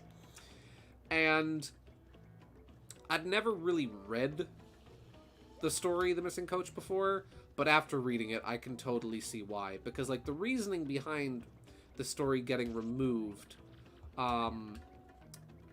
from the TV series is because they thought it would be too confusing for kids. And I will agree. Because it's when Donald and Douglas first arrive on the island of Sodor, they were only expecting one engine, but now there's 2 from Scotland. And so that controller has numbers painted on their tenders so that they can distinguish them, but never has their names put on them. So the twins can swap tenders if they need to. And there's a part where a coach gets brought to a platform that's supposed to be attached to Thomas's train from Gordon, but it accidentally gets shunted into a siding by Douglas, and Donald takes Douglas's tender and leaves with it. And they swap tenders so that it looks like one left when the other was still there. And it's just a very confusing story. And I can totally, after, really reading it, I can totally see now why that episode got cut from the TV series. KG, I see that joke, and I am not.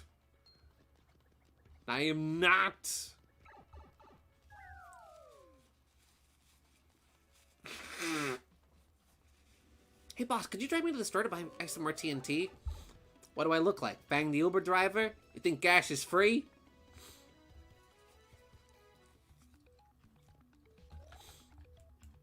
Yeah. It is interesting, though, because, again, that was an episode they filmed about 80% of the footage they needed for it. And over time, like, stills and whatnot from it have leaked online. A lot of Thomas fans consider it to kind of be the holy grail of lost stuff from the series, because we have so much of it, but not the whole thing. It's sort of like, I forget if it's Metropolis, but there's this one old silent film that, like, we have, like, 80% of it recovered, and then the rest of it is just lost. And because we are entering the territory of the daisies, I am going to de-equip first attack in case we run into any crazy daisies. How does... okay.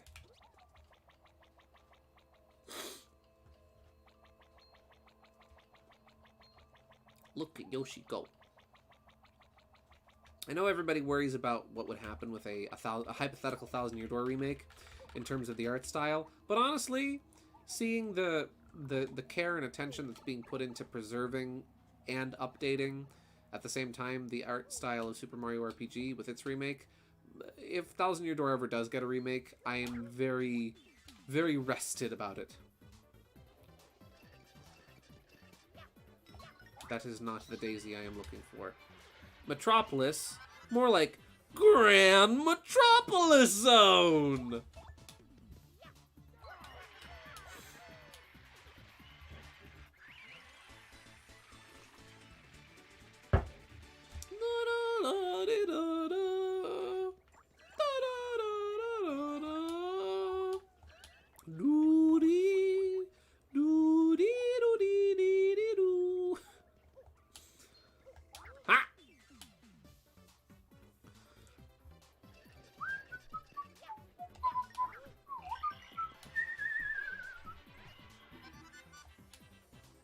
Yeah, dun, dun, dun, dun.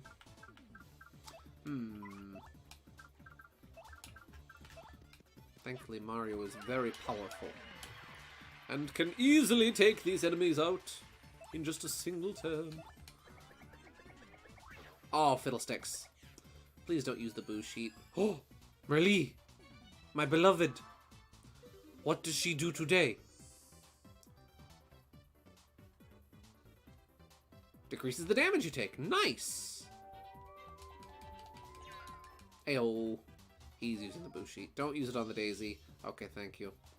For a second I thought you were like going to say, I know everyone is worried if they made a TTYD remake, but don't worry, that'll never happen.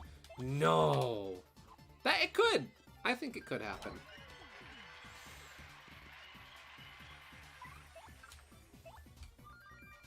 I do genuinely think it could happen. Is it likely? No.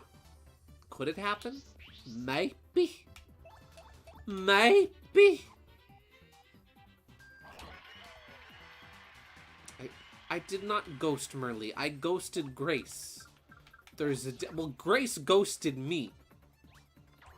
Ow. That's the thing. I'm back. Had to take a quick nap in the car. Nice! Car naps are the best naps. Thanks for coming back, man.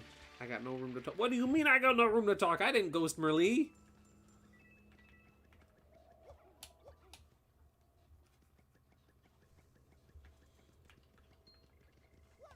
Welcome back, Teeter. Everybody's coming back now. Mario Simpson, Teeter. The gang's all here. Grace divorced you, and she took the kids! I'm sure it'll get released eventually. Yeah. Just gotta stay positive.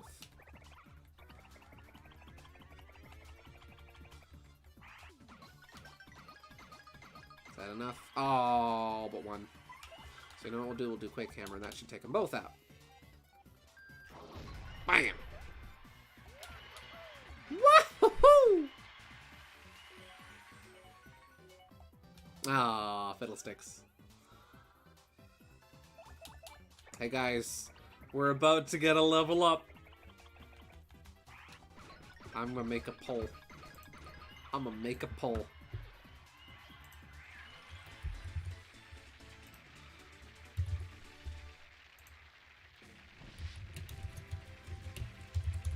Alright, guys.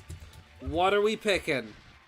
Are we doing HP, FP, or are we finally saying goodbye to funny number? Personally, I kind of would like to keep funny number. But HP will go from 35 to 40, FP will go from 30 to 35, or BP will go from 69 to 72. You guys are saying FP so far with 2 votes. Getting this lucky Cherry Neck didn't even get a divorce. Bro got his whole ass and rebooted. Although at least Cherry Neck got to keep the kids. Nice. Let's see. 4 votes, 75% of the vote going to FP. Future AU Fang would be critical of Nickel's cowardliness, while future AU Rogue would be the more motherly of the two. Nickel, of course, loves the both of them and wouldn't trade them for anyone. Very nice. Let's see, what are you guys saying? Let's see. If anything, there's always my little series of Goombella artworks and other folks' wholesome TTYD out there. Yes! Going once. Going twice. Sold to FP with 67% of the vote. Hey, I will never complain about having more FP. More flower points? Yes, please.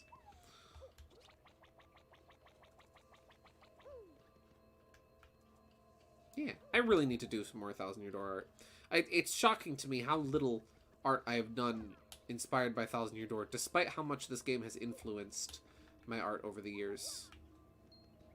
Up! I don't want to fight you! I don't want to fight you! Hey guys, remember last week when, or last time we played 1,000 Year Door, when Miss Mouse found a star piece right here and the stream lagged out and no one saw it? That was fun. Alright, we gotta get to the parrot room. Parrot room is this way. Hop!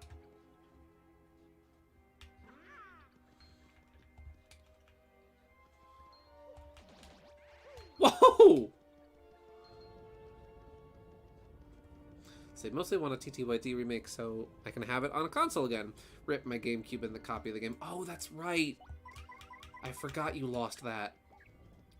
Technically, Cherry Nap kept 2 of the 4 kids. That's half! 50% is passing grade, I think. Agreed.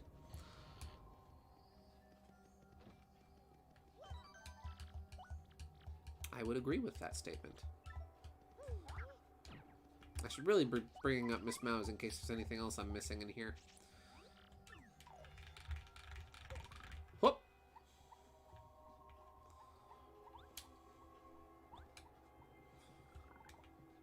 Into the hole. Oh, the door's unlocked. I didn't have to go through this way. But we wouldn't have seen that sick freaking Buzzy Beetle combo. The parrot is just still here. Does the parrot have anything to say? Squawk! Dupless left me here and ran out. Somebody let me out of here. Oh, I give up. Any unique dialogue with Vivian now? Nope. Let's see. There it is.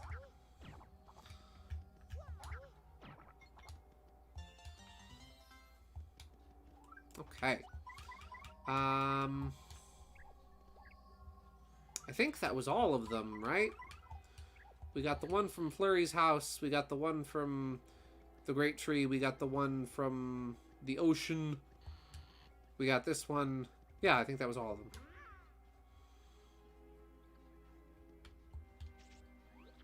Yeah, we're good. Let's boogie. Let's blow this popsicle stand. Looked it up. 50%. Not a passing grade.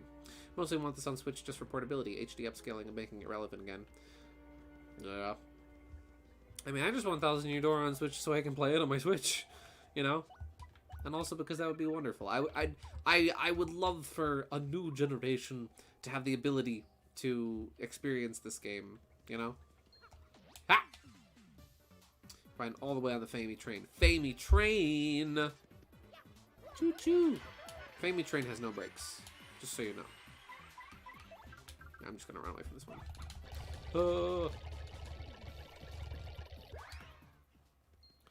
Did I miss anything super special, awesome, amazingly amazing? Well, we were working on art. We did some art. We discussed some Nintendo Direct stuff.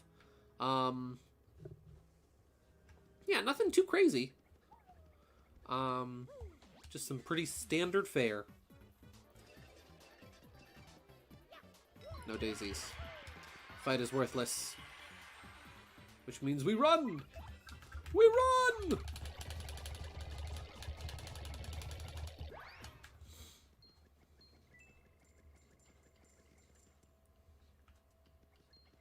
Hop!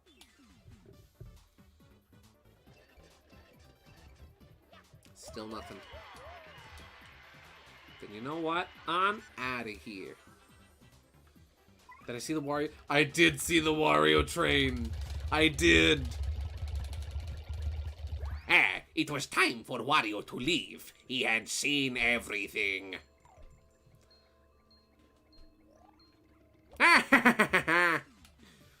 We're back. A Mario RPG story. Still no daisies. You know what? There's only one other. I'll take this one out.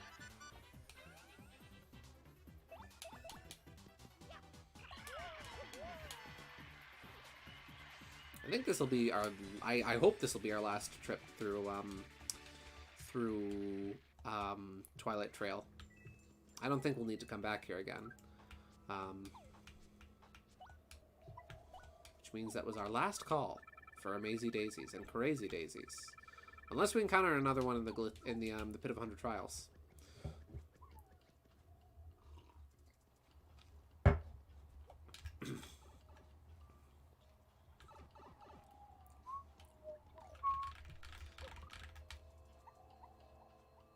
Wario the Tank Engine isn't real. It can't hurt you. Wario the Tank Engine. All aboard, suckers!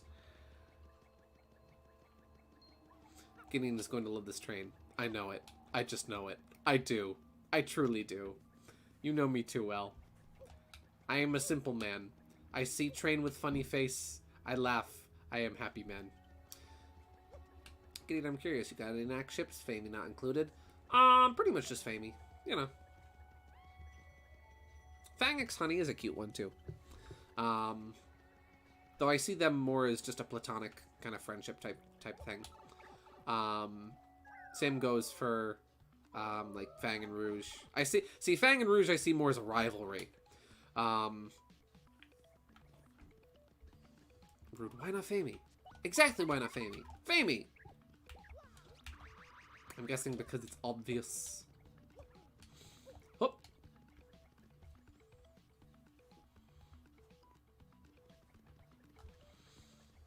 What about a train with your face? We do not discuss. We do not discuss the birthday card from 2005.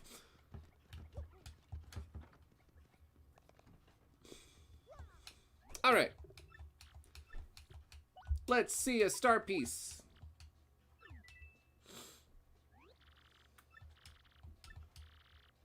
Let's see. Let's have a look in a book. Everyone's favorite chess piece is the rook. While we're here, still on the road, I'll tell you about what I got at the con today. Got a Poochie plush, some Artist Alley stuff, Martinet's autograph on TTYD, of course, and Chrono Trigger on DS. Heck yeah, my guy! You got friggin' Charles Martinet's friggin'...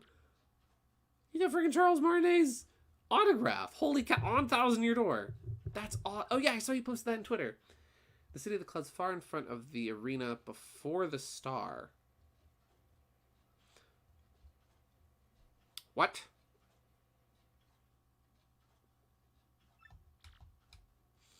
Pops out of a strange panel that flips when you... Oh, maybe in one of the hallways. You can't just drop the lore on us and not elaborate. My siblings in MS Paint scanned an image from my train book that I had as a kid and put my face on the one that was my favorite. And they gave it to me as a birthday card in like 2005 or something. I do not know where that is and I do not want to relive seeing it. In the Moon Fortress, in a place with a low ceiling. the far left side of the room.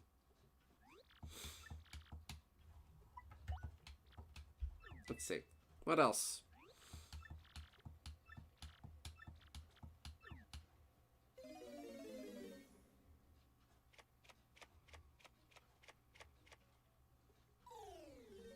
Oh, I heard a tapping outside. I'm like, oh, it's the rain. Let's see. Inside a scary steeple on the upper level of the basement room with torches. Are you kidding me? I was right there. I was right there. Well, we're going back to creepy steeple again. Let's see. I mean, I've seen people ship Fang with Tiara or Carodia. I've never seen them ship him with Carodia. But Tiara is an interesting idea. Sometimes even Bark. Or Infinite. Yeah, I've seen those too. I've seen Fang shipped with Shadow as well. There's this one really talented artist that shipped Fang and Shadow, and they just disappeared one day. And it was a shame because their art was really good. And I really enjoyed seeing their art, and they were really nice, and then they just poof. She sees a star piece. Inside the big castle, where there are many cells, in the leftmost cell, it pops out of a strange panel. Let's see. That, and I gave him a TTYD crew art print. He loved it. I even showed him a few of my Goombella art on Colors 3D on my 3DS. He told me I was very talented. Oh, that's awesome. Man, I want to meet Charles Martinet too. I should have gone. I should have gone to the convention. That's like a dream of mine, to meet Charles Martinet.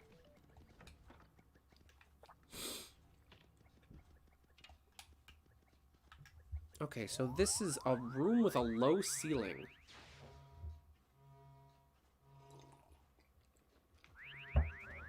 What room has a low ceiling in here?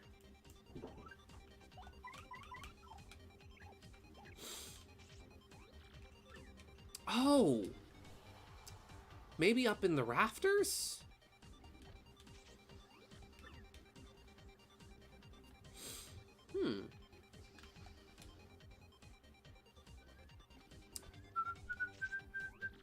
Yep, it's up in the rafters, isn't it?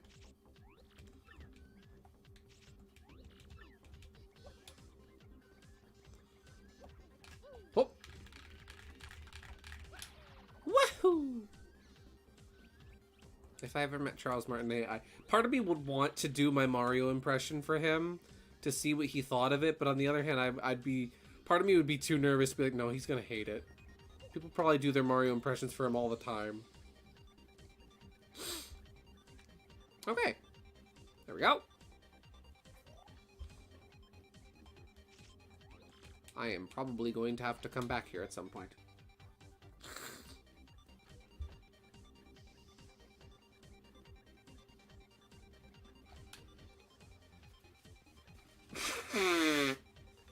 I am sorry for the constant nose blowing.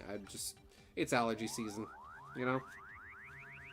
I am a little congested. Just a little bit. Brother art was good. They had even an interesting AU idea. Yeah! They drew the Marvelous Queen really well.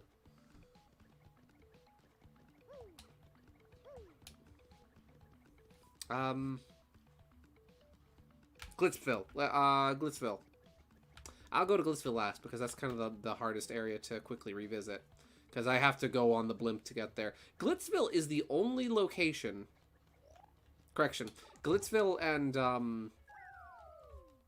Far Outpost are like the only two locations in this game that cannot easily be accessed from Roadport Sewer or anywhere else via a pipe. Like, you know, Glitzville is accessed via a pipe, but you know what I mean. We'll go to Hooktail Castle. Because I love going to Hooktail Castle. He'd be honored you'd do it. Nah, I don't know. What if he thought I was weird?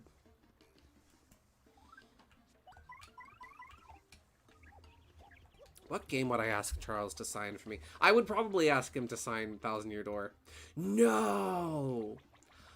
If I had Charles Martinet sign anything for me, I think I would have, and it would be difficult because I don't have the box for it. So maybe I would have to track down a box for it. I think if I had Charles Martinet sign anything for me, it would either be my copy of Thousand Year Door, or I would have him sign for me my copy of Super Mario Advance 2, Super Mario World on Game Boy Advance, because that was the first time I ever heard his voice as Mario.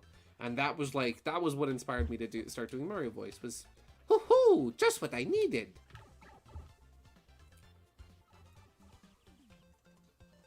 You know? Here we go, Super Mario. What if Fang was also made on the Ark as a subject of an artificial Mobian hybrid and mysterious subspace traveling powers. Thus he was able to escape before the whole incident. Yeah! I've also wanted to make t-shirts for my plushes and have people sign the t-shirts. Oh, that would be adorable.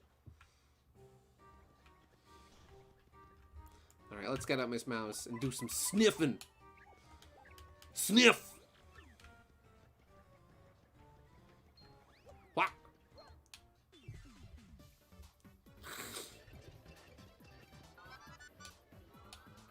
Da da da da da.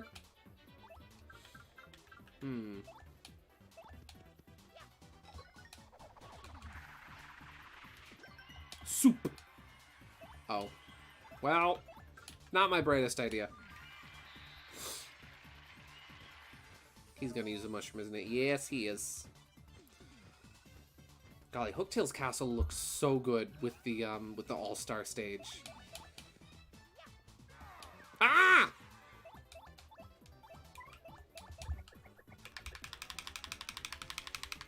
I'd love to have him sign my hand. I'll never wash this flipper again.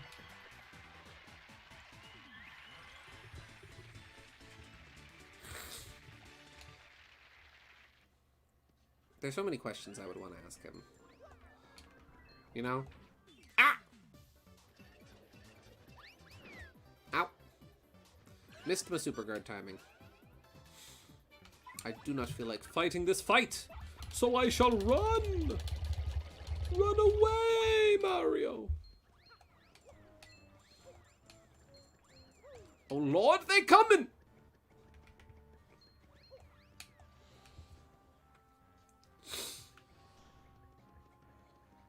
Let's see, I was tempted to get him to sign my Mario 64 box, but I've been having lots of fun drawing Goombella artwork lately, so I decided on TTYD, along with the gift of art of the TTYD crew.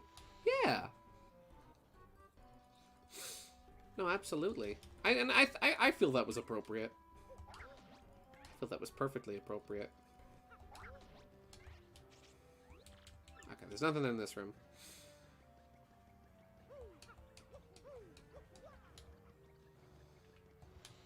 I do like, though, how they did this. How, like, there are certain star pieces you can only get with the spin jump, and the spin jump you don't get until the second chapter, so it gives you incentive to revisit previous areas to find things you may have missed.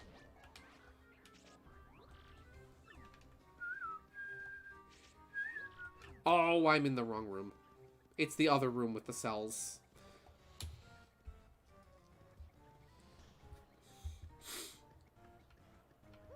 I'm supposed to go to the other room.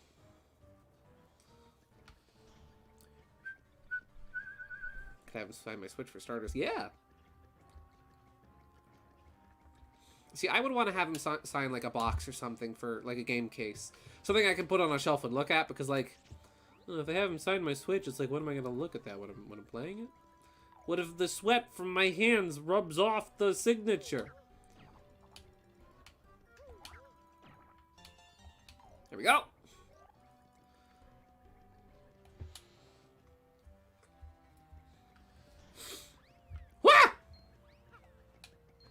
I genuinely was not expecting that. That was a genuine fear just now.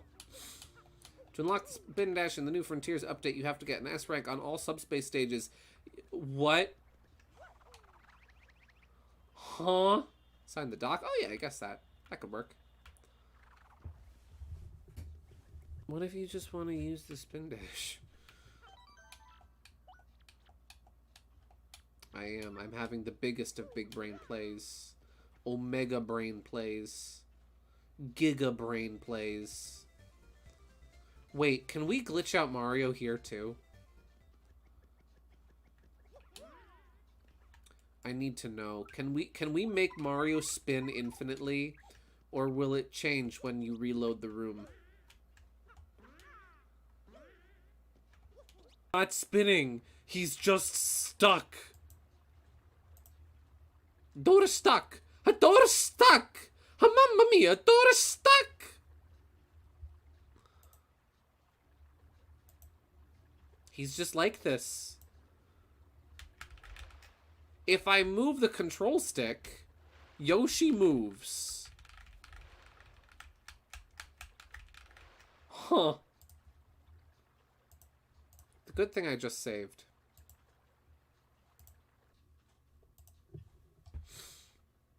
Because I realized you could do it here too. You could do it in this room.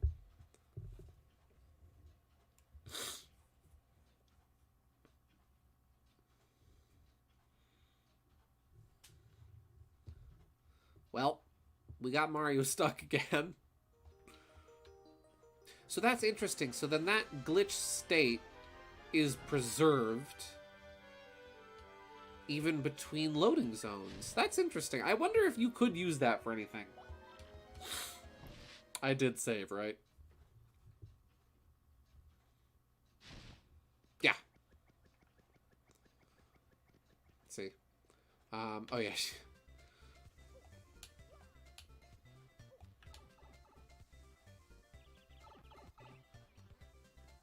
Well then, we glitched out Mario. Let's go to Glitzville.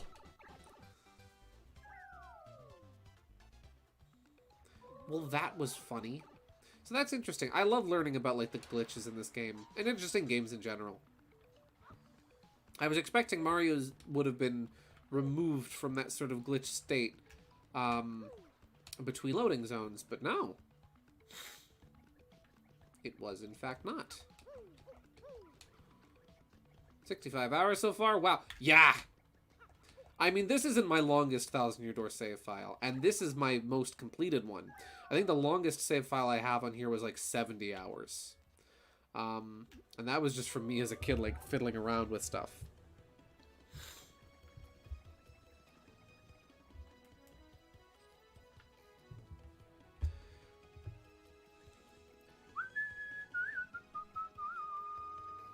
I don't feel like going back to Creepy Steeple right now. So I think we'll skip that one in Creepy Steeple. I am puzzled by the thing in by where this star piece in Glitzville is.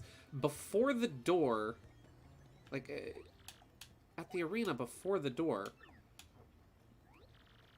How am I supposed to walk into the arena? How am I supposed to do that? A don't do it, and B don't do it. So what do it? This controller's only got two it. Them buttons.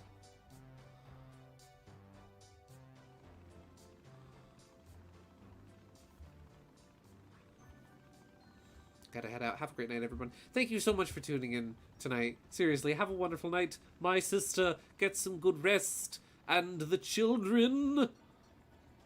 Yes. Give the baby a kiss for me.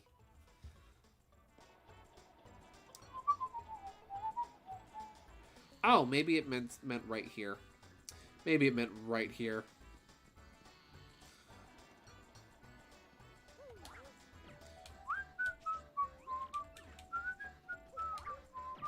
There it is. Is live chat on? Yes, live chat is on. Let's see. I'm gonna or that comes out of me when you can just field it. Yeah. Okay. That one was really easy.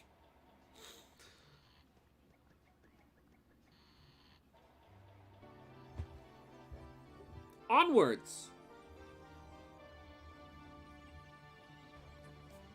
2 star pieces. We went to Glitzville, and then we left Glitzville.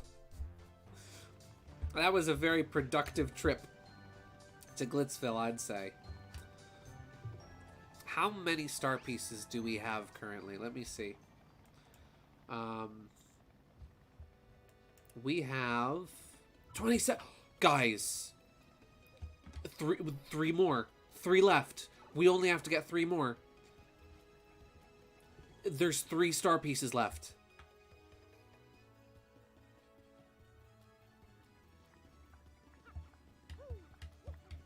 There is 3 left.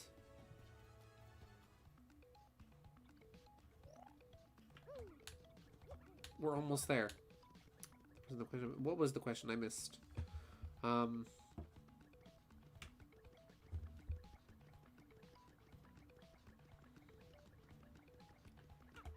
have 3 left. Guys, we're almost there.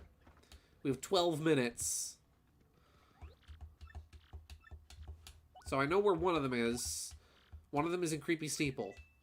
But there's 2 more. Watch as he returns to Twilight Town for the final one. I might. That might be what I do. Guys. Oh my gosh. That star piece. You realize what room that star piece is in, right? The star piece I missed in Creepy Steeple is in the room where the hot dog crashed the game. It's in the hot dog room.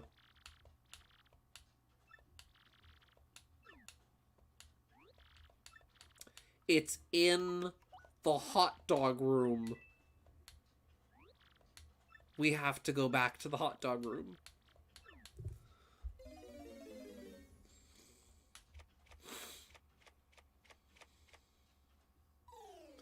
Oh.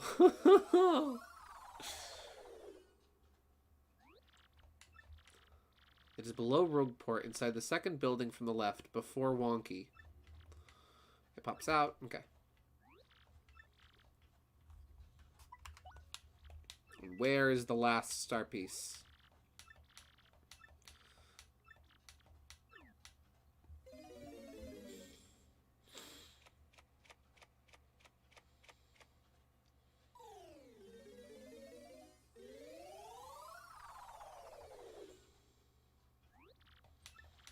Inside the great tree, in the middle of the blue cell.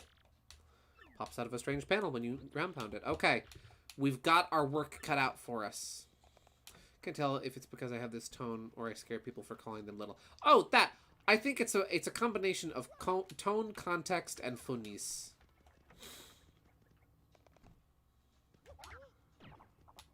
Sup, Wonky? I never want to see your face again.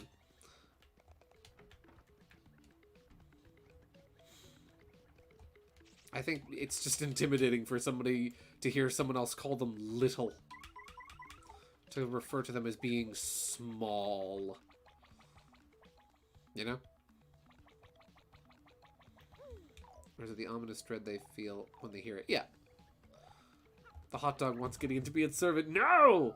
I control the hot dog. The hot dog shall not control me. Well, I will do, after this is over, I will do one last 1,000-Year Door stream. As I've teased and mentioned before, we'll do the Pit of 100 Trials one more time. Lap 2. The victory lap of the Pit of 100 Trials. And then I think that will be a phenomenal place to bring 1,000-Year Door to a close. I've never ever 100% completed this game before, so doing this, for me at least, was a really big deal. And now, we're almost there. It's almost complete. The game is almost 100%. I know there's probably a couple things I could have showcased. There's probably some funny dialogue I missed somewhere. There's probably a couple glitches that are probably that have probably eluded me, but another round of the pit. Yes, KG. Idea. What is idea? Okay. Let's go get that last star piece. Yahoo!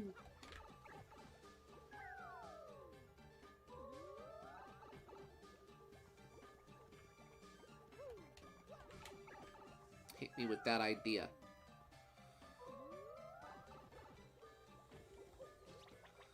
Now I'm gonna save real quick.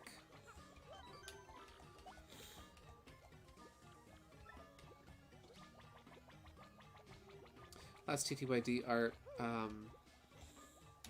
let's see. Last TTYD art to show first before starting that is the group thing that you wanted to finish. Yes, actually, that will be what holds up that stream, because I'd like to have that finished before I do the victory lap. You read my mind with that. I did do some fun art in honor of the 1,000-Year Door playthrough, and I'm not gonna spoil too much about it, but it's fun. And I think you guys will get a real kick out of it. And so that I will showcase on the last 1,000-Year Door stream. We have 6 minutes. We got a boogie. We got a friggin' speed run. Do I have a hot dog on me? If I have a hot dog... Okay, no. Great minds think alike, they do! Do I have a hot dog in storage? If I have a hot dog, I'll eat it. Guys, the ritual must be complete. I'm gonna go like 3 minutes overtime tonight just so I can eat a hot dog in that room.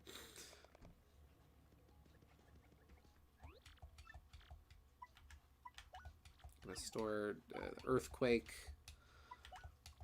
And I'm gonna withdraw a hot dog. Guys, we're on the same wavelength. We are! Same brain. We can even finish each other's sandwiches. We can finish each other's sandwiches. I have half of the sandwich. I cut it in half. I eat half of it. And then you eat the other half. Yeah.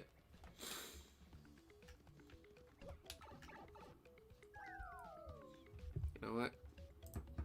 I'm gonna play some funny music. Nah, I won't. We're just gonna boogie. Let's go. Let's go.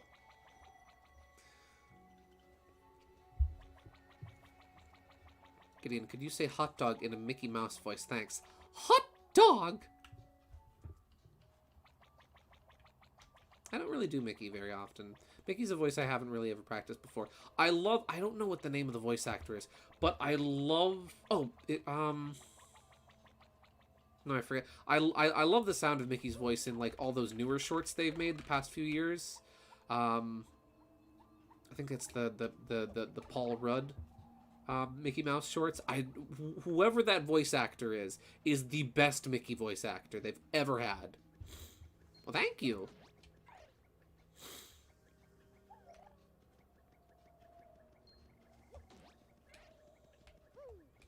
We're almost there.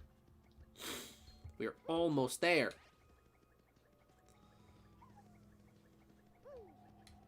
I like doing Goofy's voice. Oh, yeah. Goofy's fun. I love Goofy. I love the Goofy scream.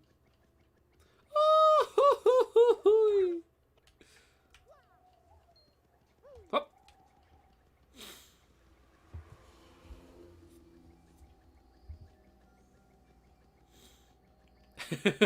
Did somebody mention the door to hot dogs?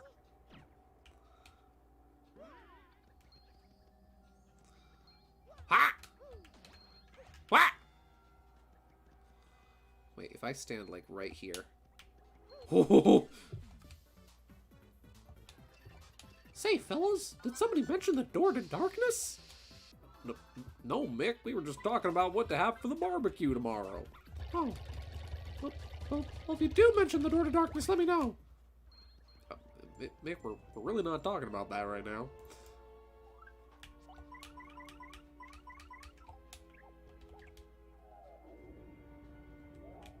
All right. Let's get out Miss Mouse.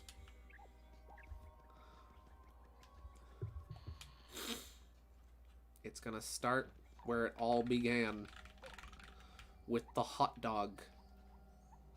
In the creepy steeple.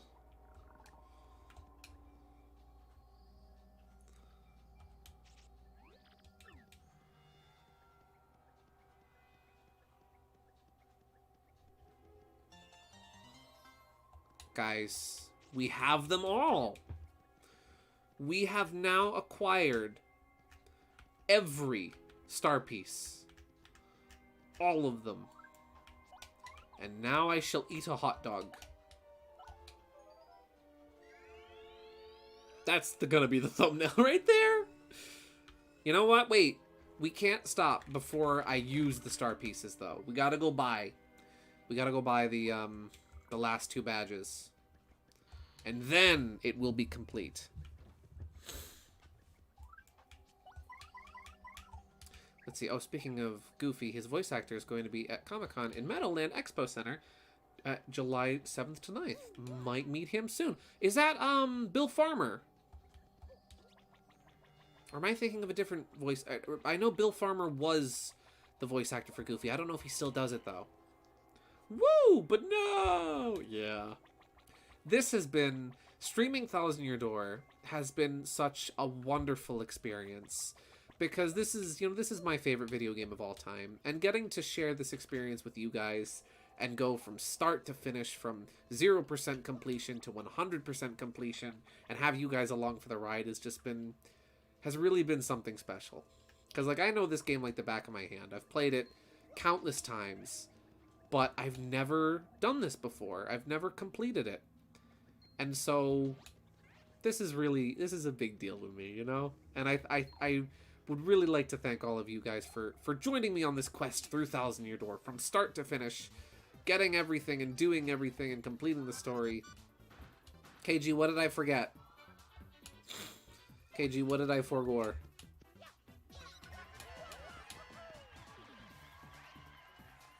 I forego something. What did I forego? The new character reveal? New character reveal? What new character reveal? Ah! I am confusion. Oh, them's fighting herds new character reveal. What? Return at the last second. Again, dang. Oh! Howdy, Lunastar. Welcome back. I'm gonna wrap up in just a minute here. I just need to run back to Rogueport Sewer and buy the last 2 badges, and then we will have 100% completed Paper Mario: The Thousand Year Door. Let's see. Man, though, this game is how you and I started becoming more and more great friends. This is sad. It is. But think of it as less of something ending and more of this was the beginning of something. You know? I'm not gonna stop streaming just because there's no more Thousand Year Door to play. Think about all the memories. What was you guys' favorite genuine question. What was your favorite thing that happened during my Thousand Year Door playthrough? I would love to know. What was a highlight for you?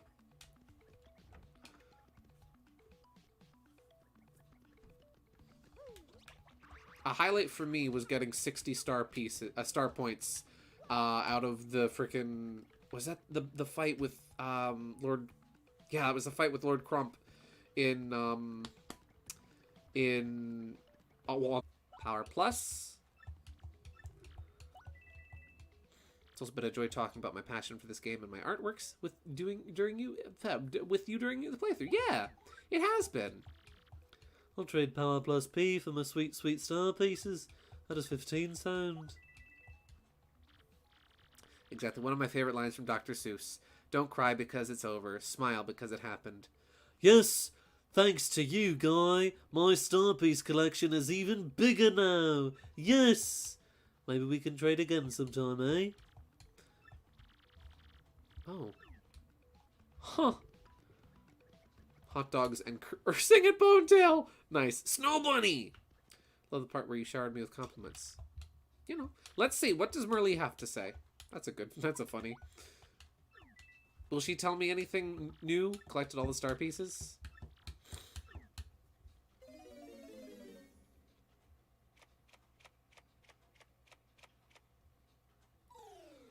Let's see.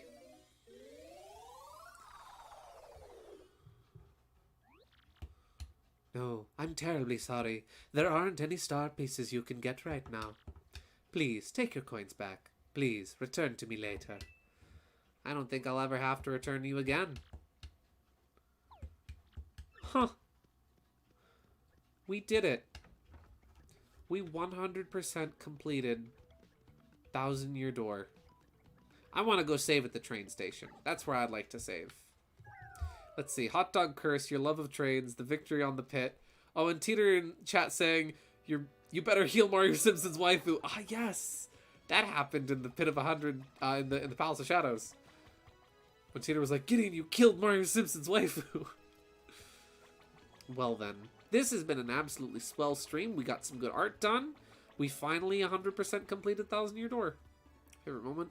I really don't know. I'm glad you liked my dumb Bowser edit on the bus. Yeah. KG's got a funny idea. Boo this man. Boo. No! Let's get out. Who should we have out? I want Bobbery.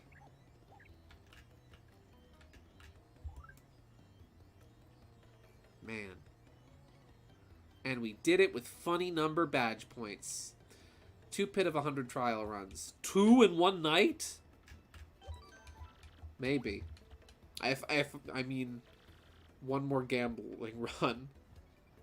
What do you mean gambling run? Well then. This was phenomenal. Fun fact, you can carry Bobbery. The other more normal run. Ah! Well. I think this is a really good place to leave off for the night. Because it is 12:05. I need to get ready for work in the morning. I need to get some sleep, and I do need to use the bathroom. But, one more slot machine. The stew! The stew. You know what? Just for you, Cherry. Big money. I'll do 1 round big money. Do I even have any Piantas? The trial stew. You know what? That could be fun. That could be fun. Do I even have any Piantas? I don't have any Piantas. So we're just going to go to the train station. Where you're either hurt or healed. Yep. Trial Stew either reduces you down to nothing or gives you everything. I'll combine that with all or nothing. And you get some really fun stuff. But yeah. Thank you all very much for tuning in. This was absolutely wonderful. Thank you very much for joining me on this adventure through my favorite game of all time. We will continue this for one more part for our victory lap of the Pit of 100 Trials. But aside from that, I think this is a wonderful place to leave off for the night. This was a wonderful stream. We got some good art done. We finished 1,000-Year Door. All in all, this was really wonderful. Yeah. Thank you guys so much for tuning in and for joining me on this playthrough. Yeah. I think that's all I really got to say for the night, so I'm going to sign off now. Thank you all for tuning in. Have a blessed and wonderful night. And as always, as we say in the cartoon,